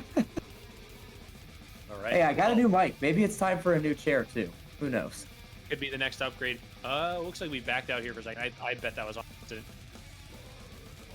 But regardless, this is a very important song pick. Nados has to win his song pick, or else you're going right into bracket reset. And I bet GiometriQ would actually prefer a bracket reset before the tie, because if you can force the Strum tiebreaker in the next set, if you force the reset, then you've got a lot of confidence going into that. Pick is in. As we've seen a couple of matches come down to, it's going to be full speed X. Mike Orlando's back again. And this was the song that Gio ended Burdee's run on and got the win. Smitty also beat Gio on full speed X, so this is a very strong pick potentially by Nados. We will see. Yeah, I don't remember Gio playing Burdee on this one. Yeah, I think it was. Sorry, I think Smitty playing Burdee on this one. I'm sorry. I was saying that this was song 8 of Smitty versus Burdee. Thank you. Which ended it. So this is once again song 8 of a match. This time it's Gio versus Nados. And in the match that Gio did play full speed X, it was Smitty that came away with the win. Thank you for. I should correct myself. Yeah. A lot of connections there that not all of us got intuitively, I gotta say. Yeah. But I appreciate you having me clarify. But yes, here it is. Match point for Gio. Could force the bracket reset, or can Nados force a second tiebreaker between players? It's going to be Mike Orlando. And I can't imagine you're surprised with this pick at all, because I really think that Nados' fretting ability is unbelievable. So I think this is a really strong pick from them. I think so too. I do think you've started to see some cracks in the armor from Nados, though, when it comes to the soloing. There have been moments in matches, just a couple of uncharacteristic slip-ups have led to lost songs or near miss songs for Nados all day. Think back to NL, Labyrinth from earlier in this match. So certainly if Gio can keep the pressure on, there could be an avenue to make a comeback or steal a song like this. It's up to Nados to make sure that they are on it for their song pick. Yeah, 100%. As Gio is, as you can see, absolutely no slouch with these Freddy songs.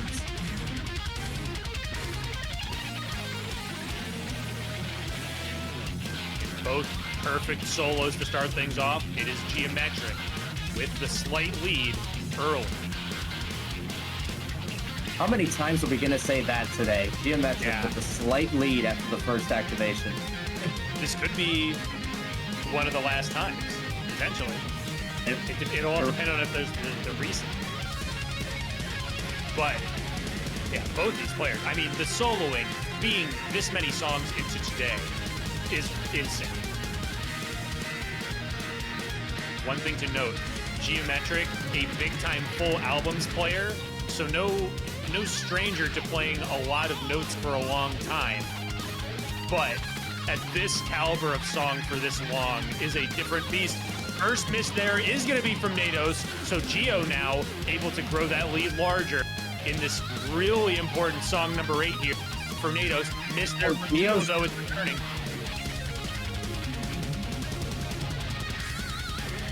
Both players lost their FC.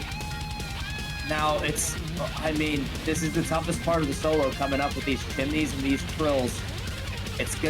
Both players have really got to hold through this. We've seen these chimneys a lot in this tournament. Not many more times have they been more than this song right here. Both players nail it the first time around. Really, really strong. So good. And despite the misses, it is still only a 4,000 point difference between these two players. And we are still, as we've been all game, incredibly close. And I think Nados' first miss was under star power activation, as where GiometriQ was not. So that's why you're still seeing a slight lead from them, even though they both missed.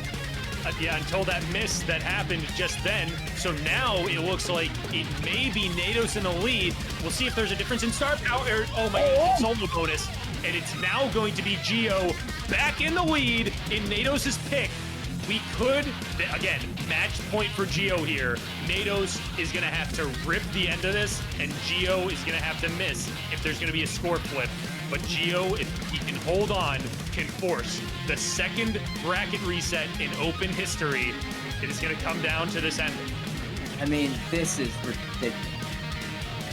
Just ridiculous. I mean, these... It's not even a miss under star power. It's just one miss. Big section here. Miss from Gio. Nados back in the lead. Another miss from Gio. Now Nados with a bigger cushion. It's not over yet.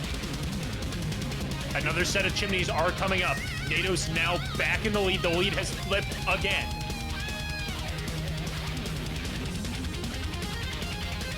If Nados holds, they win the song. It's chimneys.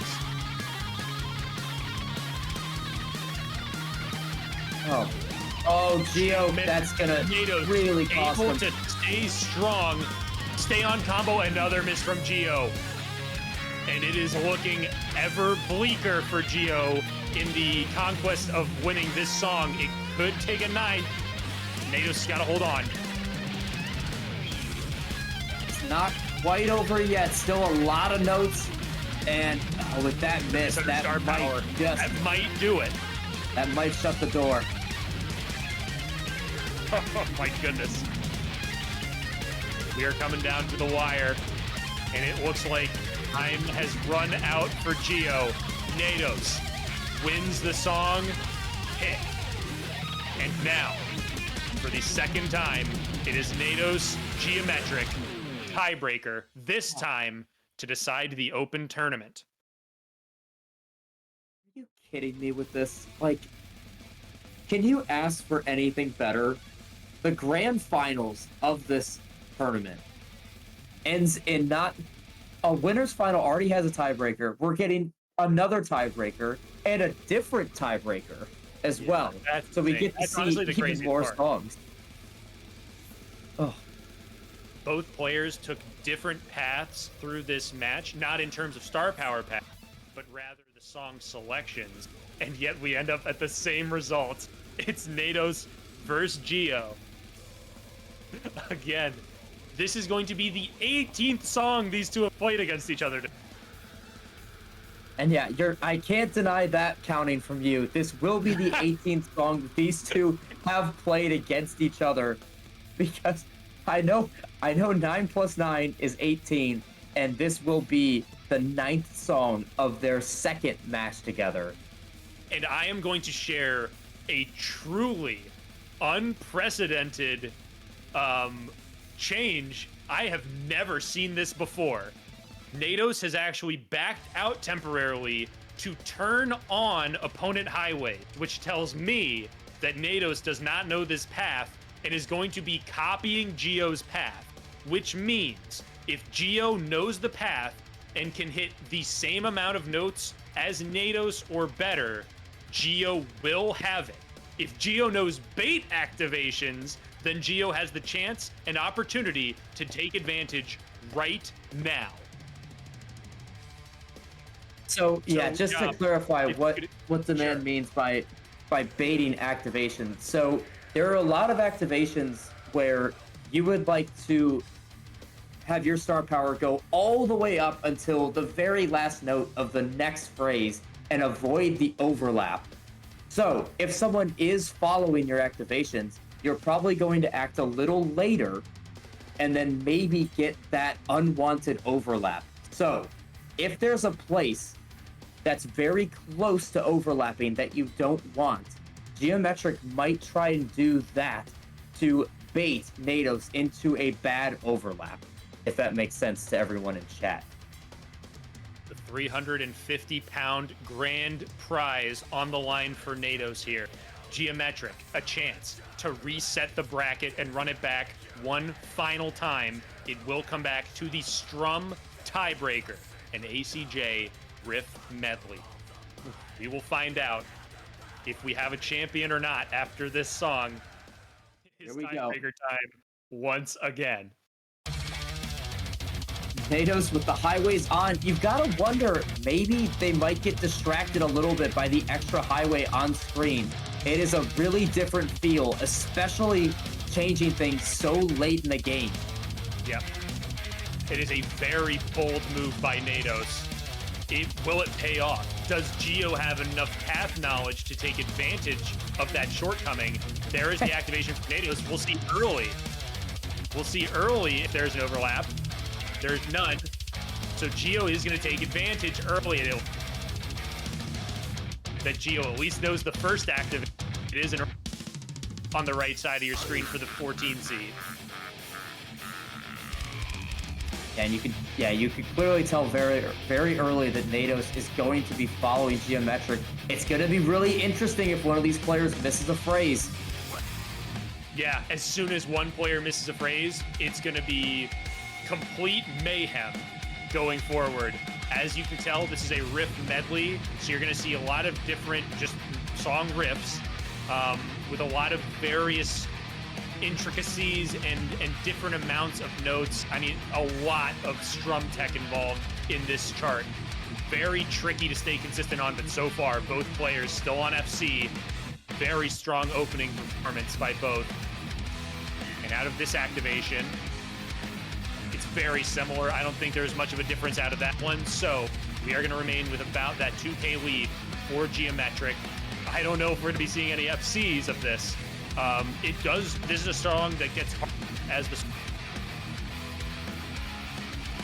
Yeah, this song definitely increases in difficulty as the song goes on, but if we are going to see an FC, it would 100% be from these two players here. Oh. And some fast strumming in this section. Yeah, and these either. Yeah, super precise fretting. Oh, and there it is. Not only the first phrase, but the first phrase drop. It is from Nados. So now Gio in a very favorable position, and another miss from Nados now.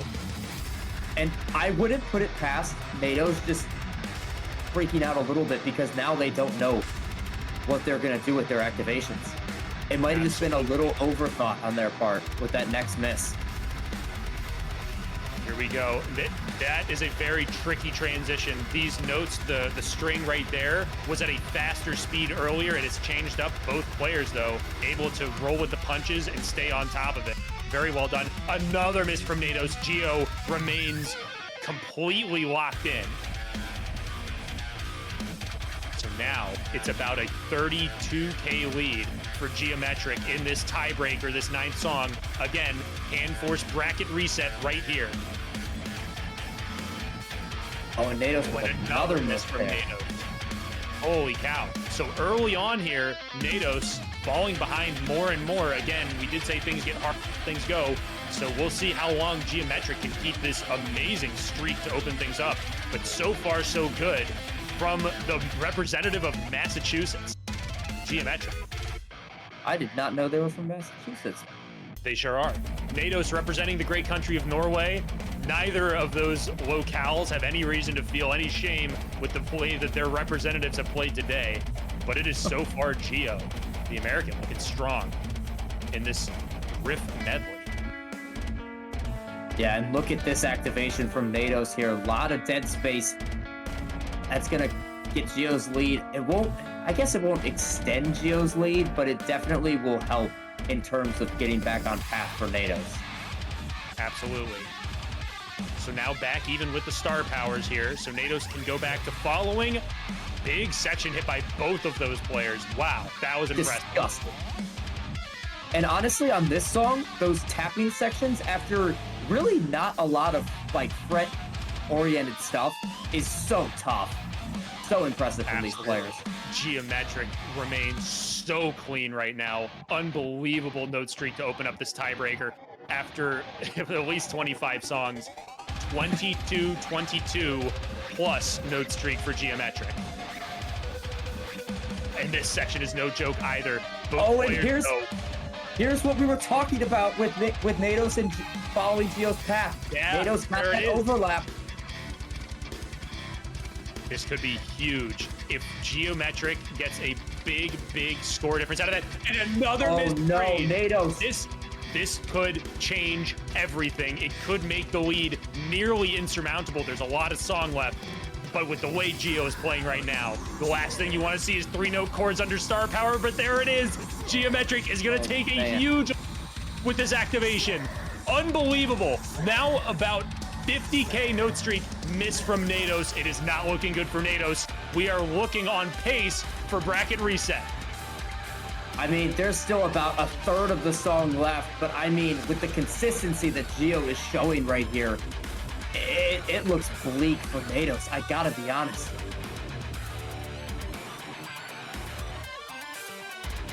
I think if you're Nados too, you might even be thinking about the next match that you're playing and thinking, oh man, I don't want to go to this song again. Absolutely. It could absolutely change things. And I mean, man, the lead now approaching 100,000. Yeah, Nados is having some real problems maintaining this streak now, while Gio still on FC in this 9th song. Unbelievable. Yeah, and according to Demand, it's like the 30th song they've played today. I mean, this is just unbelievable. It is like the 30th song. It's close to 30. Okay. Someone can get me an official count, but it's almost 100,000. That's the big number that matters right now, as Gio now passes the 100,000 point lead threshold. Nados will get the activation in now, but another miss, and it's just going to keep growing for GiometriQ. I've got a prediction that if this is a reset, which it's looking like it's going to be, that Nados is going to be picking a lot of strum songs next match. Yeah, really something to think about here is like Nados does not want to play this song again. Not that they're bad at it, honestly, because like, I mean, they're putting up a great run here, but I mean, it's not great compared to what Gio's doing, unfortunately. This is the one tiebreaker that neither of these two players had played, so there's no prior knowledge about how their opponent would perform. I don't know if Nados was expecting this level of excellence out of GiometriQ, who is still doing really well. I didn't say it, but unfortunately, there goes the FC. A remarkable run on this song, still heavily in the lead. Yeah, I think that might sting a little bit for Gio, but at this point, I think they're going to be plenty happy walking out of here with the second official bracket reset. I think it's pretty late in the song that we can call it. Yeah. It has been 4 years since we have seen something like this. Yeah, going all the way back. Going all the way back. Today, we've seen Gio start to miss a little more frequently now. Maybe, I mean, the fatigue has got to start setting in at some point. Meanwhile, Nados has played cleaner, but it's not going to be enough for this one. This is going to be a bracket reset. It is going to be Gio with the 5-4 decisive tiebreaker victory. You've seen Haggis and Jeff go for a bracket reset, and now you will see GiometriQ and Nados go into a bracket reset. One final best of 9 match to determine the 2025 Custom Song Central Open Tournament champion. 2 sets of 9 was not enough. It will take one final match between Nados and GiometriQ, who have both played now at least 2 matches today against each other. There are no more secrets. Well, there are almost no more secrets between the two. There is still the case of Nados not having played Scale of Sorrows yet, and there's a chance we see that now with the Strum tiebreaker being what it just was. So, with all that being said, we are humane. We do want to give these players a time to catch their breath and just breathe. So we will do a quick intermission. When we return, the final match of the Open Tournament, we will see you there.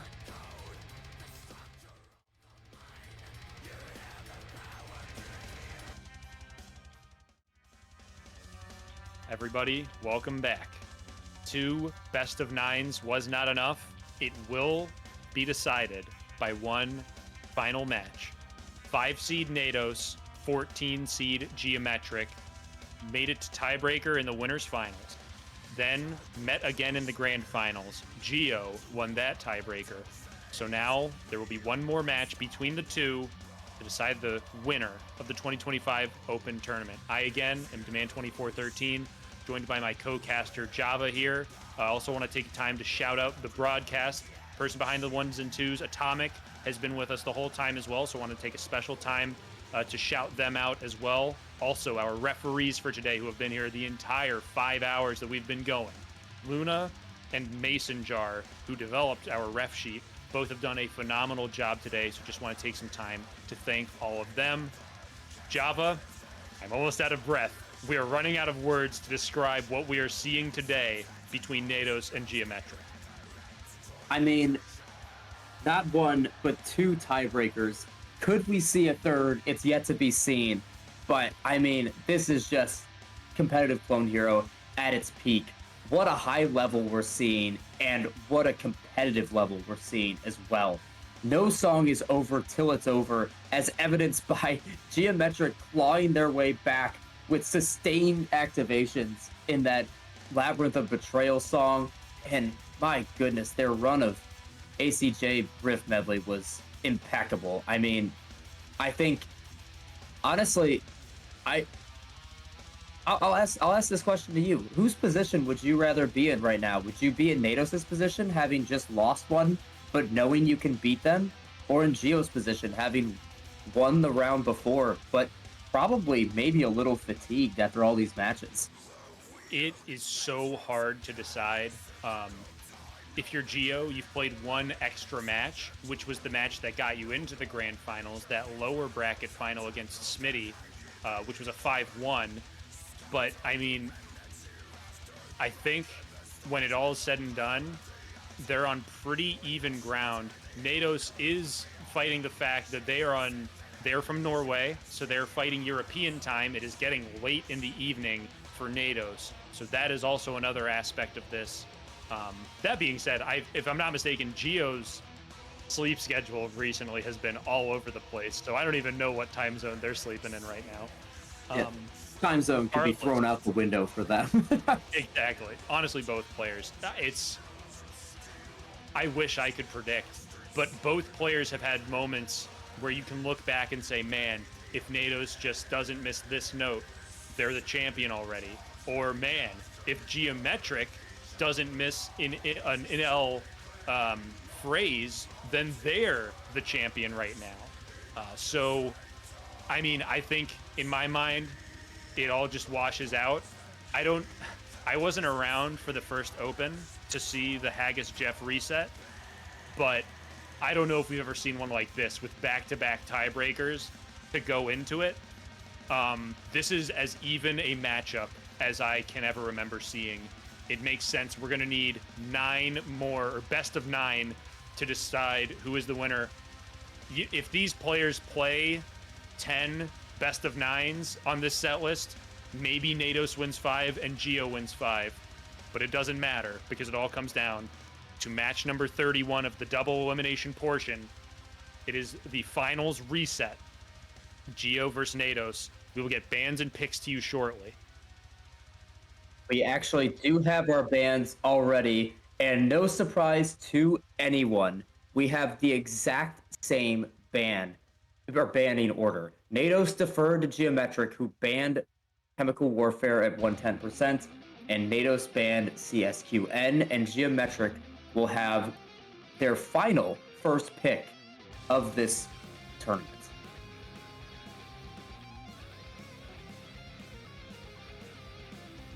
So do we want to preview the players? I'm kidding. I'm kidding. Even I'd imagine that the chat is starting to feel like they're experts on Nados and Gio in this tournament at this point. I mean, they've seen 40 songs from each of these players.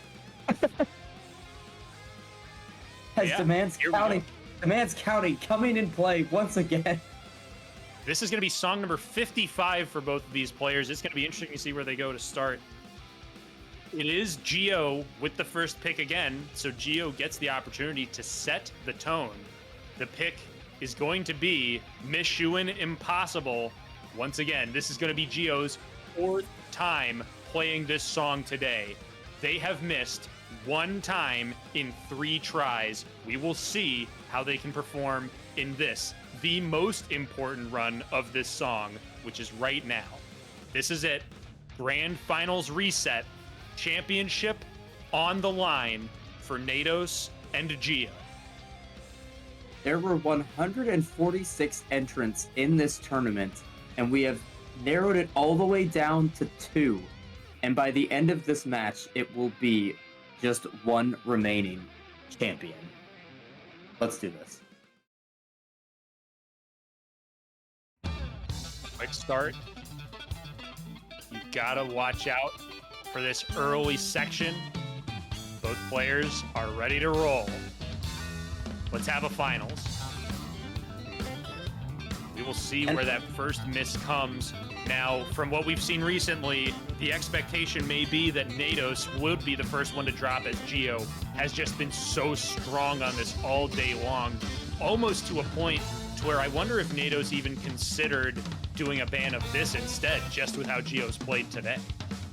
I actually was going to suggest, say that too, because not only does Nados want to steer away from the Strum tiebreaker, as we saw, as Gio put up a phenomenal run of it, this is one of Gio's, if not their strongest song, and we do see Nados miss early. So under that star power as well, or right on the activation point is that miss. They both will get the overlap, which is very important, but man, Gio hits that solo again. There's the miss, though, from Gio, so no FC this time. It is going to be a close one now. It is about a 1,000 point difference early. Here we go. I mean, again, this is where both players have got to be exhausted right now, and it's only song 1. It's going to be about who can gut it out, who's got that extra left in the tank to make this match happen. But after those misses, both players right back in the saddle. And not only exhausted for these players, but just probably feeling the nerves a little bit more. Now, on Nados' side on the last one, you knew that you had a bit of a cushion with no losses, but now this is do or die for both players now. It is do or die, and this solo coming up here will be crucial as both get that phrase. There's the activation from Nados, later from Gio.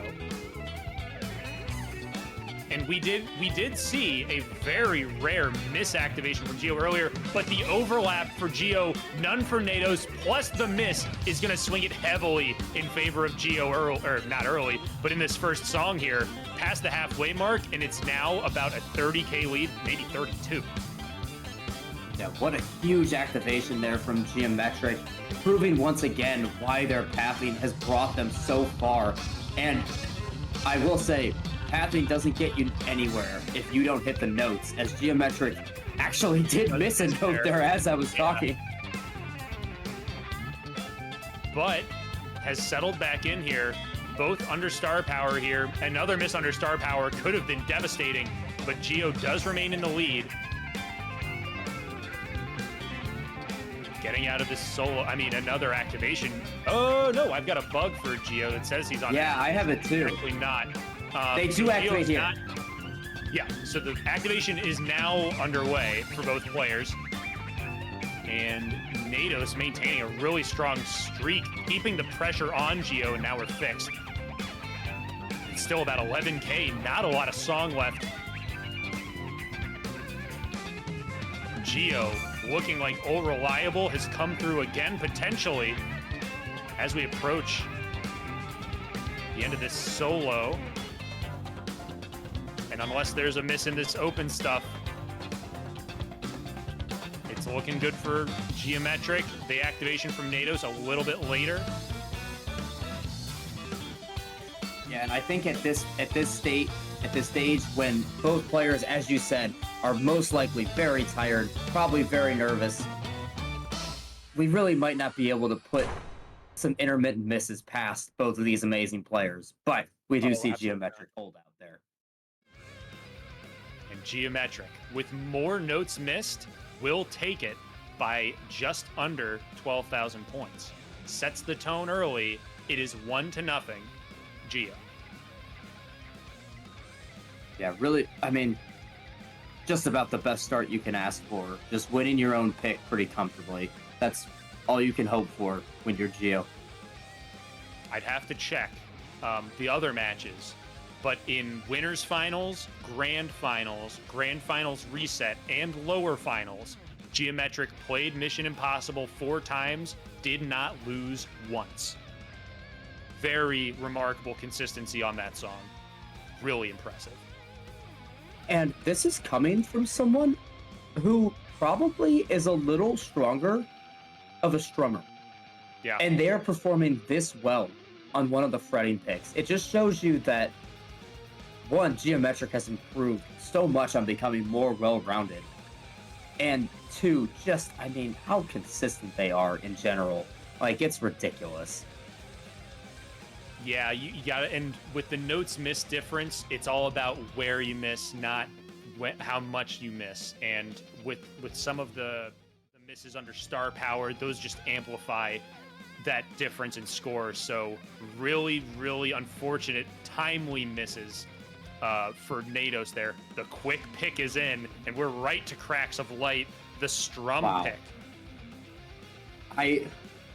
I was just about to say, I'm curious about this pick because I think we've only seen this one once in these matchups between Nados and GiometriQ, and I believe it was Gio's pick. But now I think that tiebreaker is already in Nados' head a little bit. Yeah. Because this is not a pick we've seen from Nados before. This is risky. This is a song that Gio picked and won in the first matchup between these two today in the winners finals. We will see if Nados can flip the script and steal this one back. Man, this is a big gamble in this big of a match, Java, but I guess at this point you just got to risk it for the biscuit, right? 100%. And I mean, Nados put up quite a good run on this song before. I believe it was only a -2, if I'm not mistaken, unless I'm confusing that one with a different run. But yeah, I've tried to look back at the scores, but the screenshot just has the ready screen. But I believe Nados is strong on this song, but I have to give the edge to GiometriQ just because of how consistent they are on this. As we said, consistency is a question at this part of the tournament, and there it is. First miss early from Gio, so now Nados early lead. They held on for the phrase, which is important.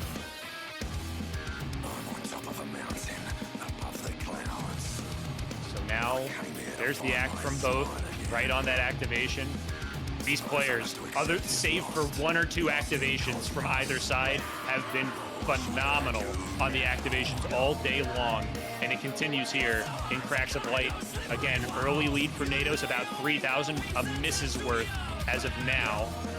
In fact, that miss might have been early enough for Gio, where even because of how early it was, because both players were building up to a ×4, it actually is beneficial to miss that early rather than after you've built up that ×4 multiplier already.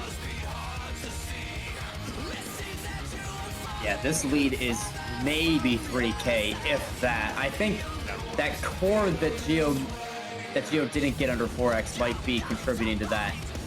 Just slight bigger deficit.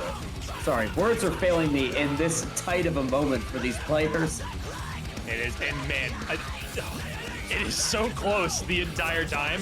Nados misses right as I was about to say something, and now that slow crawl we talk about, Gio able to inch ahead more and more each note.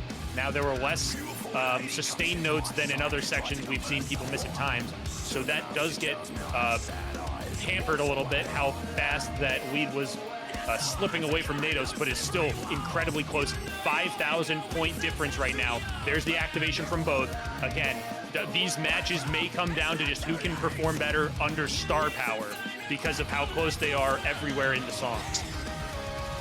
100%, and especially on some of these tougher songs, maybe not this one necessarily, but in other songs, you are activating under the most note-dense sections, which are usually the toughest parts of the songs. So the nerves have got to be hitting you hard when you're under activation. There've got to be some sweaty frets in Massachusetts and Norway right now. Still a 5,000 point difference between the two. And a lot of strum control necessary here. So also sweaty, right fingers. That strum bar gets a little loose and bouncy on you, so you got to be extra careful on that. Nados keeping it close. One mess up from Gio could flip the lead depending on where it is. Just in terms of the match too, this would be huge for, honestly, this was Nados' pick, but I feel like it would be more of a steal if Nados could win this, because I think GiometriQ is probably thinking they should be favored on this. Big time Both hit that all-important phrase. Yep. So you have both the full gas tank of star power here, ready to let it fly. So this is going to be the match, is this activation. Both players get both bursts.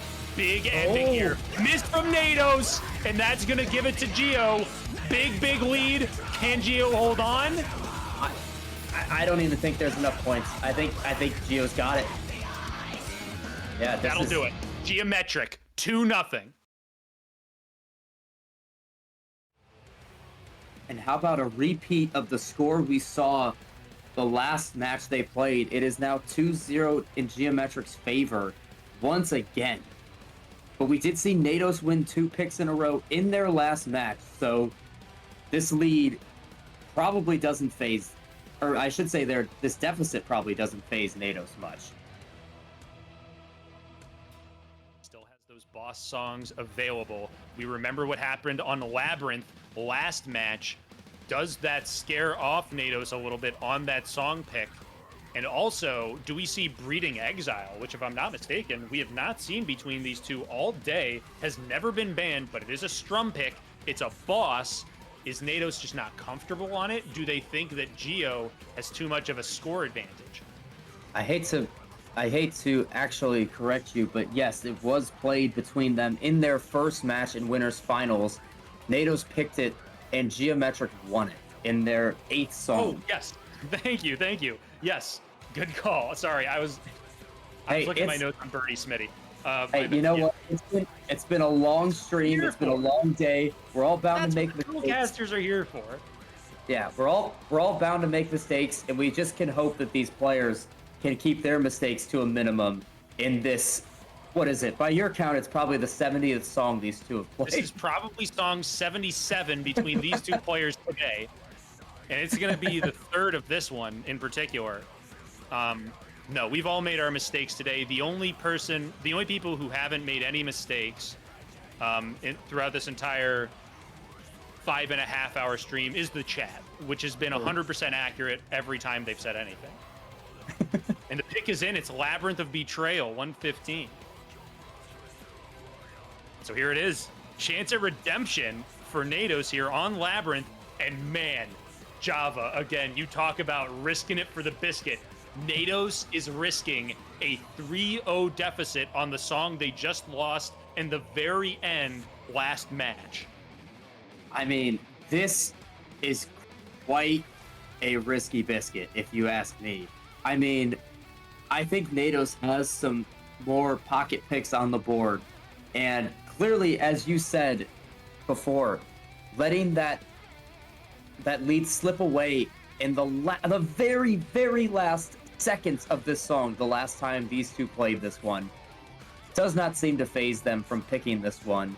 We'll see how this one goes, but this is a massive pick here. Absolutely huge song right here. This has major bearing on the rest of the match. Early miss from Gio, not missing that phrase, though, so important. Early miss from Nados there as a response. We do, in the last couple times we've seen this match, we have seen a few early misses from both, but they both get all of the phrases. So important. There's the activation. How will they do under the star power? Both nail it and avoid the overlap, which is good because they want to activate later on. So beautiful stuff early on from both players. It is Gio with the early lead. Yeah, as you pointed out, I think we're seeing the most misses in the outro and the intro of this song. Really starts and ends viciously, and really, I mean, it's vicious throughout the entire song. But I think that intro is definitely the peak of it in the outro. Did see a miss there on those very tricky trills right there. GiometriQ now, that lead has shrunk a bit. Activation there from Nados later than Gio. We'll see if there's any overlap. Concern, not quite able to avoid that overlap, which is big, and get a good amount of whammy out of it as well. Both players nailing this section. I mean, these players are on, I mean, hours and hours of playing this game, and they are still delivering just wonderful performances. Big section here. Huge section with all these chords. Both players are looking really strong right now. Gio has struggled in this before, but Nados with the miss there. And another. Still the same on star power, but Gio now with a large lead here. It's about 12K, but a miss there is going to bring it closer. This is going to be going to the wire, I think, because, man, the pressure is on.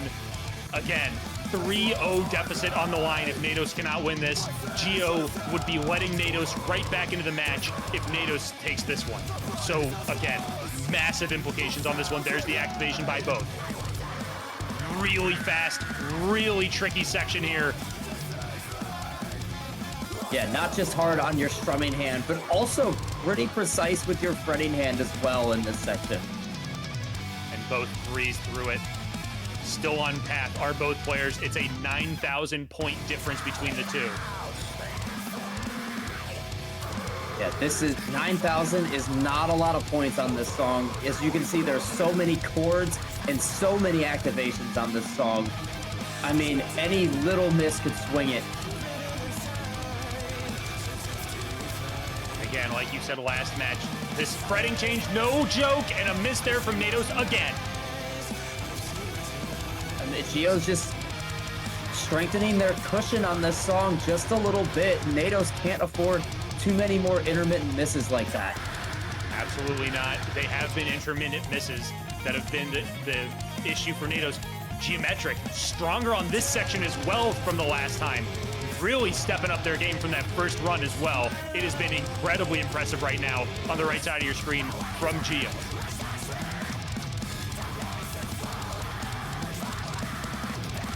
All right, full and Nados is gonna miss.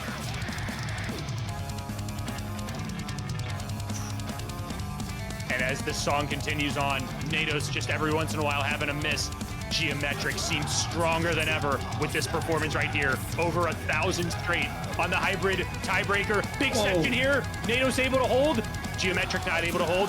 Both get out of there clean. It is closer. This has been the moment where Nados has been taking advantage. So we'll see if Gio can hold on to this lead. Is there enough points left on the table? Can GiometriQ continue this great stretch? Miss under star power there from Gio. That's going to be huge. Miss there from Nados. Nados activates with the miss. Not going to be times 8 the whole time. Let's see if the lead changes. It is about 8,000 between these two right now, coming up on the outro. And as Demand pointed out, this is the crucial moment for GiometriQ. This is where Nados has really thrived. We'll see how they hold through this really Huge section here. Both a lot players. of chords coming up too. Oh, and it missed there from GiometriQ. It's back on the table for Nados. Activation from both. Another miss from Gio. Nados in the lead now. Chord section time. Never has been more crucial than right now. Nados, my goodness. Gio has got to keep the pressure on. Nados cannot miss because there's so many points on the table in this section. The slowdown, both players are able to hang with the slowdown. It is Nados in the lead, 22,000, and Nados looks like they have taken it. It is now 2-1. Oh wait, hold on. Oh no. Oh, okay. I think that's it. I do think that's. I think we're safe. Yeah. Last time we were not, but this time Nados builds up the big enough lead, absolutely destroys the back half of that chart, and a incredible response by Nados, not falling to 3-0. It is now 2-1, -12. That is a phenomenal run, let alone a phenomenal run after 3 hours of Clone Hero. What a statement in that back half of the song. As we said, that is where Nados has really flipped this song, and once again delivering on it. There was no back activation that would have brought Gio back from that one, unfortunately, but still a wonderful performance from both players. Oh. I mean, at this point, if I'm... here's the thing.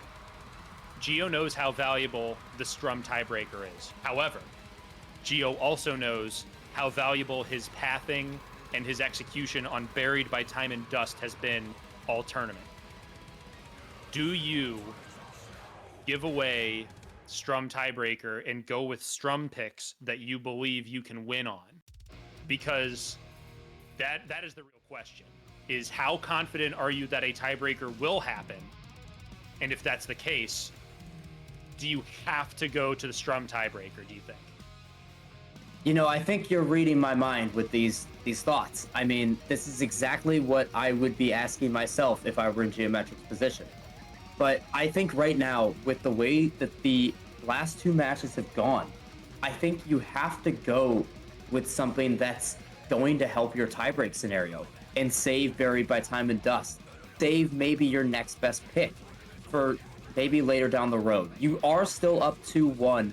I think strengthening that lead and making it 3-1 is a huge statement. But if you do pick a Strum pick, it opens up the door to potentially a solo tiebreaker or maybe in L, which obviously they're pretty even on. But I think you have to have the mindset that you're playing a tiebreaker. Certainly being considered by GiometriQ, as there has not been many more important song selections in their Clone Hero career. The pick is in. It is A New World 125. I should have fucking said it. I was gonna say if I were GiometriQ, I would go with A New World, and I didn't. Oh, okay. I should have done it. Now I'm a little annoyed. All right. So we have seen GiometriQ FC this song before. Can they do it again? They FC'd it in their last match, as a matter of fact. So the pressure is still on, but this is a song pick that Gio should feel pretty good about. Nados is going to have to step up large to stay in this one.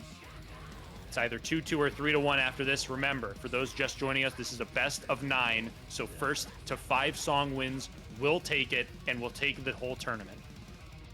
And I believe Nados just had 1 miss on this song when they played it last. So really not a lot separating these players on this song. I think GiometriQ, with this pick, is banking on FCing it, if I had to guess.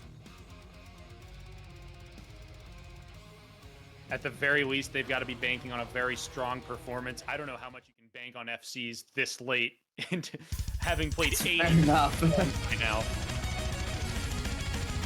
All right, so here we go. Again, we saw the FC from Gio last match. Is there enough left in the tank for another one?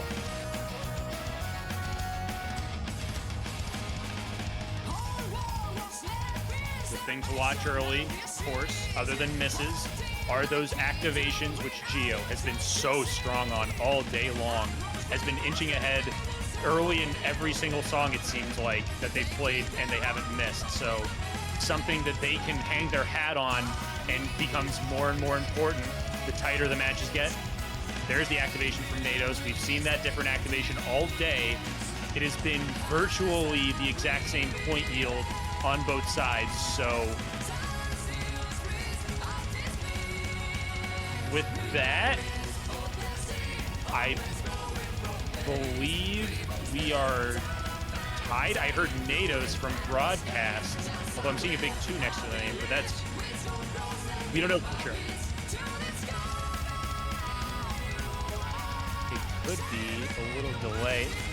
And can I get confirmation that it is Nados? Well, we'll see after this activation, because both players are ripping this right now. Oh my god, it's so close. Incredibly close match. We have no idea for sure. It's Gio by 200 points right now. I mean, I said it before. How many times are we gonna say it's Gio with the early lead after the activation? I mean, I know you said they've been doing it all day, but I'll do you one better. They've been doing this all tournament to their opponents. I mean, it's what they're known for.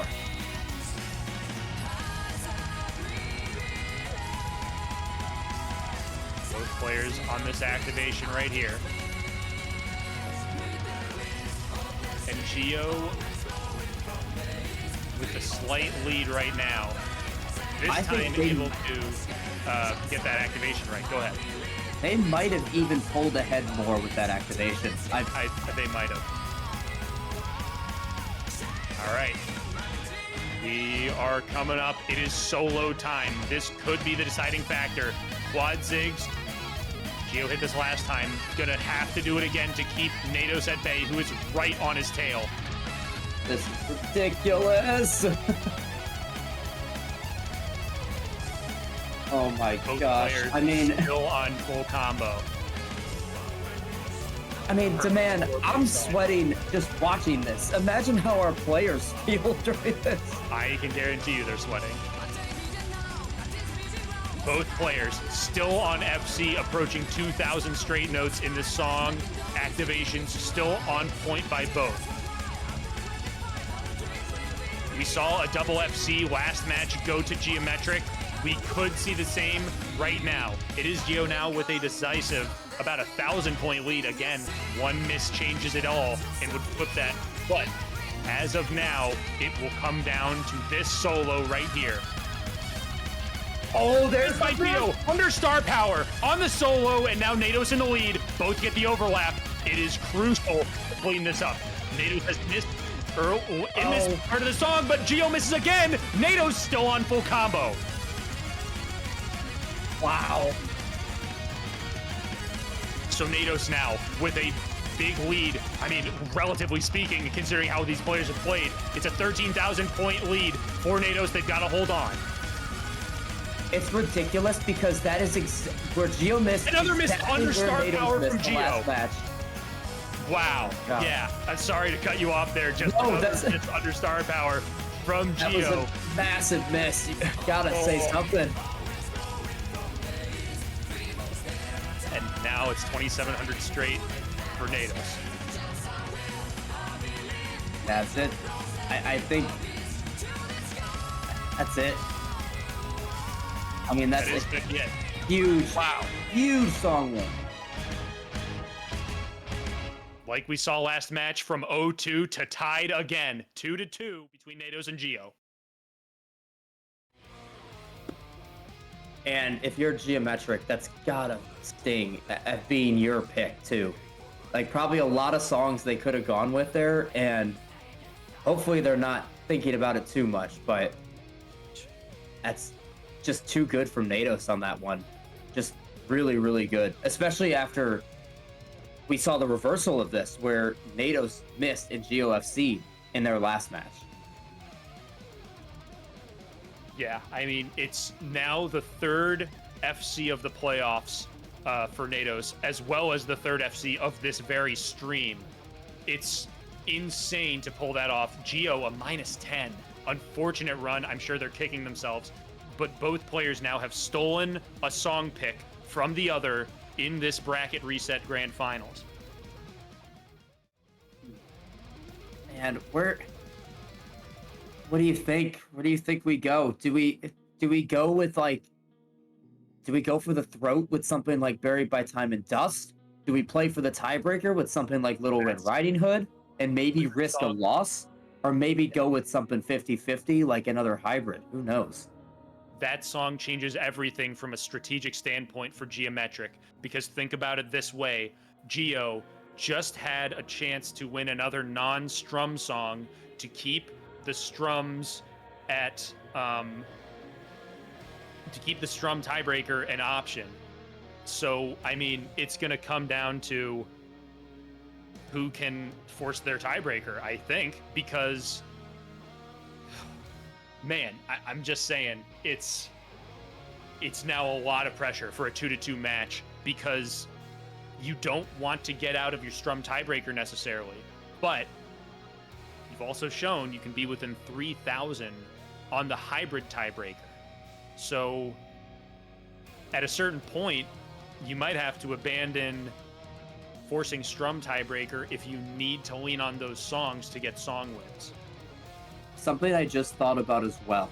The last two picks that Nados won, GiometriQ actually won in their last match. Labyrinth of Betrayal and New World were both flipped in favor of Nados.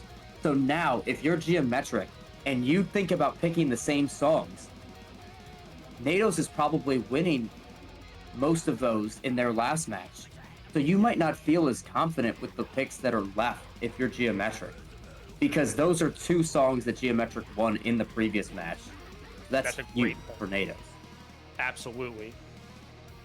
The ability to lose those songs in the match just before this and then come back and execute at a level to FC a New World after losing that in the last match. Remarkable stuff.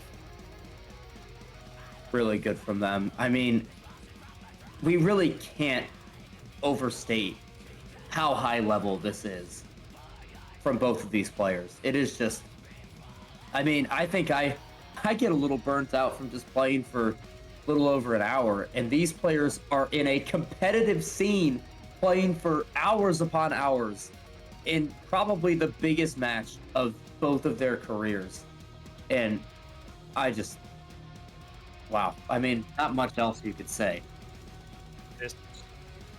I mean, you've got to remember, this is, this may be, we'll double check this, but we believe this is Nados's tournament debut when it comes to, well, especially when it comes to open tournament. Were they? Yeah, I think they might have been in an invitational. I believe that's right. But yeah, in terms of an open tournament where it's a different game entirely, you've got to go all the way through the group stage. You've got to perform every level there. You've got to go all the way through all of the playoffs. You've got to win your matches when the boss songs aren't available to you. And then you get to the boss songs in the best of nines, and you have to perform in a best of nine setting. So there's a lot of different elements you have to handle in a tournament like this. Nados, so far, has checked all of the boxes and has been so close to winning it all, but has been forced to the brink by GiometriQ. And the pick is in. This is another very interesting pick, Java. This is what we were talking about. This is Neko Majin versus, and this is a hybrid pick. Pretty much a coin flip when it comes to these two players. So we are still probably playing the long game, thinking about that tiebreaker, not quite going for the guaranteed song win. I should say guaranteed, because, I mean, who knows what happens between these two players. However, I think GiometriQ has stronger picks on the board, but they want to go with a 50-50 to keep that tiebreaker, that preferred tiebreaker, in play. Another big risk by these players. I love that they are throwing it all at the wall and giving it everything they've got, both from a strategic standpoint as well as you can tell from a physical standpoint. Both of these players getting the best out of one another with their performances today. It's been a treat to watch, and we'll get at least a couple more songs. Here we go. Who will take the 3-2 lead? Early miss from Nados. A couple are, okay. It looks like we might have a quick reset here. We do have Nados stopping play. Yeah, each player does get allowed one restart per match. So yeah, Nados making advantage of that.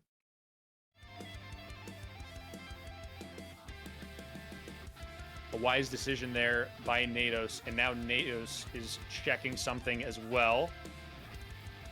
Might be Nados restarting their game really quick. And at this point, I understand it completely. You've been running Clone Hero on your PC, I've got to imagine, for a few hours now. And just if there were some issues that were happening with the game, it looks like Gio's doing the same. Wise on both of their parts. You want to do everything you can to eliminate as many outside factors as possible because, I mean, this is song 5 of the best of 9. It does not get much more pressure packed than the next song. No, I mean, there will be a lead coming out of this song no matter what happens. So, I guess, unless we tie. But that would be very unlikely that we tie on this song. Yeah, this is probably... Yeah, this is a pretty big song to go up 3-2. And I think the song after that will be even more pivotal. But as we talked about, Neko Majin is a real coin flip for these players. We only saw these two players once. It was last match, and Nados did win that song pick right at the end, if I'm not mistaken. It was those blurbs of really hard sections that Nados was able to take the lead and take advantage of some misses from Gio's side, and Gio was more consistent throughout most of the song. And you are absolutely right in that. Nados putting up an impressive -2 on this song in their last match. While GiometriQ, still impressive, puts up a -10, but wasn't good enough to beat Nados on that song. So maybe this is what GiometriQ needs, because they have to flip one of those songs if they're going to pick the same ones. Because Nados has already taken 2 songs that GiometriQ won the last match. So we'll see what happens here. All right, we're about to get back into it. Thank you once again to everybody who's been sticking around this whole time. The viewership has been awesome. Chat has been popping.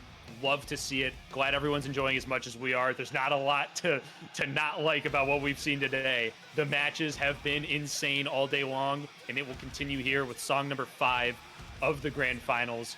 Final, the bracket reset. So there's match point for somebody in 2 song wins. So we will see who gets the 3-2 advantage with this song pick.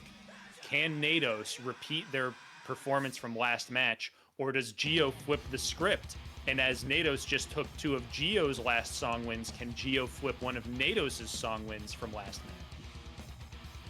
Yeah, this is I think this is quite I mean, we've been talking about biscuits. I think this is a pretty biscuit for the biscuit type of pick for GiometriQ. This is a real coin flip, and I think. Can you blame him? No, I can't. This is the biggest stage. You have to make some risks, especially after dropping both of those songs previously. It's a huge swing for GiometriQ and Nados. It is. Both players have gone on 2 song win streaks in this match. We will see if Nados can make it 3 or if Gio breaks it and starts another streak of his own. Players are ready. We're ready. Song number 5 now. Here we go.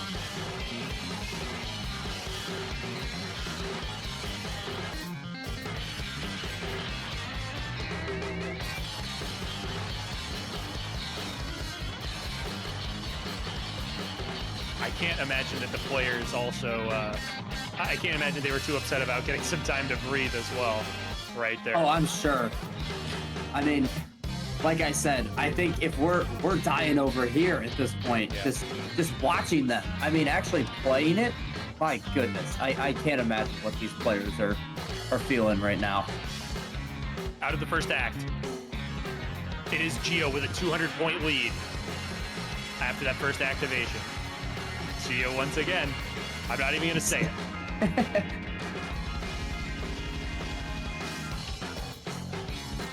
This is one of those songs where the star power, how you perform under star power, is essentially the whole song. Really tricky part. Oh, unbelievable. Both players rip it this far into the day. Oh, man. Yeah, you mentioned this song in the SP. The BPM of this song changes so much in this song. So using that star power in the right spot is so pivotal, and you can really see the star power start to go down at different speeds, usually at a pretty slow rate, because the BPM is so slow in some of these sections that you activate. You can all in chat see it right now. Both players within 1,000 points. Once again, a comfortable place for us as viewers today, because it has been often that they've been this close. Both with the full bar of SP to send whenever they're ready. There it is. Where will that elusive first mist come for these two players? Approaching the halfway mark. A lot of points there out of that activation. Very similar end for those. It is still Gio in a small lead, but it hasn't really grown exponentially by any stretch of the imagination. It is. And if I'm not mistaken, is this the section where it's pretty yes, it tough? is. Oh, Gio hits it. Unbelievable. Okay, so Gio maintains the lead. They've missed that section earlier, but are able to hit it there. There is another very tricky section coming up. That is the first time Gio's hit that in match, potentially. This next section is gonna be so huge for both players here. Acting from Nados first. Here we go. Oh! Nados with the drop, and the Gio drops on the sustain. Oh my goodness. Nados might climb back. The slow burn! No. And the lead flips. Okay. Wow. Unbelievable. That is so terrifying to watch if you're a Gio fan, seeing that discrepancy in multiplier and just creeping up on that lead and overtaking. And now it's within a miss again. 2,000 point lead for Nados. This is just, it is so close. It is one miss away. Oh, and Gio misses no. again. And Nados is able to hit. Miss from both. Both missing.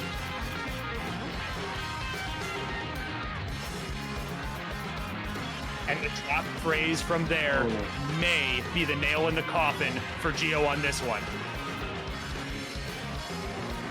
Yeah, I think this is gonna be Nados with a 3-2 lead. Both players make it out of that clean again, but I think you're right, partner. I think this is going to be 3-2 in favor of Nados. The Norwegian Nightmare pulls it off again. We will see for sure. We'll dot our I's and cross our T's here. Activation coming up shortly. I mean, it's so fast. Both players have done a really good job. Missed there from Nados, but it's the star power that does it. It's the star power that does it. It's Nados, 3-2 lead in the finals. Wow. What a phenomenal performance from both of them. I mean, both of them hitting that ridiculous tappy section. As you mentioned, I don't think GiometriQ has hit that today. And in the biggest moment, he hits it. Ridiculous. Yeah. The thing is, Nados able to keep the pressure on, hitting it again. Remarkable stuff. -6 versus a -7. Folks, you are seeing some of the closest matchups you will ever see. And for a final, it doesn't get much closer than this. I mean, I feel really so spoiled with this. Like, I don't know how I'm gonna go back to casting after this. I mean, this is just ridiculous. So now, Gio picks song number 6. Nados now on a 3-song win streak. Yeah, and an appropriate word slip up for you because Nados has looked strong on these last 3 song picks.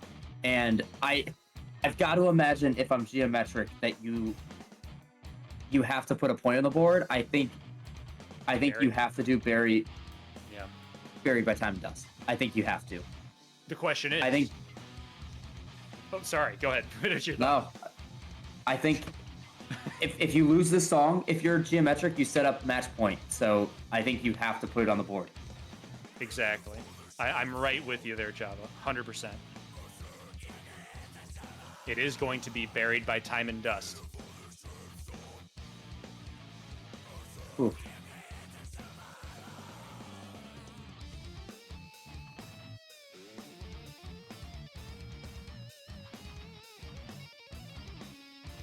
Last time GiometriQ did miss in this song, but still maintain their lead through this. But as we've seen, I think both players have the potential to FC this song, as GiometriQ has already done it today on stream.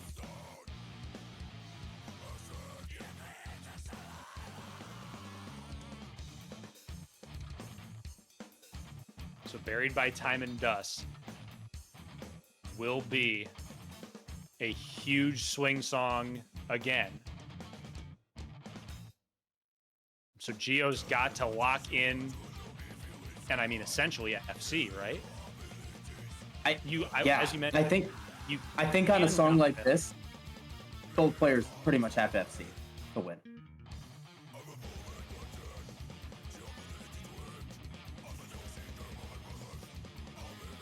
I mean, the nerves have got to be through the roof on this one for both players. You talk about those sweaty palms. I mean, if your hand slips off that strum bar for a split second, that's song over for you. Very important for both of these players to get into a rhythm early. We've seen how long a song this is, but they've got to be locked in right away.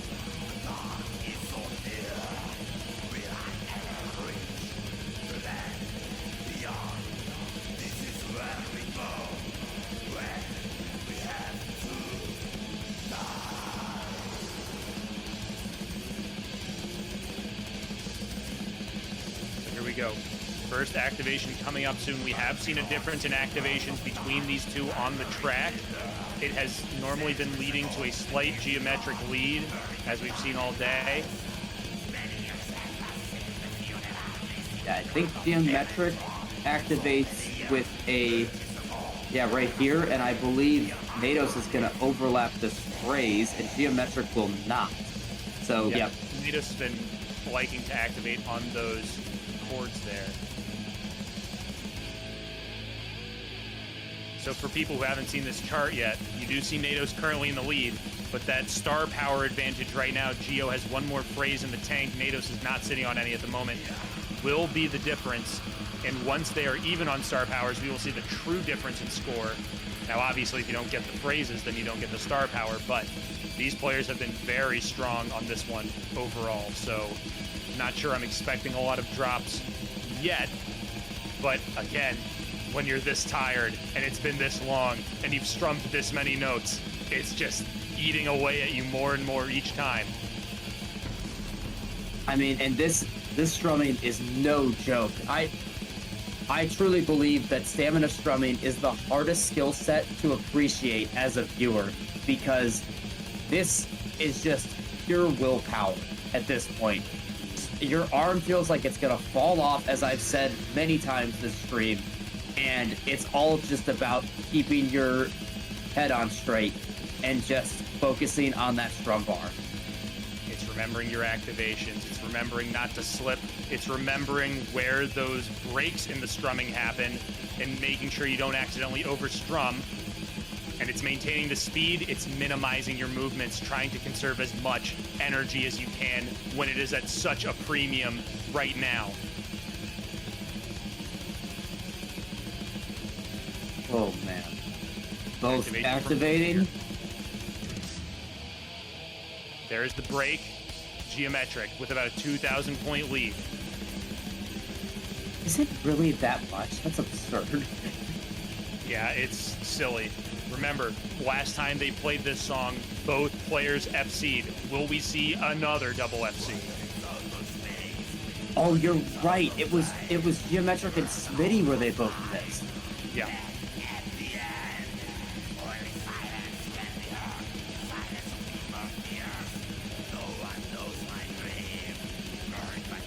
So here we go. Activation there from Nados. Gio Both waiting. players gotta hold. Cannot miss here, Gio.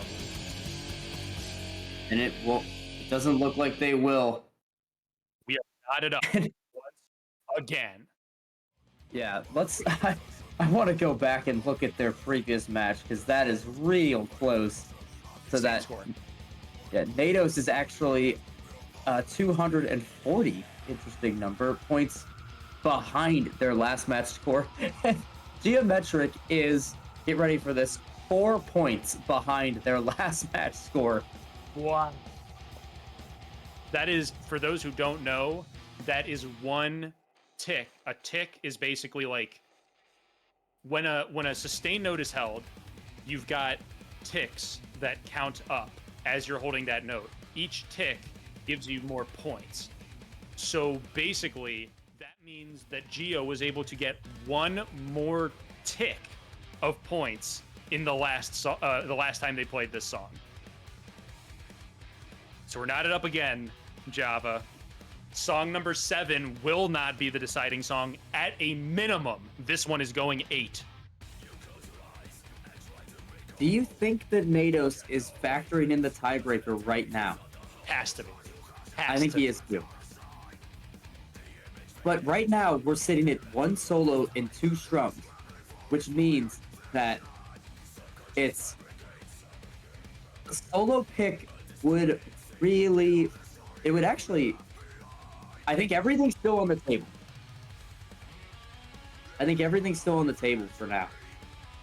Here's the problem. Both players need to win songs, but both players' song picks play into their opponent's tiebreaker. It is a really fascinating scenario, right? And they both know it too. So I can understand taking a long time on this song pick. I legitimately have no clue where. Oh, and as someone in chat points out, I think all the hybrids are picked or banned. Yeah. So, wow. So that actually means that the hybrid tiebreaker cannot be played. It will be the solo or the strum tiebreaker. With the strum pick from Nados, they will lock in suspension. With the solo pick from Nados, it will leave it up to Gio to determine what it is, depending, or I guess I should say it will depend on the winner or the loser of that song to pick the next one. But this is, wow. I mean, if you're someone who likes the mind games and the strategy of competitive Clone Hero like I do, this is a dream scenario. I'm nerding out over this.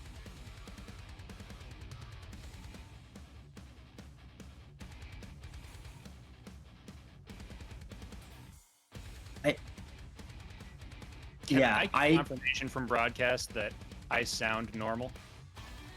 I'm having some audio issues in my ears. It's not a problem. Yeah, cutting out just a little bit. Apologies here, folks. Yeah, so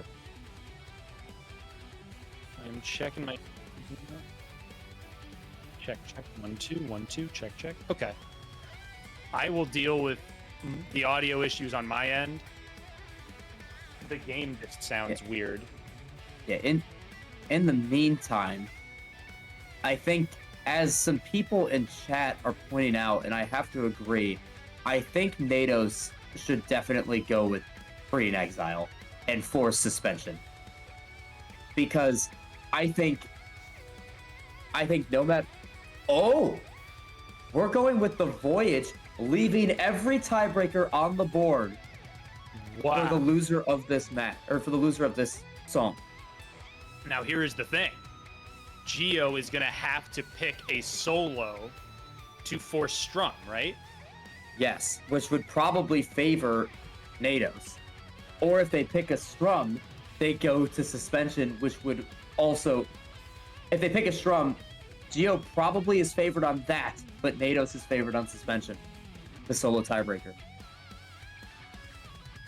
So with those two song flips that we saw earlier, that could end up being a massive factor in these late match song picks. But like we said, it's 3-3. This is first to 5. This will not decide the match. It will decide who is in the lead going into song number 8 with a chance at winning the championship. Oh, wow. Just wow. GiometriQ really taking a second to catch their breath, set up their keyboard, look at the path one more time, who knows, but I think we can all agree they've deserved this little bit of a break. Both players have. Yep. I mean, it's been a slog, but here we go. Song number 7. All right, I've prepared for this song now. I have my makeshift cowbell in hand. Just gotta wait. Yeah. Yeah, here we go.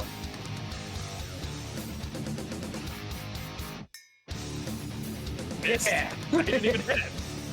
I undershot it.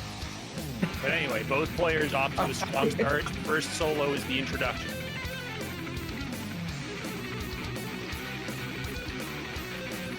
And as we've seen so many times today, this song really picks up towards the end. 100%. Yeah, this is certainly the appetizer to this song. I mean, great vocab word we used to. Nice little appetizer. Really like that. But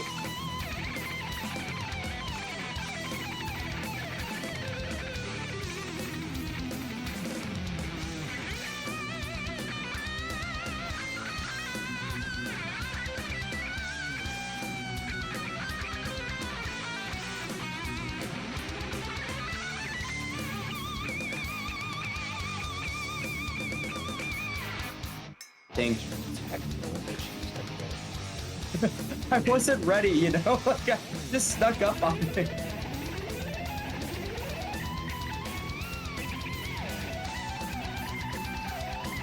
Yeah, I mean, at this point, this is...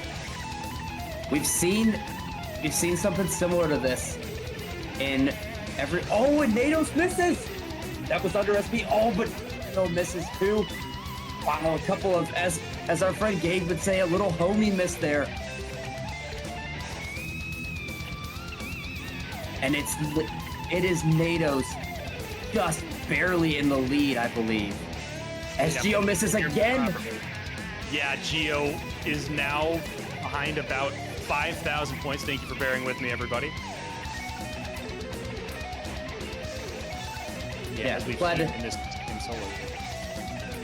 I'm glad to have the beautiful DeVoice back as we exit this second solo with Nados is probably going to come out with a bigger solo bonus as well, as he had an awesome choke in that. Yeah, that is really impressive. Get another about 1,500 points out of that solo bonus. Those solo bonuses not nearly as impactful as they were back in Season 1, but as that value has changed in Clone Hero, but still can be very helpful. And I mean, between these two players, every single point you can get is worth it. Yeah, the solo bonuses used to be so lopsided when you with every note you missed that we actually removed them for Season 1. Those solo markers were used for that tournament. But now it's very minimal, the bonus that you get. As both of these players just continue their torrid stretch of playing right here.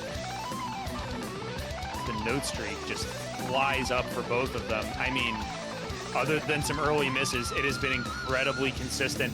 But as we've said, it gets harder and harder. So this last couple solos here are going to be the real difference in this one.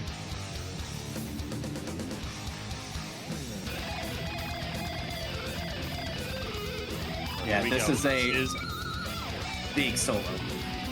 Yeah. I think the man and I just like completed the sentence together. As both of these players continue to solo together and FC everything in sight, it is still Nados maintaining that lead, but Gio is making it impossible to feel any level of comfort right now, right on Nados' tail. And Nados is on a 1,600 note streak and Demand on a 1,400 note streak. Unbelievable. At the hour 3 mark, probably the 80th song these two have played. Oh, missed there from Gio under star power. Nados is still insane on this solo right here. Wow. Another drop from Gio while Nados on star power. Ridiculous solo. Wow. Perfect from Nados. Unbelievable from Nados. That's... I mean, I always say it's not over till the outro, but I mean, that is a hefty lead for Nados. We're seeing why this was the song pick. As Gio has been dominant on Mission Impossible, Nados has been on the voyage today. It has been really impressive. 2150 plus is the lead for Nados. Or is the note streak for Nados, my apologies. Here we go, outro time. It would take a drastic meltdown here. I just don't think it's going to come from Nados as Gio misses. Yeah, that's it. And I'm going to cry a little bit because Nados almost pretty much reverse choked that. Kind of had a...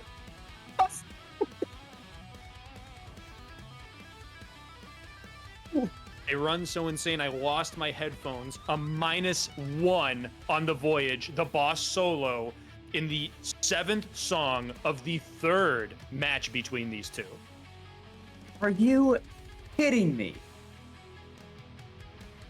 I mean, that's ridiculous. That's probably the PB of the tournament, if I had to guess. Definitely based on this count. I don't think anyone's Gotta be, right? Has anyone seen it? Nados. I'm sure that Nados is cursing Joe Stump in Norwegian right now. But it is time. Yeah. So if solo is picked, we will go to Strum tiebreaker. If a Strum is picked, we will go to solo tiebreaker. The ball is now in Gio's court. This is tournament point for Nados. Yeah, championship points for Nados here. Does Gio, as we've said all stream, risk it for the biscuit and go with a solo pick? Or do they need to force tiebreaker and go with a song they're more comfortable with? And I do want to correct a mistake I made. Wings of Speed actually FC'd that last solo boss pick, the Voyage. So I want to correct that. Sorry, Wings. Another Elite League invitee after their performance in the Open as well. But here we go. This is Gio's last song pick of the tournament. Yeah, and what do they throw it all on the line with? Yeah, I think there's only 4 songs left on the board, and really for Gio, I think there's only 2. I think it's Little Red Riding Hood, or I think it's Scale of Sorrows. I think there's Full Speed X also on the table, which I think Nados is favored on, and there's Breeding Exile, which I think is also maybe too much of a coin flip. I think it's tough. I'm being pretty bold. I've written in Little Red Riding Hood on my sheet. I think it's going to be Little Red Riding Hood. I think I think it is too. Tiebreak, it's too valuable to leave on the table, I think. And GiometriQ probably looking to redeem themselves and this is with no disrespect to Gio, really a poor run from them the last time they played it, because if anyone else put up that run, like, I would have said it's probably pretty decent. But, I mean, for Geometric, you know they can do better than that on this song. So maybe they're thinking they want to come out with a vengeance with that song, too. But who knows? It has been a long, winding road for both of these players. It has come down to a bracket reset final, song number 8. This is song number 26 played between these two players. And so far, Nados has won one more song than Gio. And that's what you see with this 4-3 lead right now. This is ridiculous. Yeah, I think I really don't know what I would do, because I think either whatever is picked, I think the tiebreaker is going to be lopsided one way or the other. I think suspension is lopsided in favor of Nados. And as you all saw in the last match we played, the ACJ riff medley was pretty lopsided in favor of Geometric. Man, I do not blame them for taking a long time to think about this. You know, they aren't thinking about the casters. We're the ones who have to put our voices on the line during these breaks. They're putting their blood, sweats, and tears on the line. Like, it's just... And now we just... all we have to do is talk. I do want to correct something that's said in chat. There's 4 possible songs left on the table, but we really think there's only 2 that Geometric is really considering. And also that could be a reference to, in the open tournament, it is either going to end on this song or the next song. It has been a long time coming. The tournament has been running since when the qualifier get released, late February? Yeah, it's been something like that. Yeah, I think while we do await the ever so pivotal pick from Geometric, I think we could take a second to thank everyone on staff for running such an amazing tournament. And as I say that, we get a pick!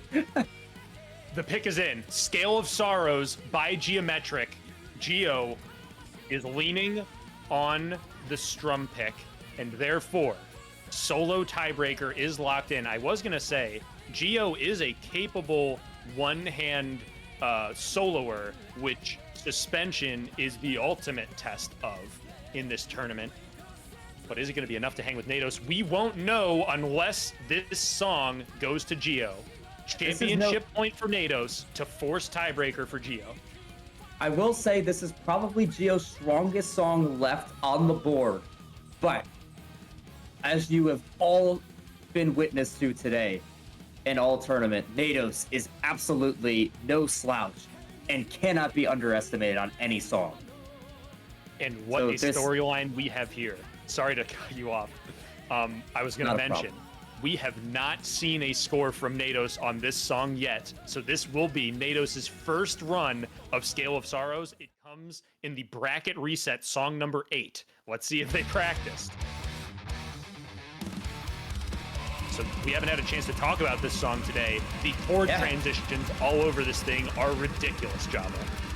Oh, it is just so stupid. I mean, that green, red, orange chord is filthy enough in itself. And then you add in the transition from red, blue into green, yellow that Geometric misses for a... Oh, he did hold on for the phrase. So that is earliness and a response miss there from Nados. So now both have missed once. Big strumming time. There's the activation from both. A little bit later from Nados, I want to say. And again, you are strumming so fast, and then you have to reset and stop on a dime without overstrumming. Both players doing a solid job there. It is Geometric with the small lead as of now in song number 8. Missed phrase there from Nados, it looks like. It is. It's a missed phrase from Nados. Geometric now heavily in the driver's seat. would this really be an open tournament without a solo in your scrum pick? Absolutely not. So here we go. -1 in that solo for Nados. -0 in that solo for Gio, who maintains a very strong streak right here. Gio does have a few Go-Rod full album FCs under his belt, so no surprise there's a strong amount of consistency right here on this one. Nados, another miss. Did get the phrase, though. That is huge. It's still only about a 10,000 point lead, so still very much within striking distance as we approach halfway, but another drop in that one under star power. Java, that's a huge miss. Absolutely, and GiometriQ gets that overlap as well and is just shredding after that early kind of panic drop that we saw because we thought he missed a phrase, but yeah, they have just been so strong on the rest of the song. It is looking like a great pick as of now. You can't make it to a tiebreaker unless you force it there, and right now it's looking like a great song choice by Gio, currently ahead by about 30,000, 34,000, let's say. Yeah, this lead is pretty substantial, but there's a lot of song left and couple activations left. I wouldn't put it out of reach just yet. There are still a couple more of those chord transitions that are going to come back, and that's under chord, or that's with chords. So under star power, they can be big. But another huge miss from Nados. Another perfect solo from Gio, who is now taking big time control over this one.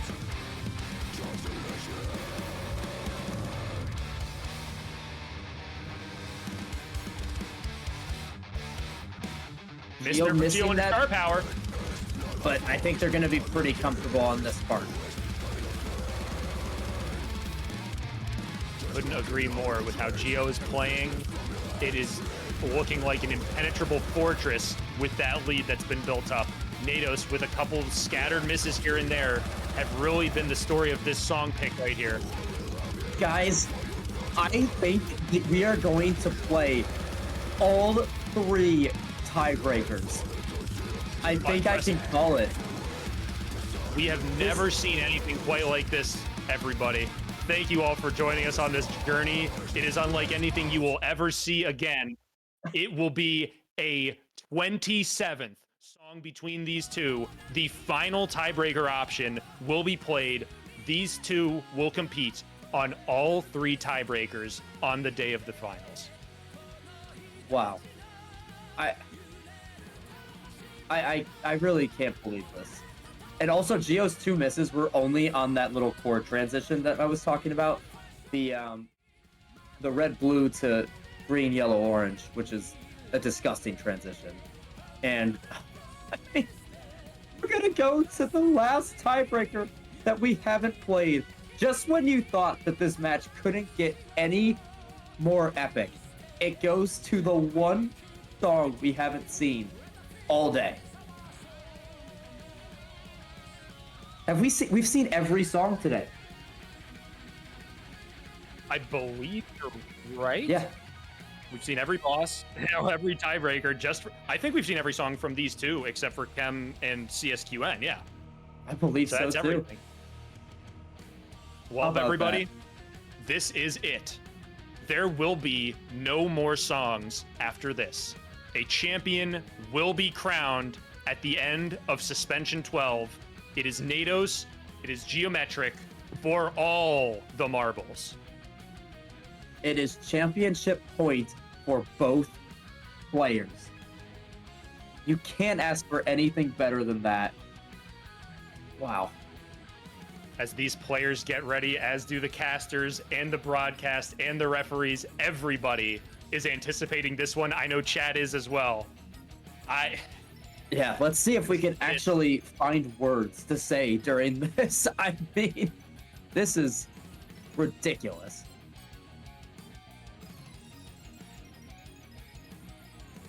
It has been, man, I mean, again, I can't overstate how much work these two players have put into this season of Open. And it is on full display today. If you want to know what it takes to compete for an Open championship, you are seeing it right now.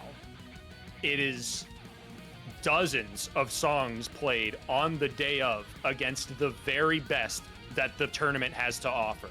These 4 players that we've seen today deserve to be where they were, and these 2 players clearly, without a doubt, were the top 2 players this season, and it all comes down to this final 3rd tiebreaker of the day. You just, like, I'm at a loss for words. Like, we talked about how this is only the 2nd time this has ever happened where we see a bracket reset. The last time a bracket reset happened, there was 1 tiebreaker and then pretty routine matches throughout. This has been an absolute bloodbath between these 2 players. And not only that, we're seeing, like, twists and turns that we're not expecting. We're seeing Nados take 2 songs that GiometriQ took the last time. We're seeing different tiebreakers. I mean, it's just... I'm just so grateful to be casting this one with you, Demand. This is awesome. I could not agree more. This is what you dream of as a viewer, as a player, as a fan. If you asked GiometriQ and Nados, would you take a 1-song chance at winning this tournament when it comes down to it at the end of today's finals stream? I bet you both players would say yes. And they're going to get that opportunity right here. It's been pointed out in chat, and I pointed out a little earlier. As we have said, we would favor Nados on paper, but it is worth noting, 1, GiometriQ soloing is no slouch.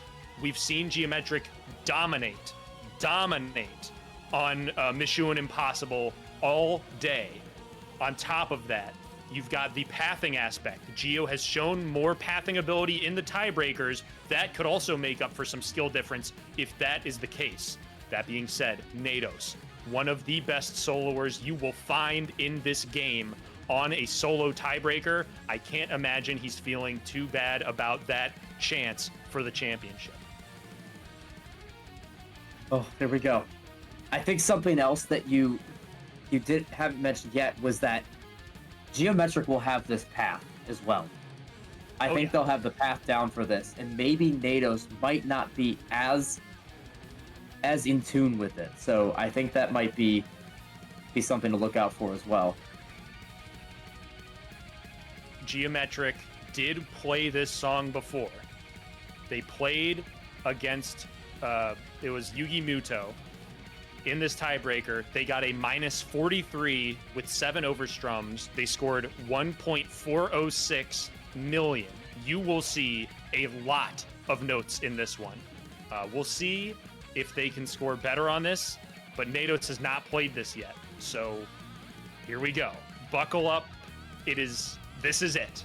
The final song of the tournament between Nados and Gio for the championship and for the grand prize. 350 pounds. Here we go. Is it? There we go. This is it.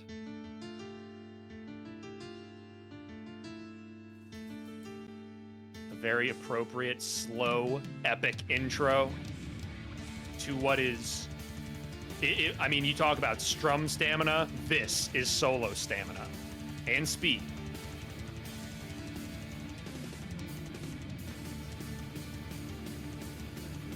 As Demand mentioned, Gio has done pretty well on this in the past, like beating Yukimoto on it, who is a ridiculous player as well. Absolutely. And here we go.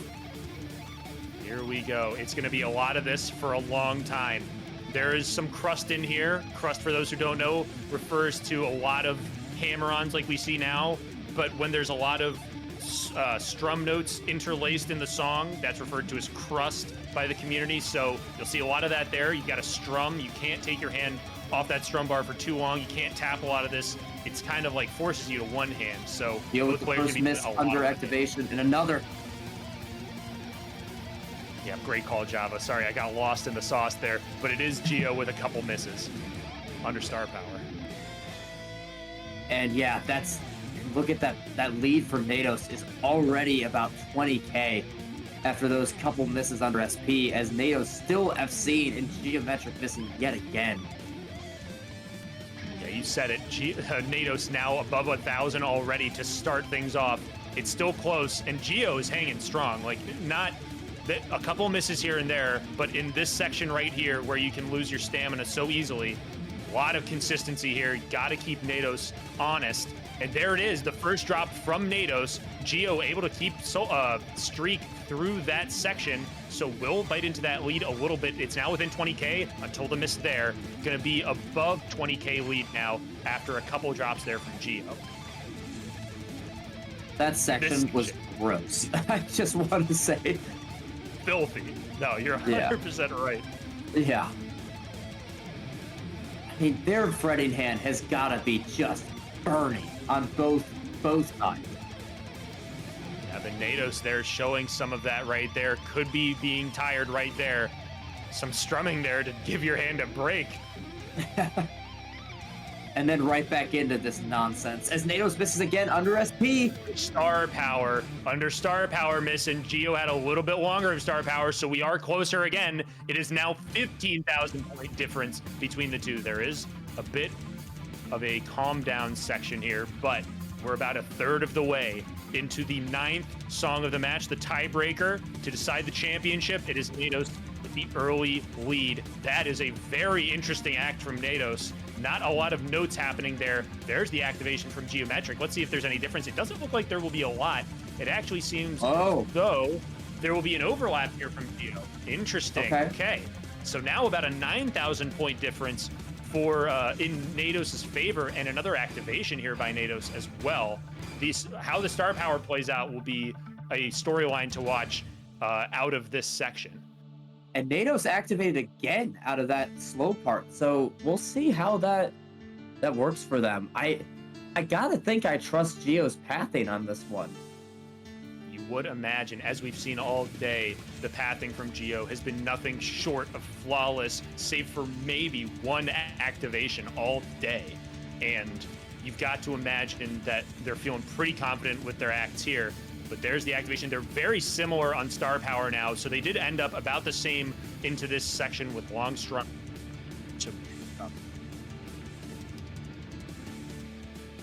Nados now. And is this going to be a full bar? Yeah. Wow. Not quite a full bar. It's 15K difference now, approaching halfway. Gio has kept it within striking distance.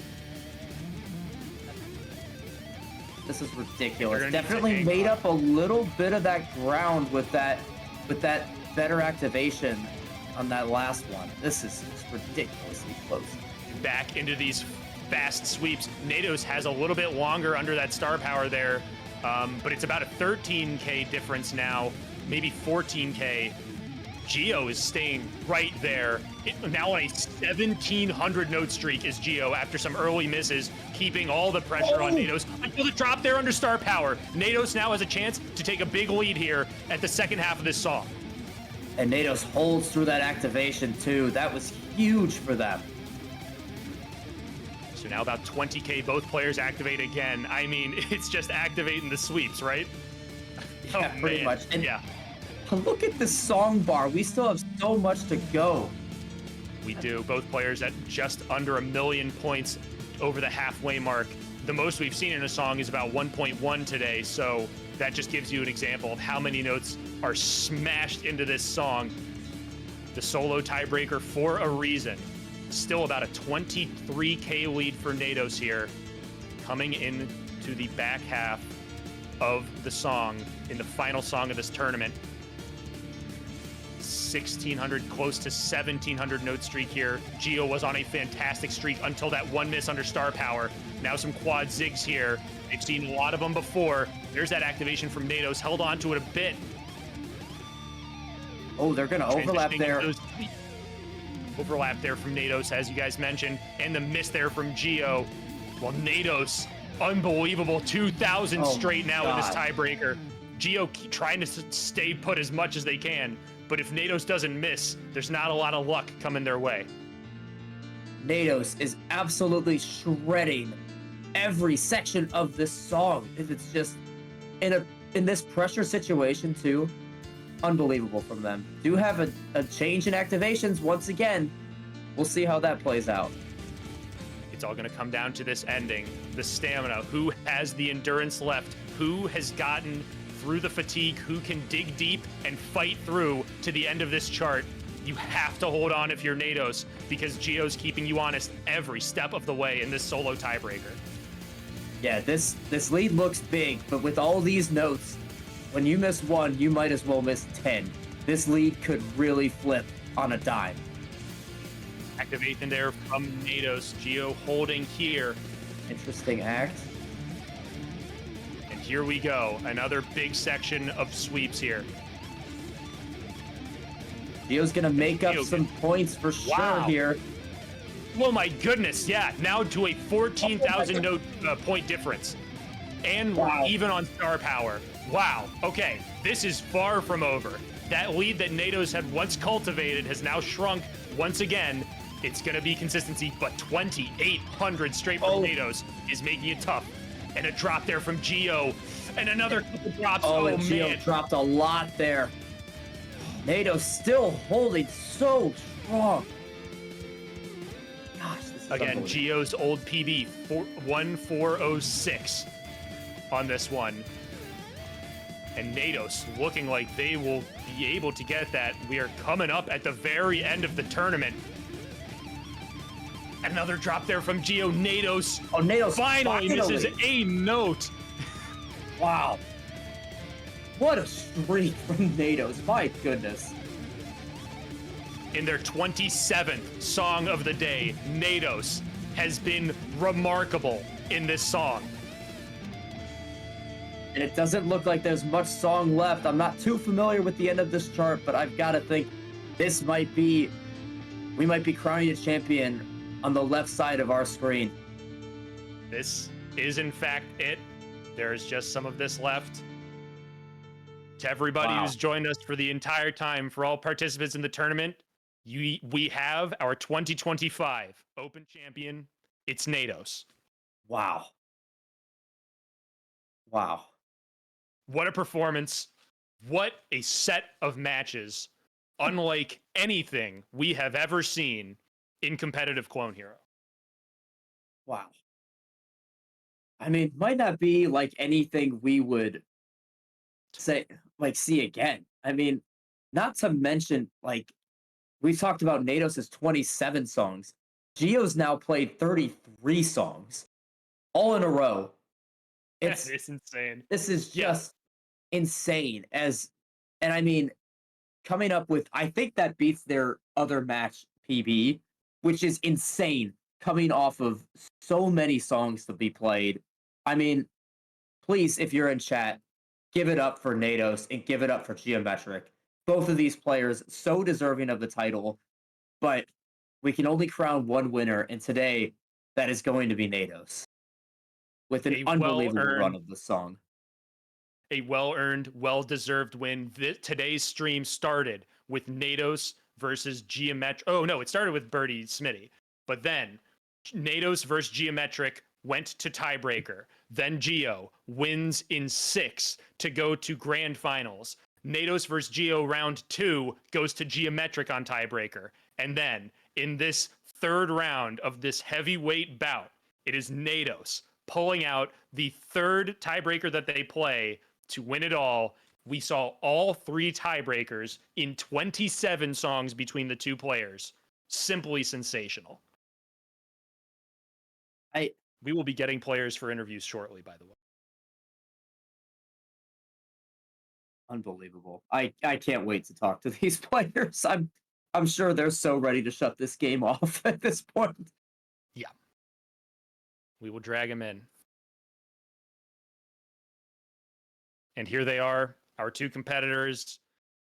A set of matches for the ages, unlike anything we've ever seen. There are so many things we could talk about, but I want to start with congratulations to you, Nados. You have won the 2025 Open Tournament after a 27-song gauntlet against GiometriQ. Yeah. I mean, the script writers were going crazy with this one. Right. Yeah, absolutely. That feels great. Not only being finished with the whole thing, but yeah, of course, the cherry on top. Holy. I mean, there are so many parts of any of those matches I can ask you about. I actually want to start in this last match here. I know there was a lot of thought that went into these picks. You both knew so much about each other by this third match. There was really no secrets at that point, except for maybe your Scale of Sorrows run. You hadn't done one yet. Indeed. But I want to go, Nados, to song number 3 in this match, which I think was a huge song, Labyrinth of Betrayal. You picked it after losing just in the match right before this one. What was your feeling down 0-2 going into that song pick? Well, I know I have like at least in practice, I had my runs on that song were absolutely amazing. Like 950k plus, like back to back to back to back. So I knew, like, I had it in me. So it was just whether or not I could hit the transition to the outro, really. Yeah, it was a risk picking a song you had lost on the match before, but it certainly ended up paying up large. It really did, yeah. And then Gio, in the next song, A New World, you had just FC'd it. And then you pick it, you're having a good run, but Nados just doesn't miss. I guess just, you got, there were a couple songs you had won the last match that ended up going to Nados.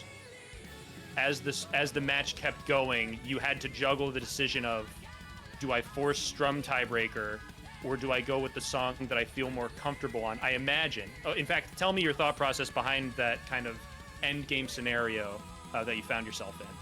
Yeah, specifically with Game 3, like, after playing, like, that many matches, like, I was really getting, like, fatigued, especially with fretting, like, very much so.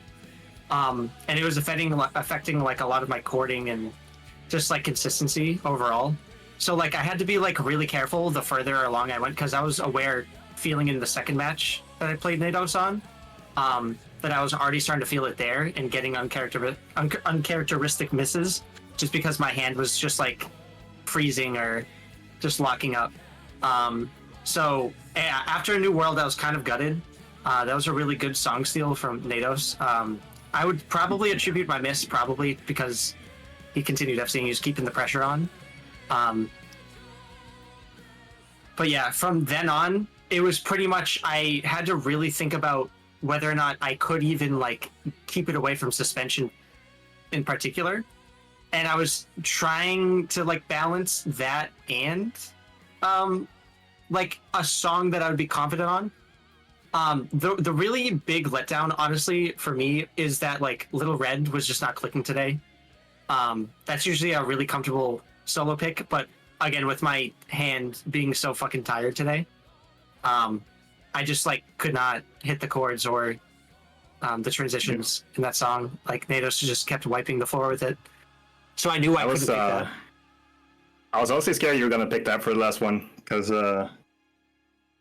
I did feel pretty comfortable in suspension, but I could definitely, like, fuck up on on Little Red, and it would be Strum Tiebreaker, which we all know. It's how it would end up. Yeah, one of those tiny little breaks that I was checking for. I was trying to check the state of my hand. I just pulled up the X chord part just once real quick, just to see how it would feel, and it was feeling terrible. Like, my hand was just locking up every time I played it, so I think that just would have been an inherently terrible pick at the time. I mean, I'll really never know, but speculation. But yeah, that's what was going through my head. The further into the match, I had to just cut my losses and just keep it a game, and even if it went to suspension, which I was, I'll stop talking. I've been rambling. You're good. You have both been put through the ringer today. It is understandable that your brain is fried, so no worries there. To reassure you, you are both very eloquent for having played a minimum of 27 songs today. Right. Yeah, that is unreal. Especially for Gio, with no breaks, pretty much. Dude, you couldn't fucking 5-0 me that last match? I'm sorry, man. You're too good. Come on, man. It's not how it works.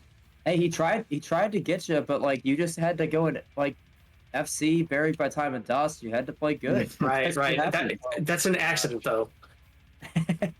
Yeah, double FCs on, or no, there was the double FC on Buried by Time and Dust. FCs on A New World. There was an FC on Little Red Riding Hood by Nados. I mean, Mission Impossible. Oh yeah, Mission Impossible was insane. You went 4-0 on Mission Impossible today. Yeah, That was a surprising one for me. Honestly. yeah. I was gonna say that's those are some price like compared to your other scores. Those were Yeah. really good. Thanks. Yeah, and even like the NL match was ridiculous. I mean, That was yeah. I was gutted over that. for But match number 1, I'm sure, Yeah. and it's unprecedented to have not only 3 straight tiebreakers. We said this on stream. But to naturally end up at all 3 tiebreakers is just impossible. yeah, yeah. Unreal. That's not really a question. It's more just like a statement. Java, what do you have? You have any questions? I mean, what is there to say that hasn't already been talked about? I mean, first of all, before I say anything, I just need to say one, congrats to you, Nados, and Gio as well, just for just putting on what will probably go down as one of, if not the very best set of matches we have ever seen in this community. So first of all, I just want to say thank you to you both for putting, as I think chat liked, your blood, frets, and tears out on the playing field today. It was a pleasure. Absolute treat It was to watch. amazing.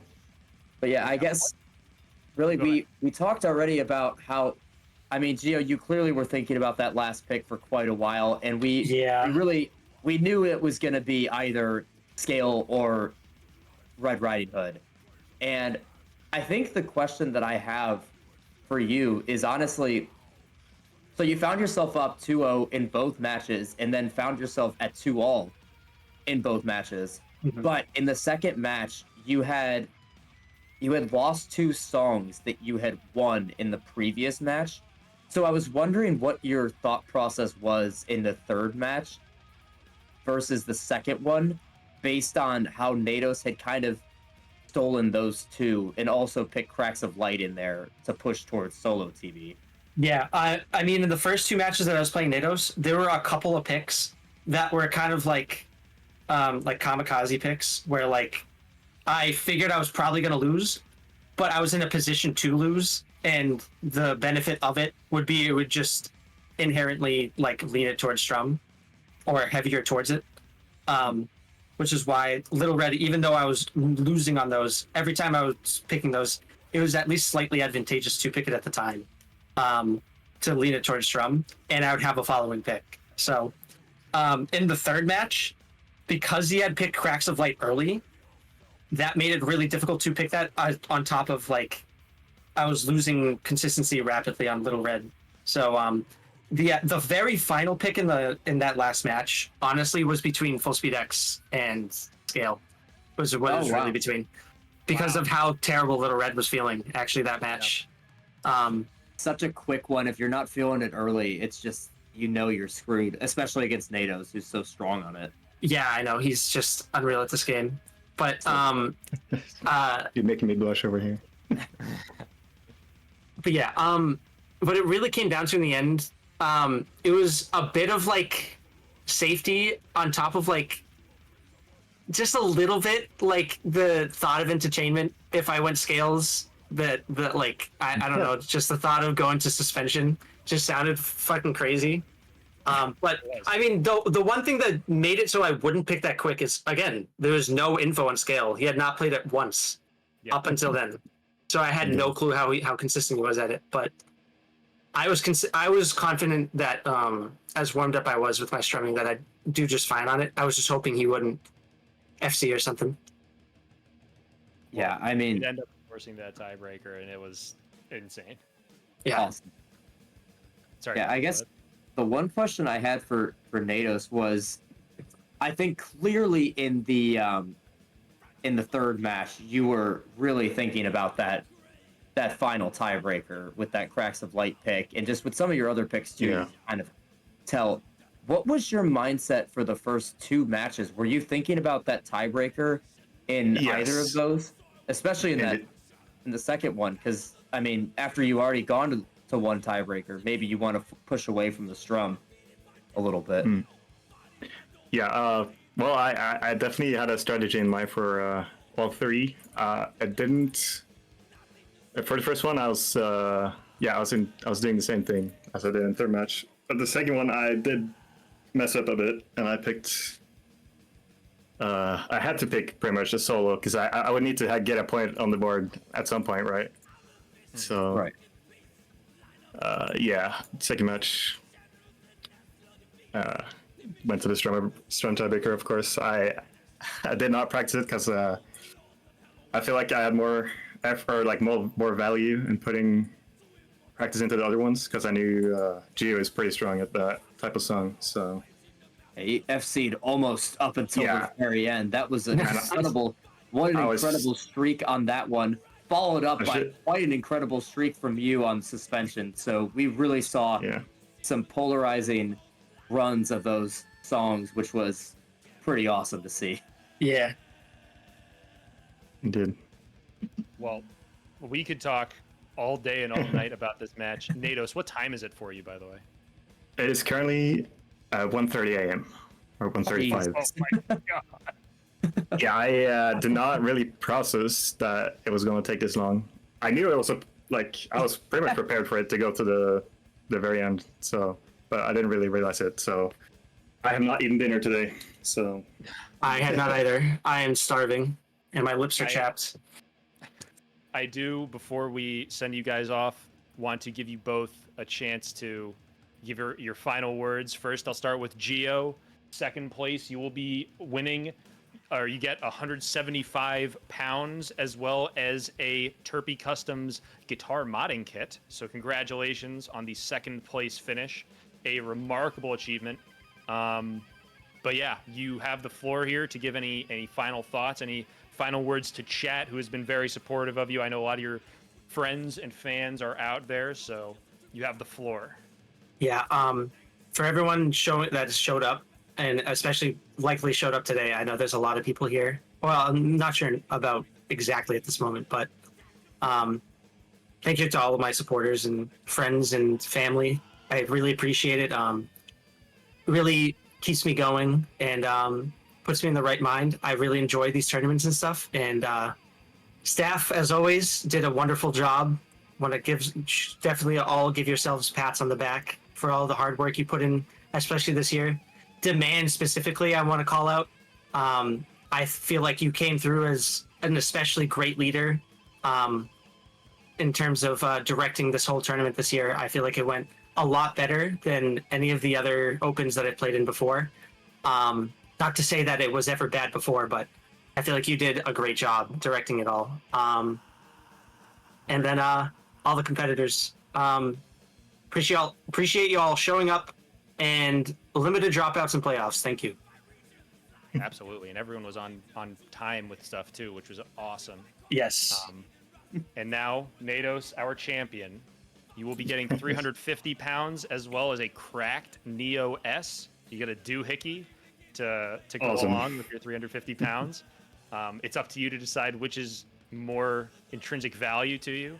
But that being said, you do have the floor as well now as the champion. So go ahead. Yep. Well, first off, I'll start off by thanking my friends, both RL and in the community.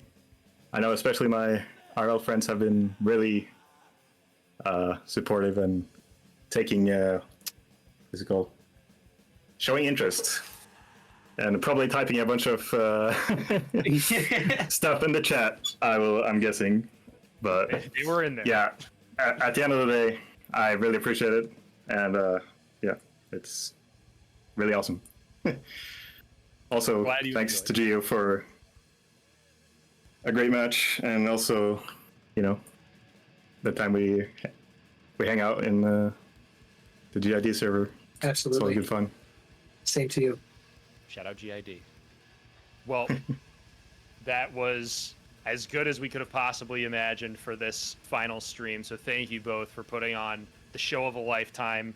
one that people, I'm sure, will not soon forget. So definitely both be very proud of what you did today. Insane stuff. We'll let you go here so you can finally rest and Well earned. take some well-earned time off. So I will thank you. probably sleep like a baby. Yeah. Okay. Glad to hear. All right. And then Gio, you can get back to your crazy sleep schedule, but we'll go into that later. I'll probably grind some Allstroms after this. Tris wants to know if you'll play My Repo man. later. I'll let you answer that in DMs, because we're gonna move on. But thank you Okay. both. Again, you're both Yeah. great stewards of the tournament, and heck of a performance. Thank you to All right. the organizers as well. You guys, awesome job. Yes. Thank you so much, guys. All right. Yeah. So All right, that'll do it peace for out. competitors. Peace out. All right. GG. Bye. All right. And with that, it's a tournament, folks. That will do it for the 2025 Open Tournament. I have been Man 2413. We do have a couple quick announcements, actually, before we cut stream off. Before we get to the gentleman that just joined the VC as well, who I'm sure has other stuff to say as well, I do have a big announcement to give to everybody.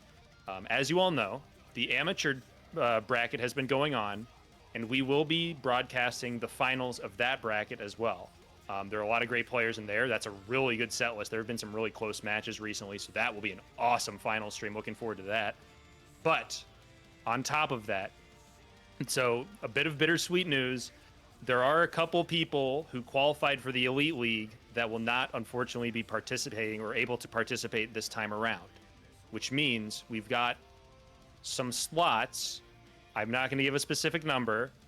This will be determined. But what I can say is there will be an invitational play-in tournament for people who made open playoffs to compete for at least one, possibly multiple spots in the Elite League. There will be a new set list formulated for this, and more details will be coming soon. That will take place at some time after the amateur tournament.